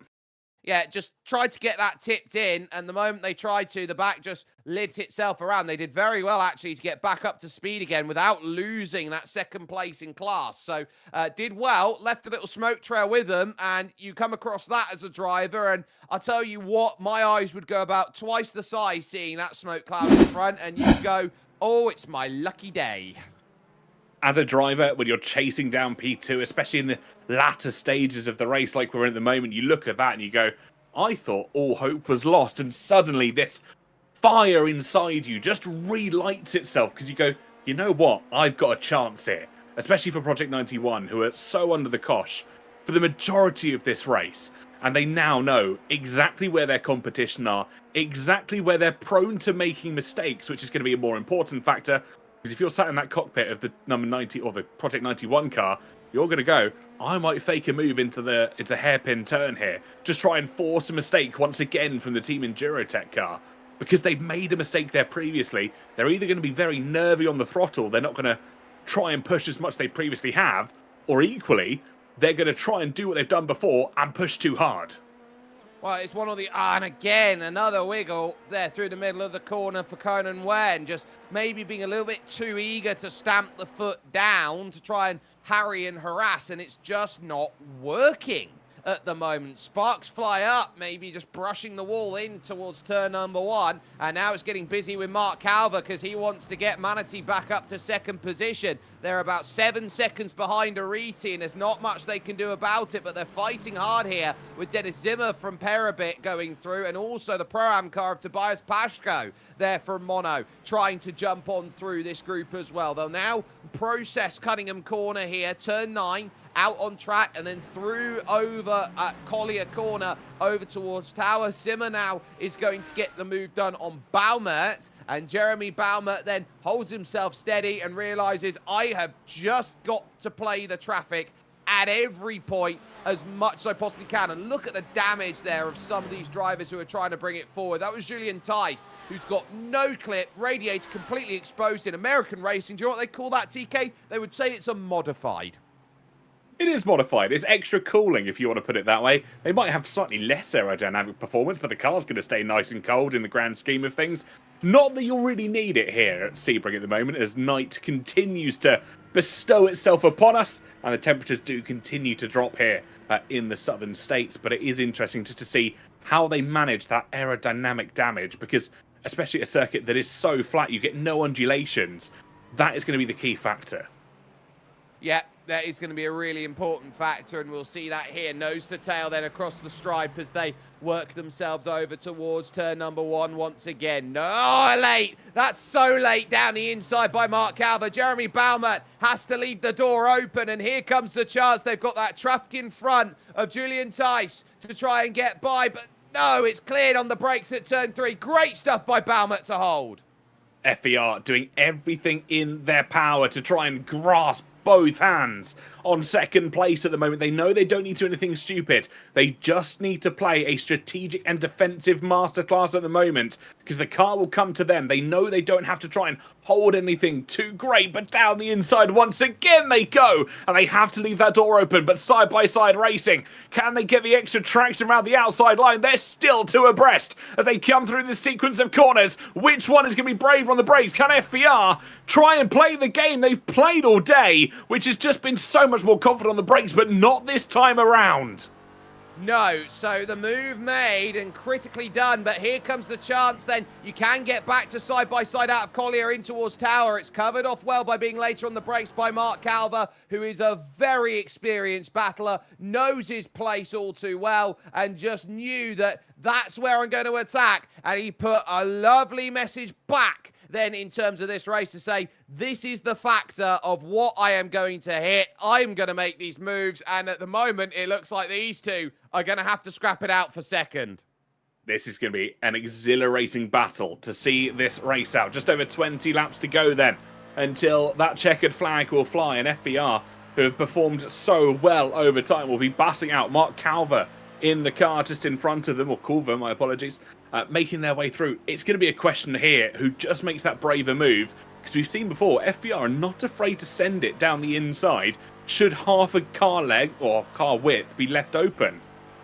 Yeah, but Mark Calver knows that the 278 has just got to try and build margin. It's taken time to get the tyres up to temperature. They're there now, and now he can start building with it and nose this in for the final stop of their race here with just 20 laps to go. That will be a half fill to get themselves home, or maybe even a 2/3 fill at this point to get themselves then to the safe land of lap 130. We're 50 minutes out here in this one, and we've got 20 minutes to run. That, in my math, is going to be about 40 minutes, and that's not a pit stop. That's a penalty. That's a drive-through they've just taken.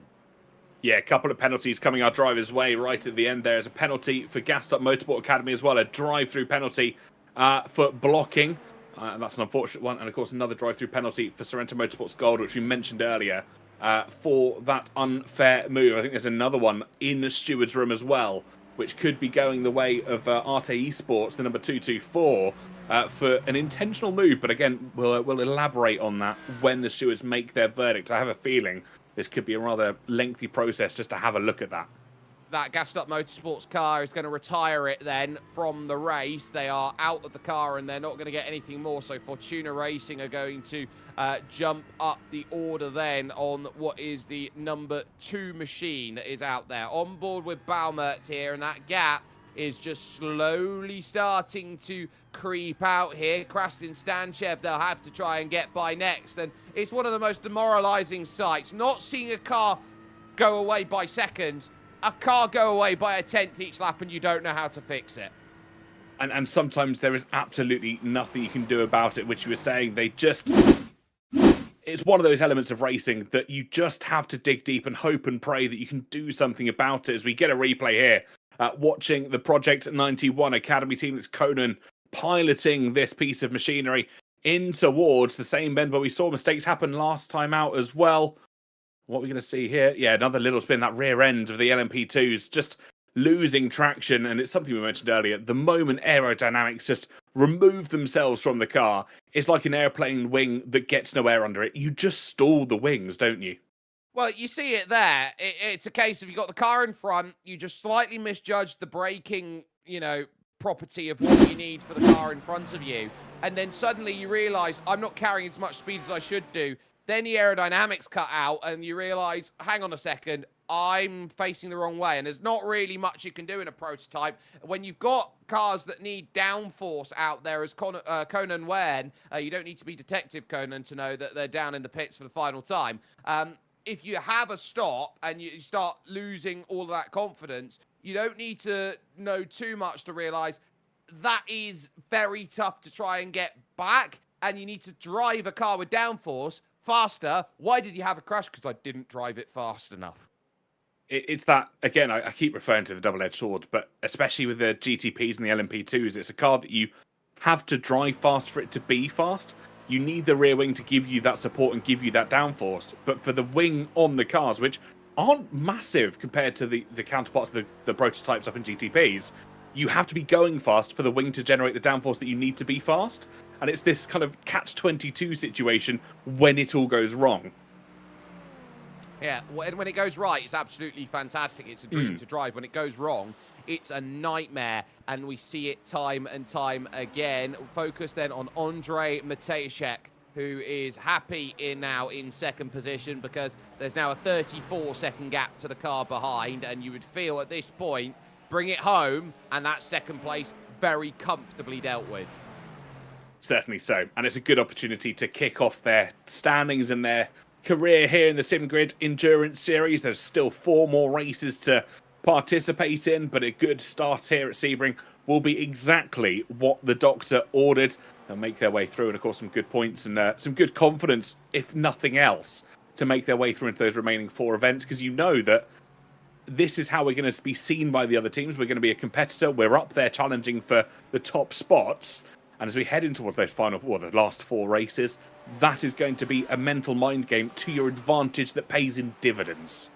And let's just talk about 2 weeks' time and that second round of the championship here, Tom, because it is Road America, and there will be elements of this circuit that will feel the same. There will be elements of that circuit that will feel very different. And the one thing that you note about Road America as we head to Wisconsin, it's a circuit that doesn't have a dedicated hairpin. It's got a carousel, but not a hairpin. But what you also have to note as you settle yourself in and realize you're into the final stages of this race and going to the next one, it is another circuit where it does have straights to go and overtake at. It's not a bull ring by any stretch of the imagination. You have time to breathe at a circuit like Road America. And Road America forms part of the pantheon of tracks, which every sim racer seems to like because it's quite easy to drive.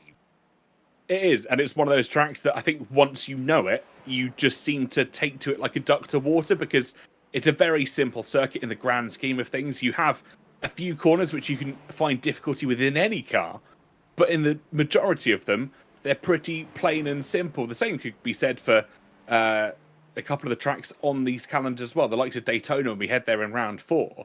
Most of it is using that oval banking with the occasion of the bus stops, but a circuit that most of these sim racers will know, of course, quite famous for the 24, which we mentioned earlier in the broadcast.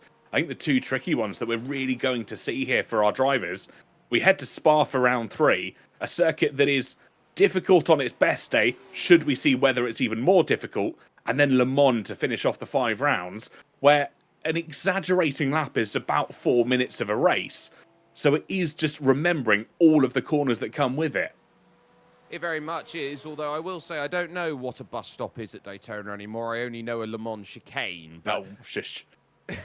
Either way, Ivo Serafimov here, R&R, your leaders in GT3 AM. 11 seconds to the good here against off-track racing MDM, who are desperately trying to hunt this down with Maxim Dimitrov, but I think they are slowly running out of time as we take a little look at this onboard perspective here along the main straight, trying to go over to turn number 1. And the small details mean a lot. You don't realise here around some of these corners, they've got those little cat's eyes that sit there on the outskirts of the circuit. So that is going to light up the track as you get your headlights on them. It's just a very different way of doing it compared to what you'd normally see. Absolutely, and it's lovely to see on this circuit because, as you said, it doesn't have those floodlight elements that you see in traditional tracks when it comes to endurance racing through the night, but it just is a little bit of guidance for the drivers when we get to those night stints. They are reflective to the headlights that are on the cars, and it just shows them where the track goes if all else fails. It does, and so it gives them an opportunity. We are on now lap 115 out of 130, which means from this point onwards, these drivers, you're on your own. There's no safety car to come and save you now. Certainly so. And of course, We're into the latter stages, no safety car, which you just mentioned. It's all on driver talent, it's all on driver skill. And the moment you make a mistake, I think it's going to hurt you tenfold, isn't it? Because you know you are out of that safety net. For the last 115 laps, if you make a mistake, you know that you've got that pace car to come out and just slow the entire field down. And albeit your mistake still goes punished, there's a little less sting to it than if it happens now. And we've already seen 2 cars retire in the latter stages. I wount be surprised if we see a shunt or a bigger spin, then that car almost certainly would head into pit road as well. Yeah, so right now, it's just about hold yourself steady. There's Alessandro Porta, the 299 Absolute Motorsport Acelith car, trying to get 4th place away from Team Racing Point. So this has been a slow burn to get close. That last lap by a 1/4 of a second went to the favour of Alessandro Porta, who did as close to a 2-minute time as you can get without getting one, a 1:59.999. Fantastic lap so far, and absolutely stunning to make in the latter stages of this race. And you can see the clock on the top left of the right-hand side of your screens, if you can kind of catch my drift a little bit. They'll be looking at that clock and going, we've been racing for 4 hours here, and it is just getting to the end now. There is a survivalist instinct, I think, in most of these drivers. Oh, in. Oh! Leaders in, and that is with 15 laps to go in this race. So I wonder whether they cut their fuel in half to get themselves up there and halved it to get to the end. Yeah, I think you're absolutely right. It'll be that little splash and dash towards the end, and we've kind of figured out where they stand with that now. We do, and so now they're going to have to get themselves back, and this is going to be a fairly long stop by comparison. So you can see right now, trying to find that first gear, just waiting for the car to drop off of the jacks and go. They'll fall behind Sorrento, behind German Sim Racing. They'd love to get off the jacks and go. You can see now is finally going to get that launch, but the second of the Sorrento cars looks like it could go flying by soon, but they'll get out ahead of Watson. There's no worry about that. So Absolute Motorsport Acelith will return to the race in 4th position, and just behind Jeremy Baumert's FVR Campionato car. It will be a nervy lap to get back up to speed, but he's going to have to rely now on cars getting into trouble. And they would also look around at this and say, well, if they want to alleviate the threat of the German sim racing shop team and Julian Zagelski, they're going to have to do 12 in 15 laps, 12 seconds. They've got to chase down the 67. It's a lot to ask, isn't it, in the latter stage of a race? Because at the moment where you're already going to be both mentally and physically exhausted, you've done a lot of racing, you're going to be praying that drivers in front of you are equally, if not more so, mentally and physically drained, and you've just got to go for one last hurrah, pushing the car to its absolute extremities. And it's almost going to be 15, 14 qualifying laps here, isn't it? It will be, and it needs to be roughly about 0.8 of a second a lap they've got to chase down. They were doing something similar to that on that last stint. That will help, but you can really see the lights on now as they move into the night and the final few laps. In comes Sorrento Elite GT Pro Carl Griffiths now in for that final stop. So we really are seeing these final stops now starting to note as Iliano moves on by. In fact, no, that will be the drive-through, sorry, for Sorrento Elite Pro GTP. It was the other one. It was the 24 that got the penalty then. So that's going to shock me. I thought it was going to be the 33 that gets done for it. But the 24's taken the penalty and gone through. This is Tyler Watson straight down the inside. Now, here at the Le Mans chicane, you've got to be very careful over the curb. And, oh, they've just battered it a little too much. Maybe got to push from behind. And they go around in a plume of smoke. Oh, that's an unfortunate spin for themselves there. And just talking about that penalty, I think it's the one we mentioned earlier where the team reported was 33. I think it was intended for car 22, and that's what the stewards determined. But then obviously, because other drivers have incorrectly set their race number and someone's got 22. Yeah. Oh, yeah, that doesn't look like much of a contact, if anything. That was, I can't avoid it contact rather than I help turn it round contact, because there are two different types of contact out there. And Francesco Iliano now is going to have to push. The cold tyre phase will put it up to about 14 seconds to German Sim Racing Shop. And this race now becomes a nail-biter for who can look at that fuel gauge and be the fuel whisperer here late on in this one. Perabit out to a 25-second margin at the front. Ariti's gap, though. Keep an eye on Ariti's gap for the moment. That's come down to 5.5 seconds. It's slowly starting to fall into the favour of the cars behind. And I wonder if we're getting to that element now that we mentioned slightly earlier on, where we are just going to see drivers putting the foot down, hoping and praying that the car sticks in these later stages. Mono's because they in. know they've got nothing to lose. Mono is in from the lead of the GTP category. And I would look around and say with 12 laps to go, if Mono's in now, I don't think anyone can make it. I'd say you're right. Yeah, Sorrento in as well, the other car.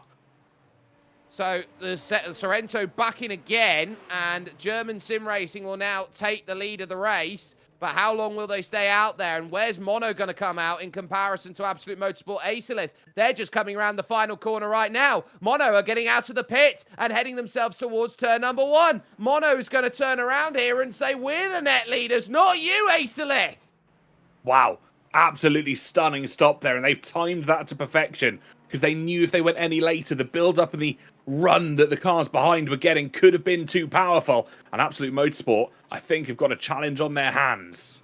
Well, I'm just looking at it here. That's 20 laps. That indicates to me we knew we weren't going to make it safe. We'll take the stop now, and the difference, 6 seconds in the stop, 5.7 seconds difference. That is a lot to try and deal with as Carl Griffiths gets back out and away in 5th position then for Sorrento Elite. And they will turn around and see that Sorrento GTP, and the number 33 car out there, is probably trying to make it to the end, as is German Sim Racing Shop, who pitted on lap 98. They're going to be deep in the tank trying to find this one. I mean deep in the tank. We're still going to wait, of course, for those LMP2 stops that have to come in, because they pitted lap 92, and you'd argue as well, Ariti should be okay to bring it home, but the way they're going about it, I wonder if they're in Lyco.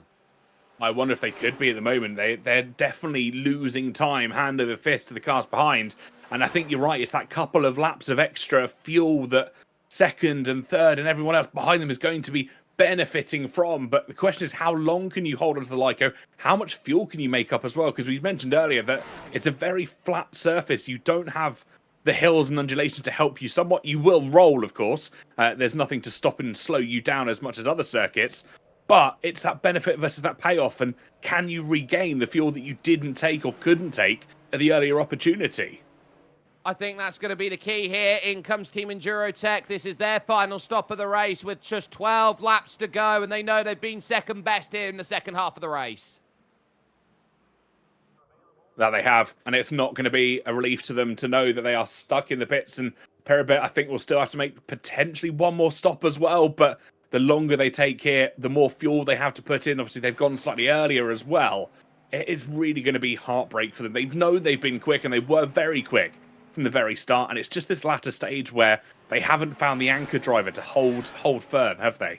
No, and they've just needed something that was going to give them a bit of security in the second half of the race. And ultimately, that's when the screw got turned by Peribet, and that's why they're where they are. Alessandro Porta still trying to hunt down here. And that gap now, as that goes wide by Team Racing Point, flicks its way under a second in the race for 4th position. Moat then out and away, trying to get some heat in the tyres, knowing that he needs a mistake from Peribet then to get something out of it as a win. Dennis Zimmer is driving absolutely wonderfully out there at the front. And lest we forget that while it is still a fuel save race out there, the gap to try and chase down overall for the lead is 11.2 seconds with 11 laps to go.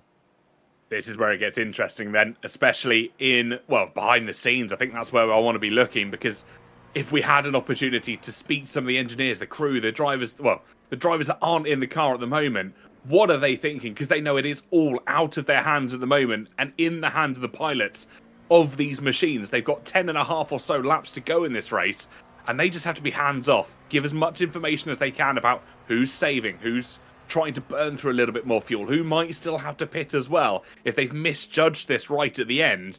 But they've got to have full faith in their driver. And where do you catch the traffic, and where does it manage? We're on board with your leader in LMP2 with Dennis Zimmer right now. 4.2 the gap for Ariti to hold. And I listened to Ariti heading to Sunset Bend a couple laps ago. There's no lift and coach from Luka Gramka. That's interesting to keep an eye on and keep a note for as well, because it speaks to their knowledge and how they are confident in terms of their fuel loads, because it was something we, again, have spotted on slightly earlier in the show as to where is this splash and dash going to take drivers? Have they, well, correctly assumed with these safety car periods they've got enough fuel to get to the end? Because we said with the safety cars, they're getting, what, 30, 32 laps at a push under safety car conditions. Has their telemetry, have their notes adjusted to the fact that we won't have had a safety car in this final stint? Well, this is what you're just looking around and saying, have I got enough to make it home? We're on board with Alessandro Porter and Absolute Motorsport Ace Elite GT3. They're looking for 4th position right now. A little bit of the windscreen wiper goes to rub some of the dirt off of the screen. And now out of turn 5, underneath then the bridge as they head to the Gurney Bend and the Hotel Hairpin. Vito Fatalino has done well. In comes Perabit for their final stop of the day. Interesting. And this was pretty much to be expected. Team Enduratech, of course, came in 1 or 2 laps prior. And Perabit now responding to that. They know they have pretty much nothing to fear, nothing to lose. It's just a little splash and dash for themselves as well. Fresh tyres will be going on, which is interesting to note. But again, if they're putting enough fuel in to see this race out, why not? Why not indeed? They know that all they need to do is just cover off the stop from Team Endurotech. They've got 3 kilometers effectively of a margin. There is Team Endurotech just at the far side of the circuit through the tower turn, making the pass on Alessandro Porter, who we were keeping an eye on that battle. It's just ticked over a second. Perabit already leaving pit lane right now. I think that is day done. And Endurotech can only hope that they wrap themselves up in a tyre bundle somewhere to go and get this win. They will now look to consolidate that 2nd place. Absolutely they will, and trying to chase them down and try and hold up to the position in which they feel they should be trying to run in, and it will give them a good, well, stepping stone essentially to go forward into the remaining 4 rounds that we touched on earlier with confidence and their heads hanging high because they know they've completed the 1 of the 5 rounds. They've scored a good result if they're able to challenge up for that position. And as they continue on through the series, they know they are one of the pacier cars. It's not necessarily all about pure performance, somewhat about consistency as well and dealing with the challenges and the changes as that continues to be thrown at you. They've had a dry race here today. I don't think it's going to stay dry for all 5 rounds, though. I don't think it will either. 3.7 now, the gap for Manatee compared to Ariti. This one is going to be a nail-biter right down to the end of the race. It might rely on where German Sim Racing Shop and Mono Competition are. That gap stayed steady, and Absolute Motorsport Acelith, keep this in mind, they've pulled that gap down to Mono, down to 1.2 seconds. They're continuing to drag it down as well. The closer they can get within clutching distance, they are going to be more and more fired up, knowing that they're able to try and challenge for that position, because we've said it time and time again, it's not necessarily about how close you get, it's about making that overtake stick. But as you draw ever closer to the car in front, you can almost smell the petrol, smell the oil being burnt off from the engine in front, and that just continues to light the fire inside you, knowing they are so close you can pretty much touch them.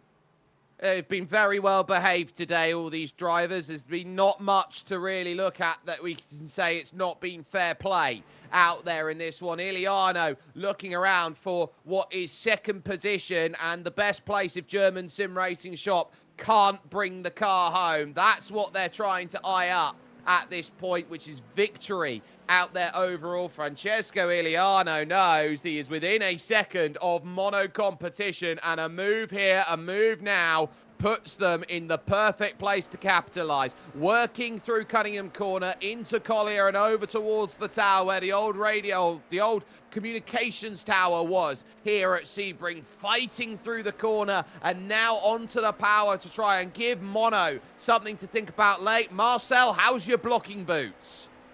That's the question. That is the question that will be asked both from the attacker and the defending's team, because they know it's not necessarily about what happens on track. It's sometimes about that mental aspect that is really going to come in the latter stages of this racing. Mono Competition were in a good advantage point here. They didn't have to think about anything apart from pulling that car forward lap and lap to go.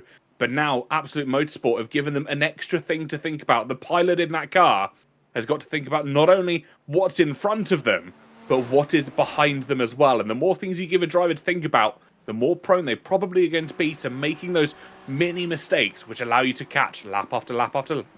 Well, they're matching the times as Julian Zagelski here. 48.4s. It was a 48.2 from Raupak on that last lap. A 47.7 from Iliano, who's gone deep. And it's going to have to cut across the circuit then through 4. And that's going to be a slowdown penalty. So he's got a little bit eyes bigger than the belly there, trying to get close to make that move. He has to drop back the time. And he's also going to have to be very choice in the way he serves this and try and serve it behind some traffic. You can see he outbroke himself there in through turn 3. Easily done.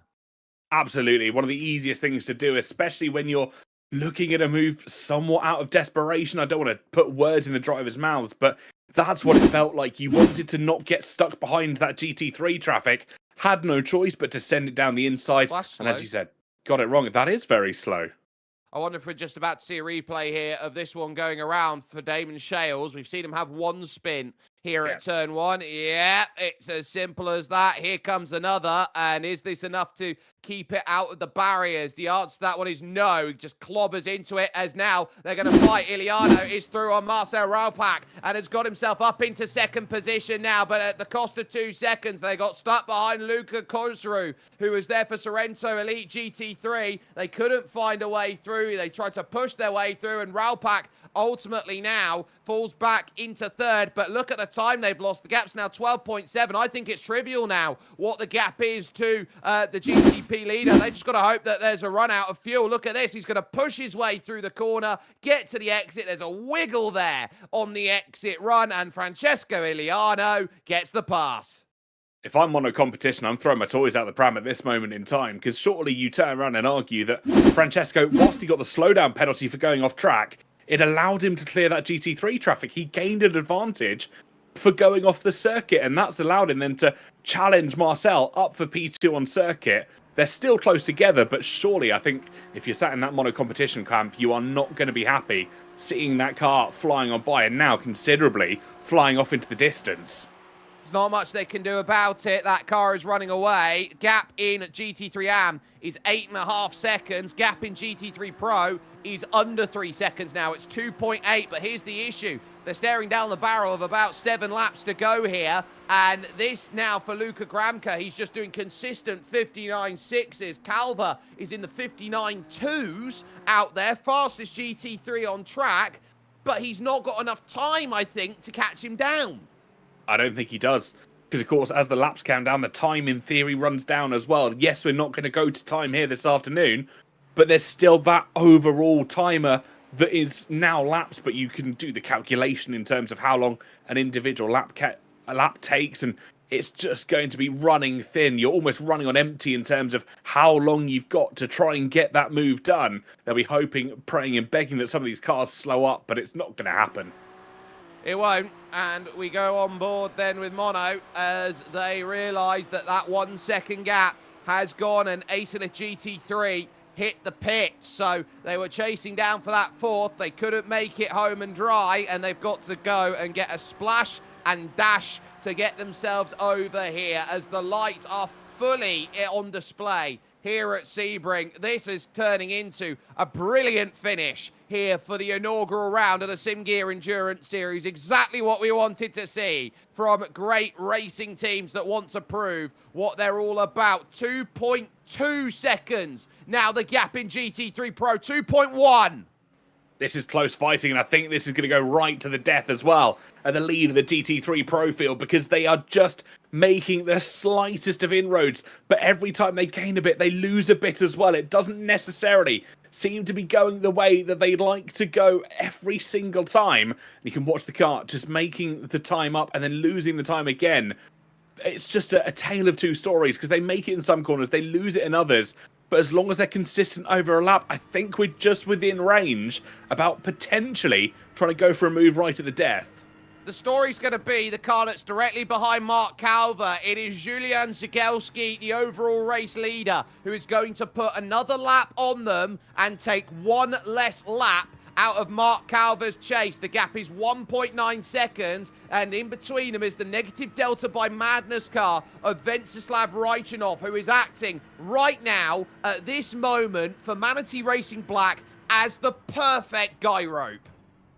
You're absolutely right. And this is fantastic. And this is what we love to see about endurance racing. It's that element that other cars and other outside interferences, not really interferences, but outside elements can come into play in many aspects of the word. There goes the leader, straight on through. 10.7 seconds clear and hoping that his fuel number count has been flawless out there as he looks to try and settle on by. There's traffic in front of Luka Gramka. That is Michael Memchek, who's not going to get out the way in the way that he wants to. We've got to go back to it because suddenly they're going to be all over each other here trying to go through. This is Carl Griffiths here in fifth position trying to get by the other Sorrento car to get up to fourth place. It's a close battle at 0.6 of a second, but look at what it's done to GT3 Pro. It's now 1.3 seconds. Into the pits, though, goes the other Sorrento Motorsports car. They were the leading Sorrento Motorsports car, and that is going to be a heartbreak moment. Surely they've miscalculated what fuel they had in. So little splash and dash for 4 or 5 laps to see this race out here. But as you said, that GT3 Pro field has closed up again. 1.3 for Mark Calver. He knows he's in range. He's just got to get to a second and find the pass on Luka Gramka, the Brazilian. He will get his elbows out. He will fight for Ariti. He will defend for Ariti. And we note as well here that we looked at the names that came on the list for the championship and we said GT3 was the strongest. Manatee and Ariti are proving this is going to be a hard-fought championship at every track. You're absolutely right. As we continue through, the laps are just closing down and down in the GT3 field, especially up at the top. It's oh so close, and I think this is only going to be the start of what will be a fantastic series. Of course, 4 more races to go here in the SimGear German Sim Racing short, they're in the pits. Sorry, they're in the pits. They've got a splash and dash with 4 laps to go. Absolute Motorsport Acelith now have control. What a turn of events. What an absolute turn of events. And we said this, haven't we? Have they got it right? Have they made the mistake? Can they lift and coast to the end? The answer was no. And so because of that, they'll lose second to Mono, and they will be in third. They'll now eye up Sorrento Elite, who are on the back stretch now, and ask how far can they go. They're just leaving pits now, so they should be able to now get themselves off and away in third position, and they will, which is still a podium, and that's still great. But this is magical that you're sitting at the moment. Kyle Griffiths right now, who is going to be in fourth position. They're gone. They're already at turn 3. Nothing you can do about it. You're just going to have to manage it through. 2.5 seconds. Mono versus Acelith is the way it looks. But the gap in GT3 Pro is 0.8 of a second. And Raichanov pulls out the way for Mark Calver. Gives him the red carpet. And he knows it's no longer his fight. He does not want to get involved with it as he continues through. They've got to try and hold this battle. They know the circumstances. They know the fight that is happening up in front of them. And it's oh so close. Now within half a second of each other. They continue through with what will be 3 laps to go when they cross the line next time around. The GT3s in within touching distance of each other. They can hear any swear words that are being said in that cockpit, I can guarantee you.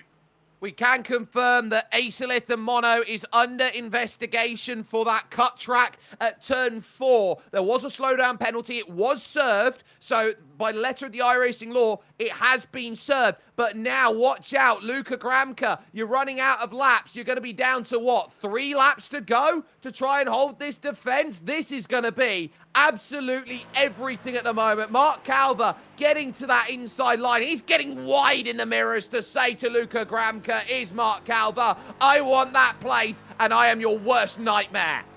And I think there was a little bit of flashing as well, just informing that Aston Martin in front that I am here.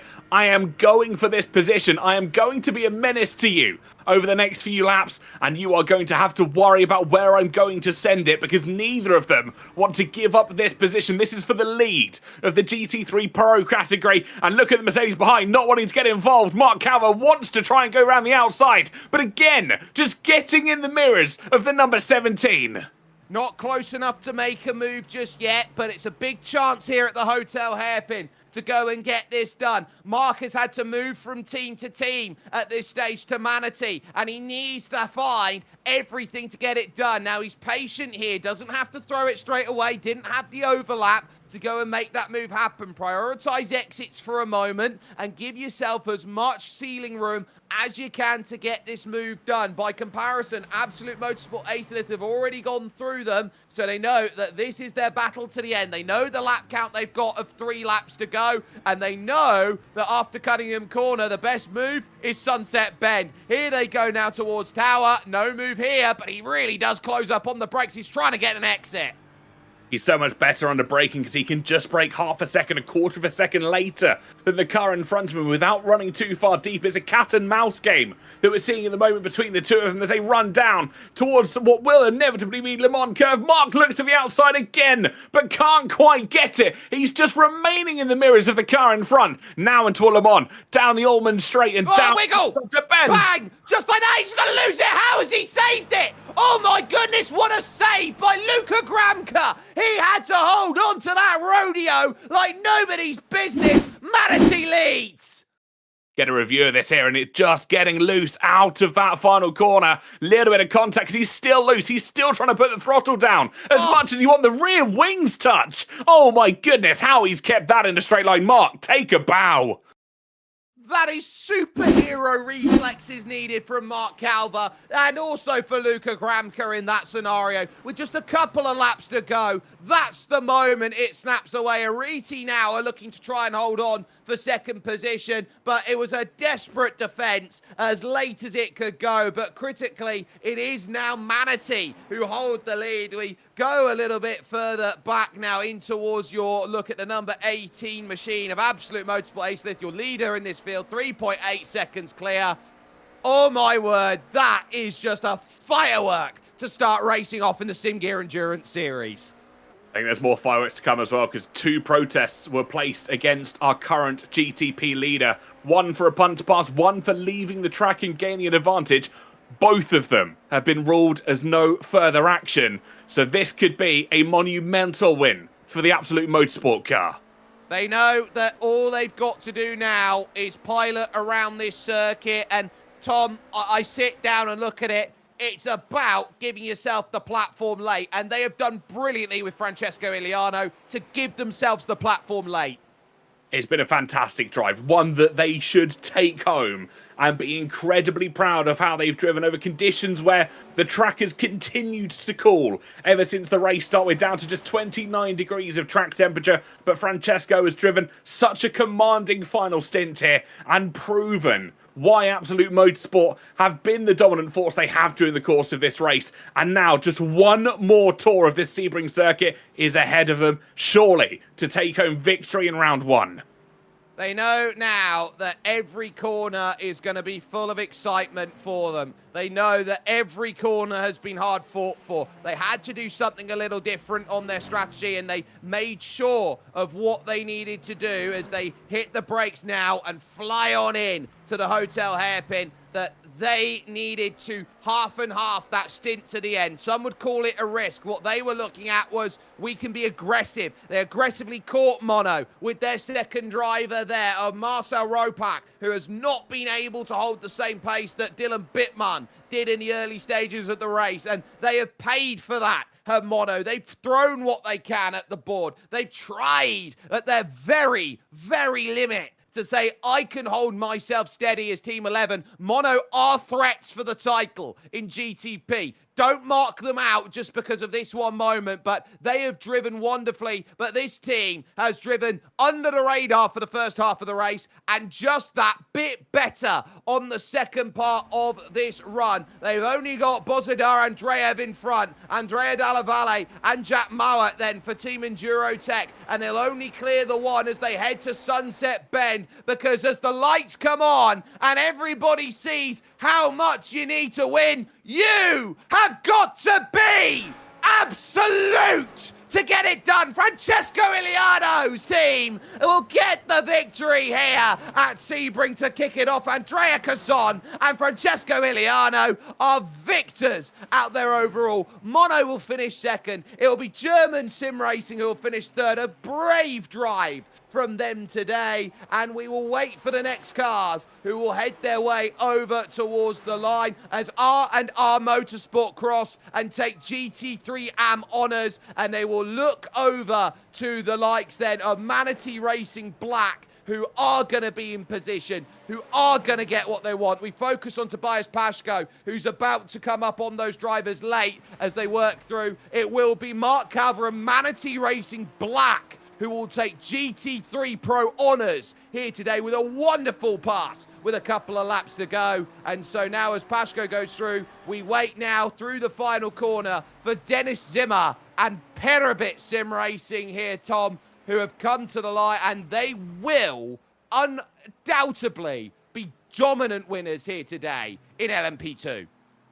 43.5 seconds clear of Team Endurotech, and it just was not a moment right at the final death that you had that move made. It was one that was just building up and building up over the course of that race. Perabit dug deep, made sure they got the result of the day, and that result really shows. 43 and some change to Team Endurotech. They have dominated the LMP2 field here this afternoon. I'm almost certain of it. Endurotech will still come home happy with a second place. It wasn't meant to be here this afternoon, but they'll know they are still in contention over the final 4 rounds. Just coming through Sunset Bend now, on towards that final straightaway, and they will take that checkered flag for second on the podium. Yeah, a good second, and that will pretty much be the last of the cars that'll be making their way around. There's Ivo Serafimov. He's already a champion in GT3 AM for R&R Rosti and Roban Ray Motorsport there as they work themselves through. But a day on which a smile can be as wide as anything for Absolute Motorsport Acelith, as we watch Damon Shales now making his way around pretty much everybody over the line and situated. Now, let's get results then up on screen and note exactly what the gaps are. 4.8 it is over the line for Absolute Motorsport Acelith over Mono competition, with German Sim Racing Shop finishing in third. Mono looked at all of that late and said there was a little bit of argy-bargy. Was it a push to pass? Was it a case of cutting the corner? No further action deliberated on either. Sorrento Motorsports Elite Pro GTP will finish 5th, with Mono Competition Pro Am in 6th, and in 5th, and Sorrento Motorsports GTP in 6th. The one retirement from the category would be 2 Nuggets Racing, who will not make their way through. It will then be in 7th position, Perabit, who will win the LMP2 field ahead of Team Endurotech,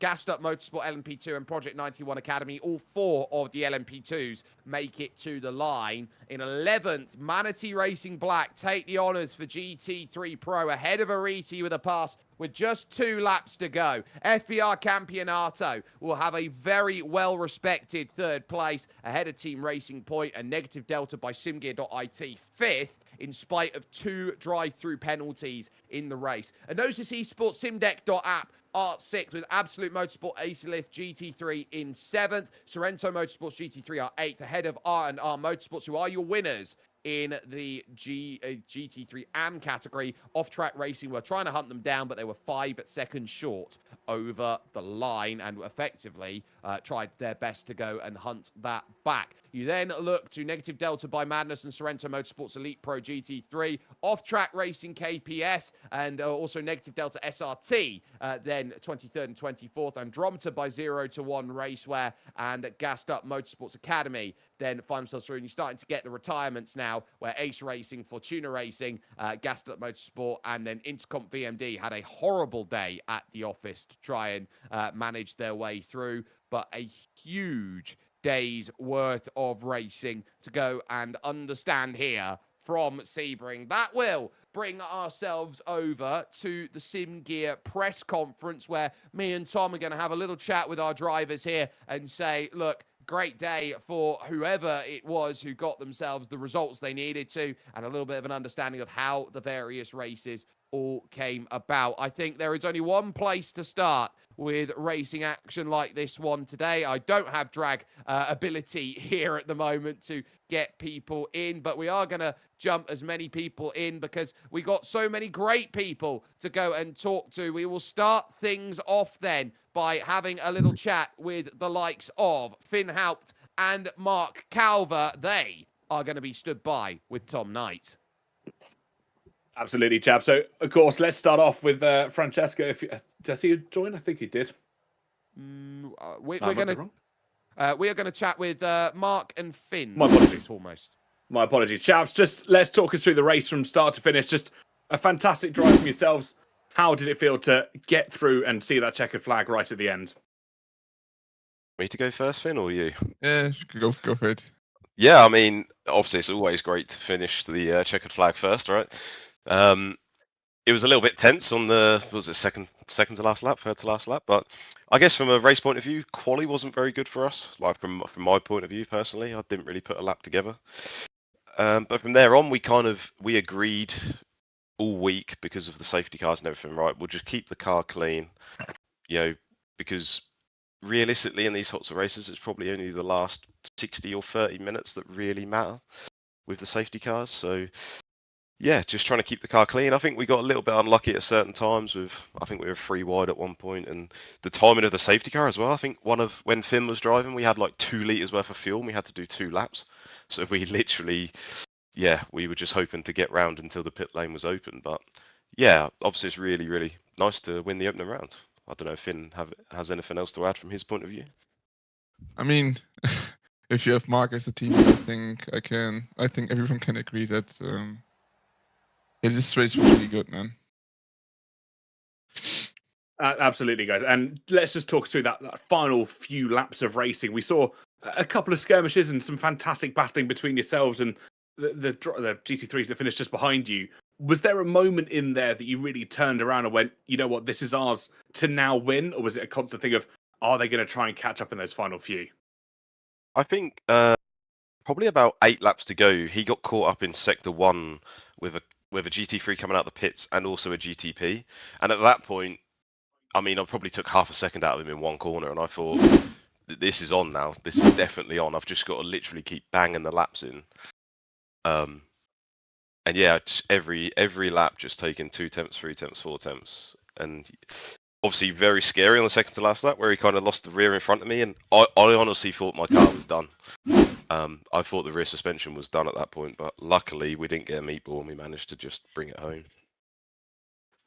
Of course, right from the opening stint, you guys looked quick, and there's no denying that, is there? You came in today with such pace, and even when the weather turned a little bit cold towards the end, from that very race start, what was the plan going into it? Was it just let's go see what happens, we'll play with the safety cars if they come into contention? Or was there kind of a strategy of, if we see the safety car, this is what we're going to do? Yeah, there was sorry, Finn, go on.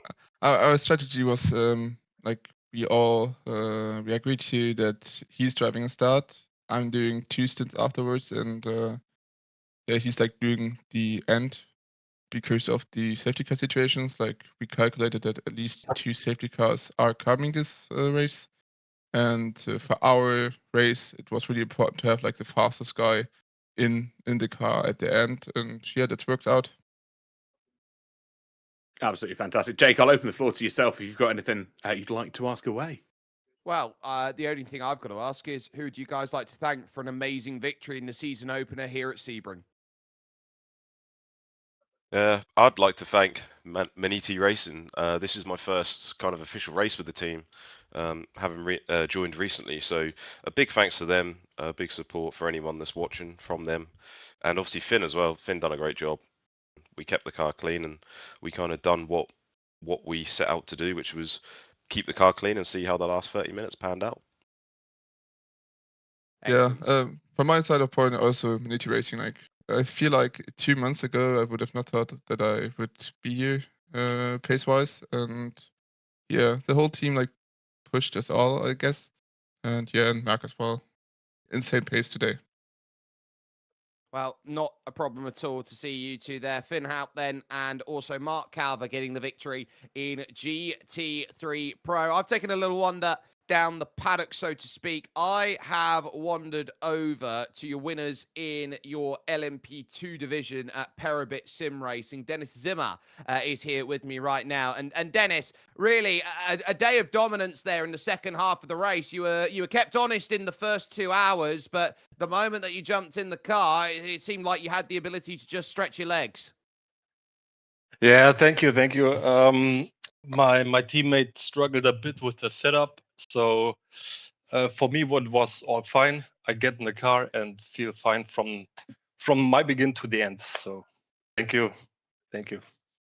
Talk about setting up that Dallara P217. It's a very difficult car to understand properly. It's got all of the sort of, I would say, loudness of what a car like that can do without having the tools of the prototype. So how do you look to build a car that not only suits you, but also suits your teammate over a race like this one in Lucas Sturck? I have it. I like it a bit oversteering. Luca is the type of guy who like it to be understeering and we meet us in the middle. I take especially for the last of the race when the temps are lower. We just go to me to get it to more oversteering. So for him was a bit struggling in the first 2 or 3 stints, I guess, with the safety car 3, I guess, and then in the end the pace was really good. Well, I'm going to put this to you. 1 race, 1 win. How do you look to make it 2 from 2 in 2 weeks at Road America? Road America is one of our fastest tracks in the LMP2, so I guess we can get a good team result as well. Well, we'll wish you the best of luck in 2 weeks' time. A very dominant win from Perabit Sim Racing, who have gone and got that done. Tom Knight is stood by right now with Robin Skelton, who got the victory in the GT3 AM category. Yeah, Robin, just pleasure to speak to you again and to see how your race went. Obviously, in that GT3 AM category, kicking off things for yourself here at Sebring. What was the highlight of today? Surely taking that victory. So yeah, welcome everyone. This race was actually a very hectic one for us because we didn't train like the whole week. I managed to squeeze some laps on Saturday, actually today in the morning. I haven't tried the setup. The setup wasn't tuned for our usual driving style, and we just went to the race like we said. Okay, we'll do a chill, and yeah, it turned out like I got good pace in my second stint. Managed to open up a gap with Maxim and his team, and I guess and Evo's performance also squeezed us the win. Let's talk about the big talking point as well. Is those safety cars that came out? We had not 1 but 2 of them, and the opportunities to really bunch the field back up again. Was there any moment in there where it kind of went, "This is not in our race plan"? Or again, very similar question to what we asked the leaders in the GT3 Pro. Was that planned for ahead of time? I appreciate you said you didn't have as much time to prep as you would have liked, but when we talk about strategy, where was that falling within the elements? We really didn't know what to expect with the safety cars. It's like our first time experiencing something like this, and props to the team for organizing it. It's very well organized, and I was a bit skeptical though. In regards to how that turned out for the race, it was like both times we just got out of the pits and we were straight in the safety car. So that was like, I don't know if that's good or bad, but I feel like if the safety car was a couple laps earlier, we could have squeezed a free pit entry, I guess. But yeah, the last 2 stints actually, it's all that mattered for us in terms of like race win. Absolutely. And Evo, we've got your teammate here as well. Obviously, we've got some of the replays, your highlight moments up on the screen. How was it like for yourself driving the car this afternoon? Did it feel good? Were there any moments that you had that really stand out, some great overtakes as well? As my teammate said, we tried to be calm, to take no risks, and yes, it finally paid off. We had a moment, yeah, in my last stint. I had a contact with the wall in my first or second lap, I don't remember, and our tempo dropped down dramatically, and it was obvious that we have some kind of problem, some kind of issue, which cost us maybe 3 or 4 seconds per lap. But after all, maybe it was just a minor bug of the iRacing, I don't know, but everything was fine, and till the end we managed to damage control and to keep the distance from Maxim, who was pushing really hard and made us sweat, and we almost lost our comfortable advance we had. Yeah, we saw that gap just closing its way down as the laps ticked down towards that 130. When was that moment that you realised that they probably weren't going to catch? Obviously, you talked about being nervous and you talked about not having as comfortable in the car as you would have liked. But was there a moment that you turned around and realised, actually, you know what, we've got this in the bag? As I said, when I had this contact with the wall and we wasn't sure if we had any kind of suspension damage, but the tempo was dramatically down. After a couple of laps, we calmed down and saw that we had no problem, and we just had to keep our tempo, and everything was smooth till the We end. realized in the last couple of laps, like it was until the end, we didn't know what would happen. Absolutely fantastic. And congratulations once again. That was Ivo and Robin, part of R&R Motorsports, winners of GT3 AM category. Jake, over to you. Who have you found? Well, I've taken a little wander down the paddock. I found the team that has finished in second position overall in your GTP category. Dylan Bittman is here with me right now. And Dylan, it will be a disappointment from such a dominant position through the first 75% of that race that it hasn't been able to come across as a victory at the end of this one. But ultimately there, you were in a position where fuel was pretty much the biggest aim of the game late on. Yeah, in the end, the second safety car ruined our strategy. But I think that's racing. You win some, you lose some. And in the end, we couldn't quite match the pace of Absolute with our old tires. Yeah, but it was a good race. I felt really in peace with the car and quite happy with my pace. And when the temperatures dropped down, the car was absolutely amazing. When the warmer temps, it felt quite shit to drive, if I can say that, because you have understeer, you have oversteer, you have no grip out of the corners. The brakes are did not work very well, but when the temperatures dropped, the car was absolutely a rocket ship. Well, we will apologise for any language there that you had there. I know that emotions do go through in this sort of stage for you, Dylan. But talk us through the move then late on, because obviously you're watching Marcel, you're trying to encourage him on, and then you see, just how hard the Absolute Motorsport Acelith were pushing with Francesco Iliano. You see him jump off the circuit behind you, over driving the car, serving the slowdown tactically, and then the move itself. Just talk us through the emotions of being in that position and how hard you had fought with those old tyres to try and keep that margin that ultimately just wasn't enough. Yeah, in the end, it was hard racing. For my opinion, I probably look a bit more to our team and say it was a bit over the limit, but race control has decided, and we have to take that. But I think next race we are coming back even stronger.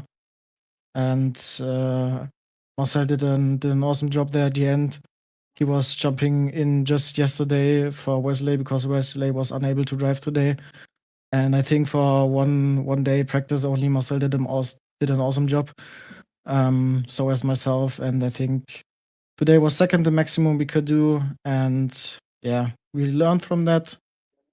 Maybe we need to look a bit more of our strategy due to the safety car. Yeah, but in the end it was a bit unlucky, but heads up, and yeah, we come back even stronger in 2 weeks' time. And to Road America then in 2 weeks' time.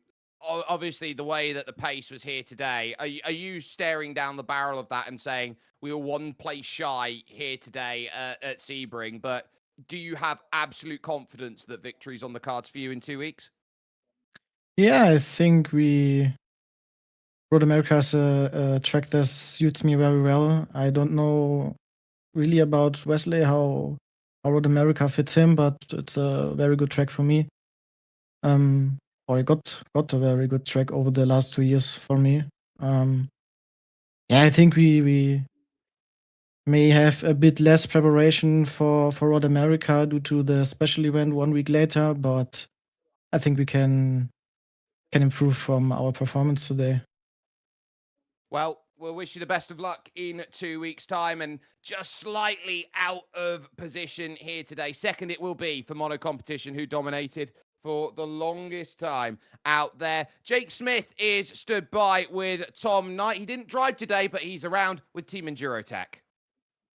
Jay, good to see you. And of course, I must say, it must feel a bit of a heartbreak for yourself this afternoon. P2 for your team out on track, but it looked like you had the pace for so much of the afternoon to be able to try and hold on to that. What do we take, or what lessons are you going to take out of today and take forward to the next 4 rounds?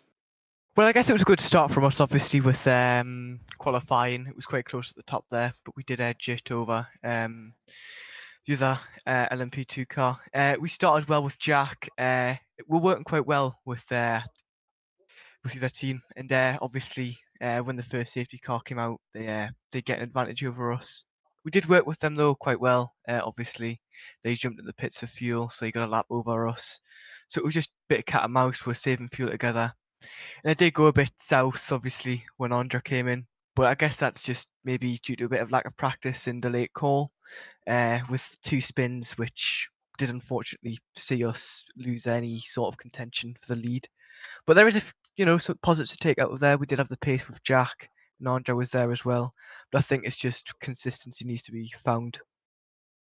Absolutely. And of course, you're an experienced racer in your own right, obviously stepping into this management position and the overview position for the series at the moment. How does it feel like being on the sidelines for a lot of the drivers? Obviously, you're probably in communication with a lot of them during the race, but it must feel somewhat disconnected from that element. Well, I guess so, but obviously, I think for me, I've got more of it in that now, especially more of an interest in management and helping these other drivers and upcoming talent. So it is nice to sometimes sit back and help with strategy and talk them throughout the race. But there is that bit of feeling of disconnect when you're not in the car racing, because there's just that buzz every time you step in the race car with other cars and tracks. But yeah. Absolutely. And just looking ahead very, very briefly as we head to Road America in the next 4 rounds of the series, how do you get your drivers prepared? What goes on behind the scenes? Because obviously it's unique to speak to a manager in this situation that we can have this understanding of how the team as a whole navigate a race week or a race weekend, as opposed to that from a driver's point of view. Well, yeah, obviously we look to try and get the drivers who the 2 driving picked early, do a bit of testing on setup together, lap times and how a stint will work. It's quite data driven, so we will analyze data together and have a look what we can do to improve and where to improve. So obviously it does take around a week and just constant laps on the track. Absolutely fantastic. Jake, it's been a pleasure to speak to you, of course, founder of Team Endurotech, and we wish you the best of luck in the upcoming rounds. Thank you, and I hope to speak again soon. Speak to you soon. Jake, I'll hand the mantle back to yourself. Who have you got for us? Well, I'm over with the team at German sim racing shop right now, Julian Segelski and Alexander Witzel, who are here with me now. And I will talk to Julian first and foremost, because Julian, ultimately, the race comes down to the fact that you're 4 laps short of fuel. Was that opportunistic to try and get there, or was that a case of the safety car just didn't line up?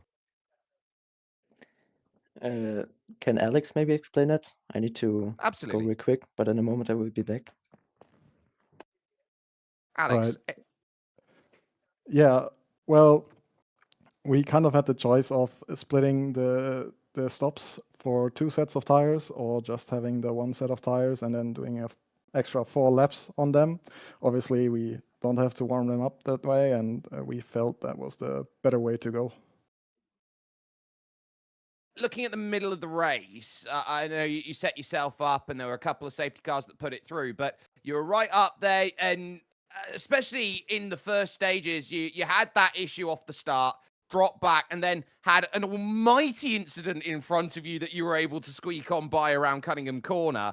safety car comes out, and then suddenly you found yourself stuck in the middle. Were you in fuel save mode then? And just talk us through how fortunate you were in the early stages, that massive incident that came along and took about 3 or 4 cars back behind you in that race. Yeah, so obviously the start wasn't very good. I was kind of caught napping, to be honest. And that incident, yeah, I mean, it was really lucky. And then 3 places for us. I was just far enough away to react, and there was a gap on the inside, so really lucky there.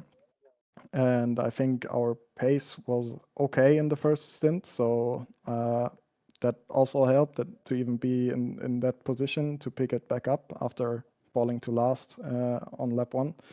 So yeah, that was pretty good. Julian, I'll come to you. How amazing is it to race for a team like German Sim Racing? It's one of the older teams in the world of sim racing. It's such a wonderful community in Germany that's banded together around motorsport. And for you and this team, it's a case of having fun first and foremost, and then finding the result second. Yeah, like this is my first month in this team. I'm currently team trial, and so it was my first official like endurance race with the team, and I'm just amazed by how the team works together. And of course with Alex, like he taught me the whole week. I learned so much new things, like to brake earlier, but still get the time, you know.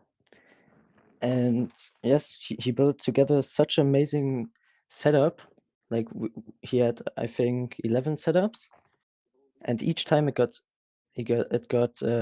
much better. And now the 11th was just perfect. I just want to talk to both of you about 2 weeks' time, because we've got Road America on the horizon. Does that give both of you confidence, and how are you looking to build in terms of taking the Green Eagle up and further from 3rd place and maybe up the order even further? Yeah, I think I've had some experience at Road America, I think 2 weeks ago in the IMSA Endurance. So we had a bit of practice already. And yeah, I'm feeling confident. We've got the car lined up already, basically. So pretty happy about that. The only thing that we have to keep in mind is that the bob might change till 2 weeks' time. So we'll have to see. Well, we'll wish you both the best of luck. Alexander Witzel and Julian Zagelski, there with us then from German Sim Racing Shop. A wonderful result from them. Finally, we do have a chance to run into Krastin Stanchev, who was 3rd overall in the GT3 AM honours here today. And Krastin, I would say a very good, solid performance for off-track racing, 2nd and 3rd for both of the teams. And as far as your result going, a gain of 6 places over the course of the race, that was a very nice performance in the BMW. Yes, thank you very much. Yeah, it was a very nice race. The other team did a very good job coming up to 2nd. They couldn't snag 1st, but with the safety cars and everything, it's unexpected. We didn't have our team, the 3rd place team, didn't have very big, inspirations because we weren't so fast, but we played it safe and everything turned out great with the podium. So thanks to everyone in the team. Yeah, you had Dimitar Palauzov and Paniot Karpachev helping you out over the course of the runs, but ultimately, in the scenario that you've got, you're there with the BMW M4. Are you looking at picking that M4 because you're hoping that the balance of performance will help to bring it in favor, or is it the car that just gives you the most security as a driver? Definitely most security. We like the BMW. It's a brick. It's an endurance car. Definitely not the fastest, but definitely the strongest. And it's played out very well. I basically just took the car home. We had a lap in front and a lap behind. So the guys in my team did all the hard work. And in terms of the hard work, what's going to go into 2 weeks' time when you head to Road America? Well, we're definitely going to prepare more. as I said, we didn't even expect a podium, so we're pretty hyped up. So we're going to prepare and come back for another podium.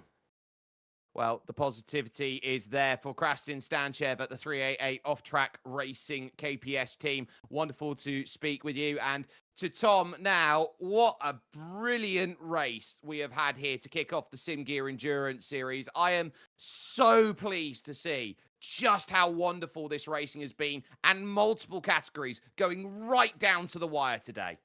It's been absolutely fantastic, hasn't it? Just right from the very start. We saw battles, we saw carnage, contact between some of the cars as well. And if anything, well, if nothing else, it sets up a fantastic championship as we head for the final 4 rounds, because it is going to be some fantastic racing. We head to some fantastic tracks as well, where it just encourages this side-by-side racing, encourages the wheel-to-wheel racing that we all know and love, but also brings in this strategic element. When you go down to the base and the grassroots of endurance racing, this is what it's all about. It absolutely is. In 2 weeks' time, as we move into March, we will be at Road America for the second round of the SimGear Endurance Series. The only place to catch it is here with us. If you haven't done so already, do all the great YouTube things. Get us some subscription, do some likes, make sure that you're sharing it out with everyone, because this is some amazing endurance racing, and you never know. The SimGear Endurance Series is proving to be a wonderful championship after just 1 round. From Tom Knight and myself, Jake Sperry, a pleasure to bring you racing action here today. There are smiles all round as they look to set off what is some incredible running about in this championship. R&R able to hold on for GT3 AM as they stave off the off-track threat that was there behind from the 373. You look at Perabit in LMP2, they were dominant in their display in the second half of that race, and they'll be taking that with pride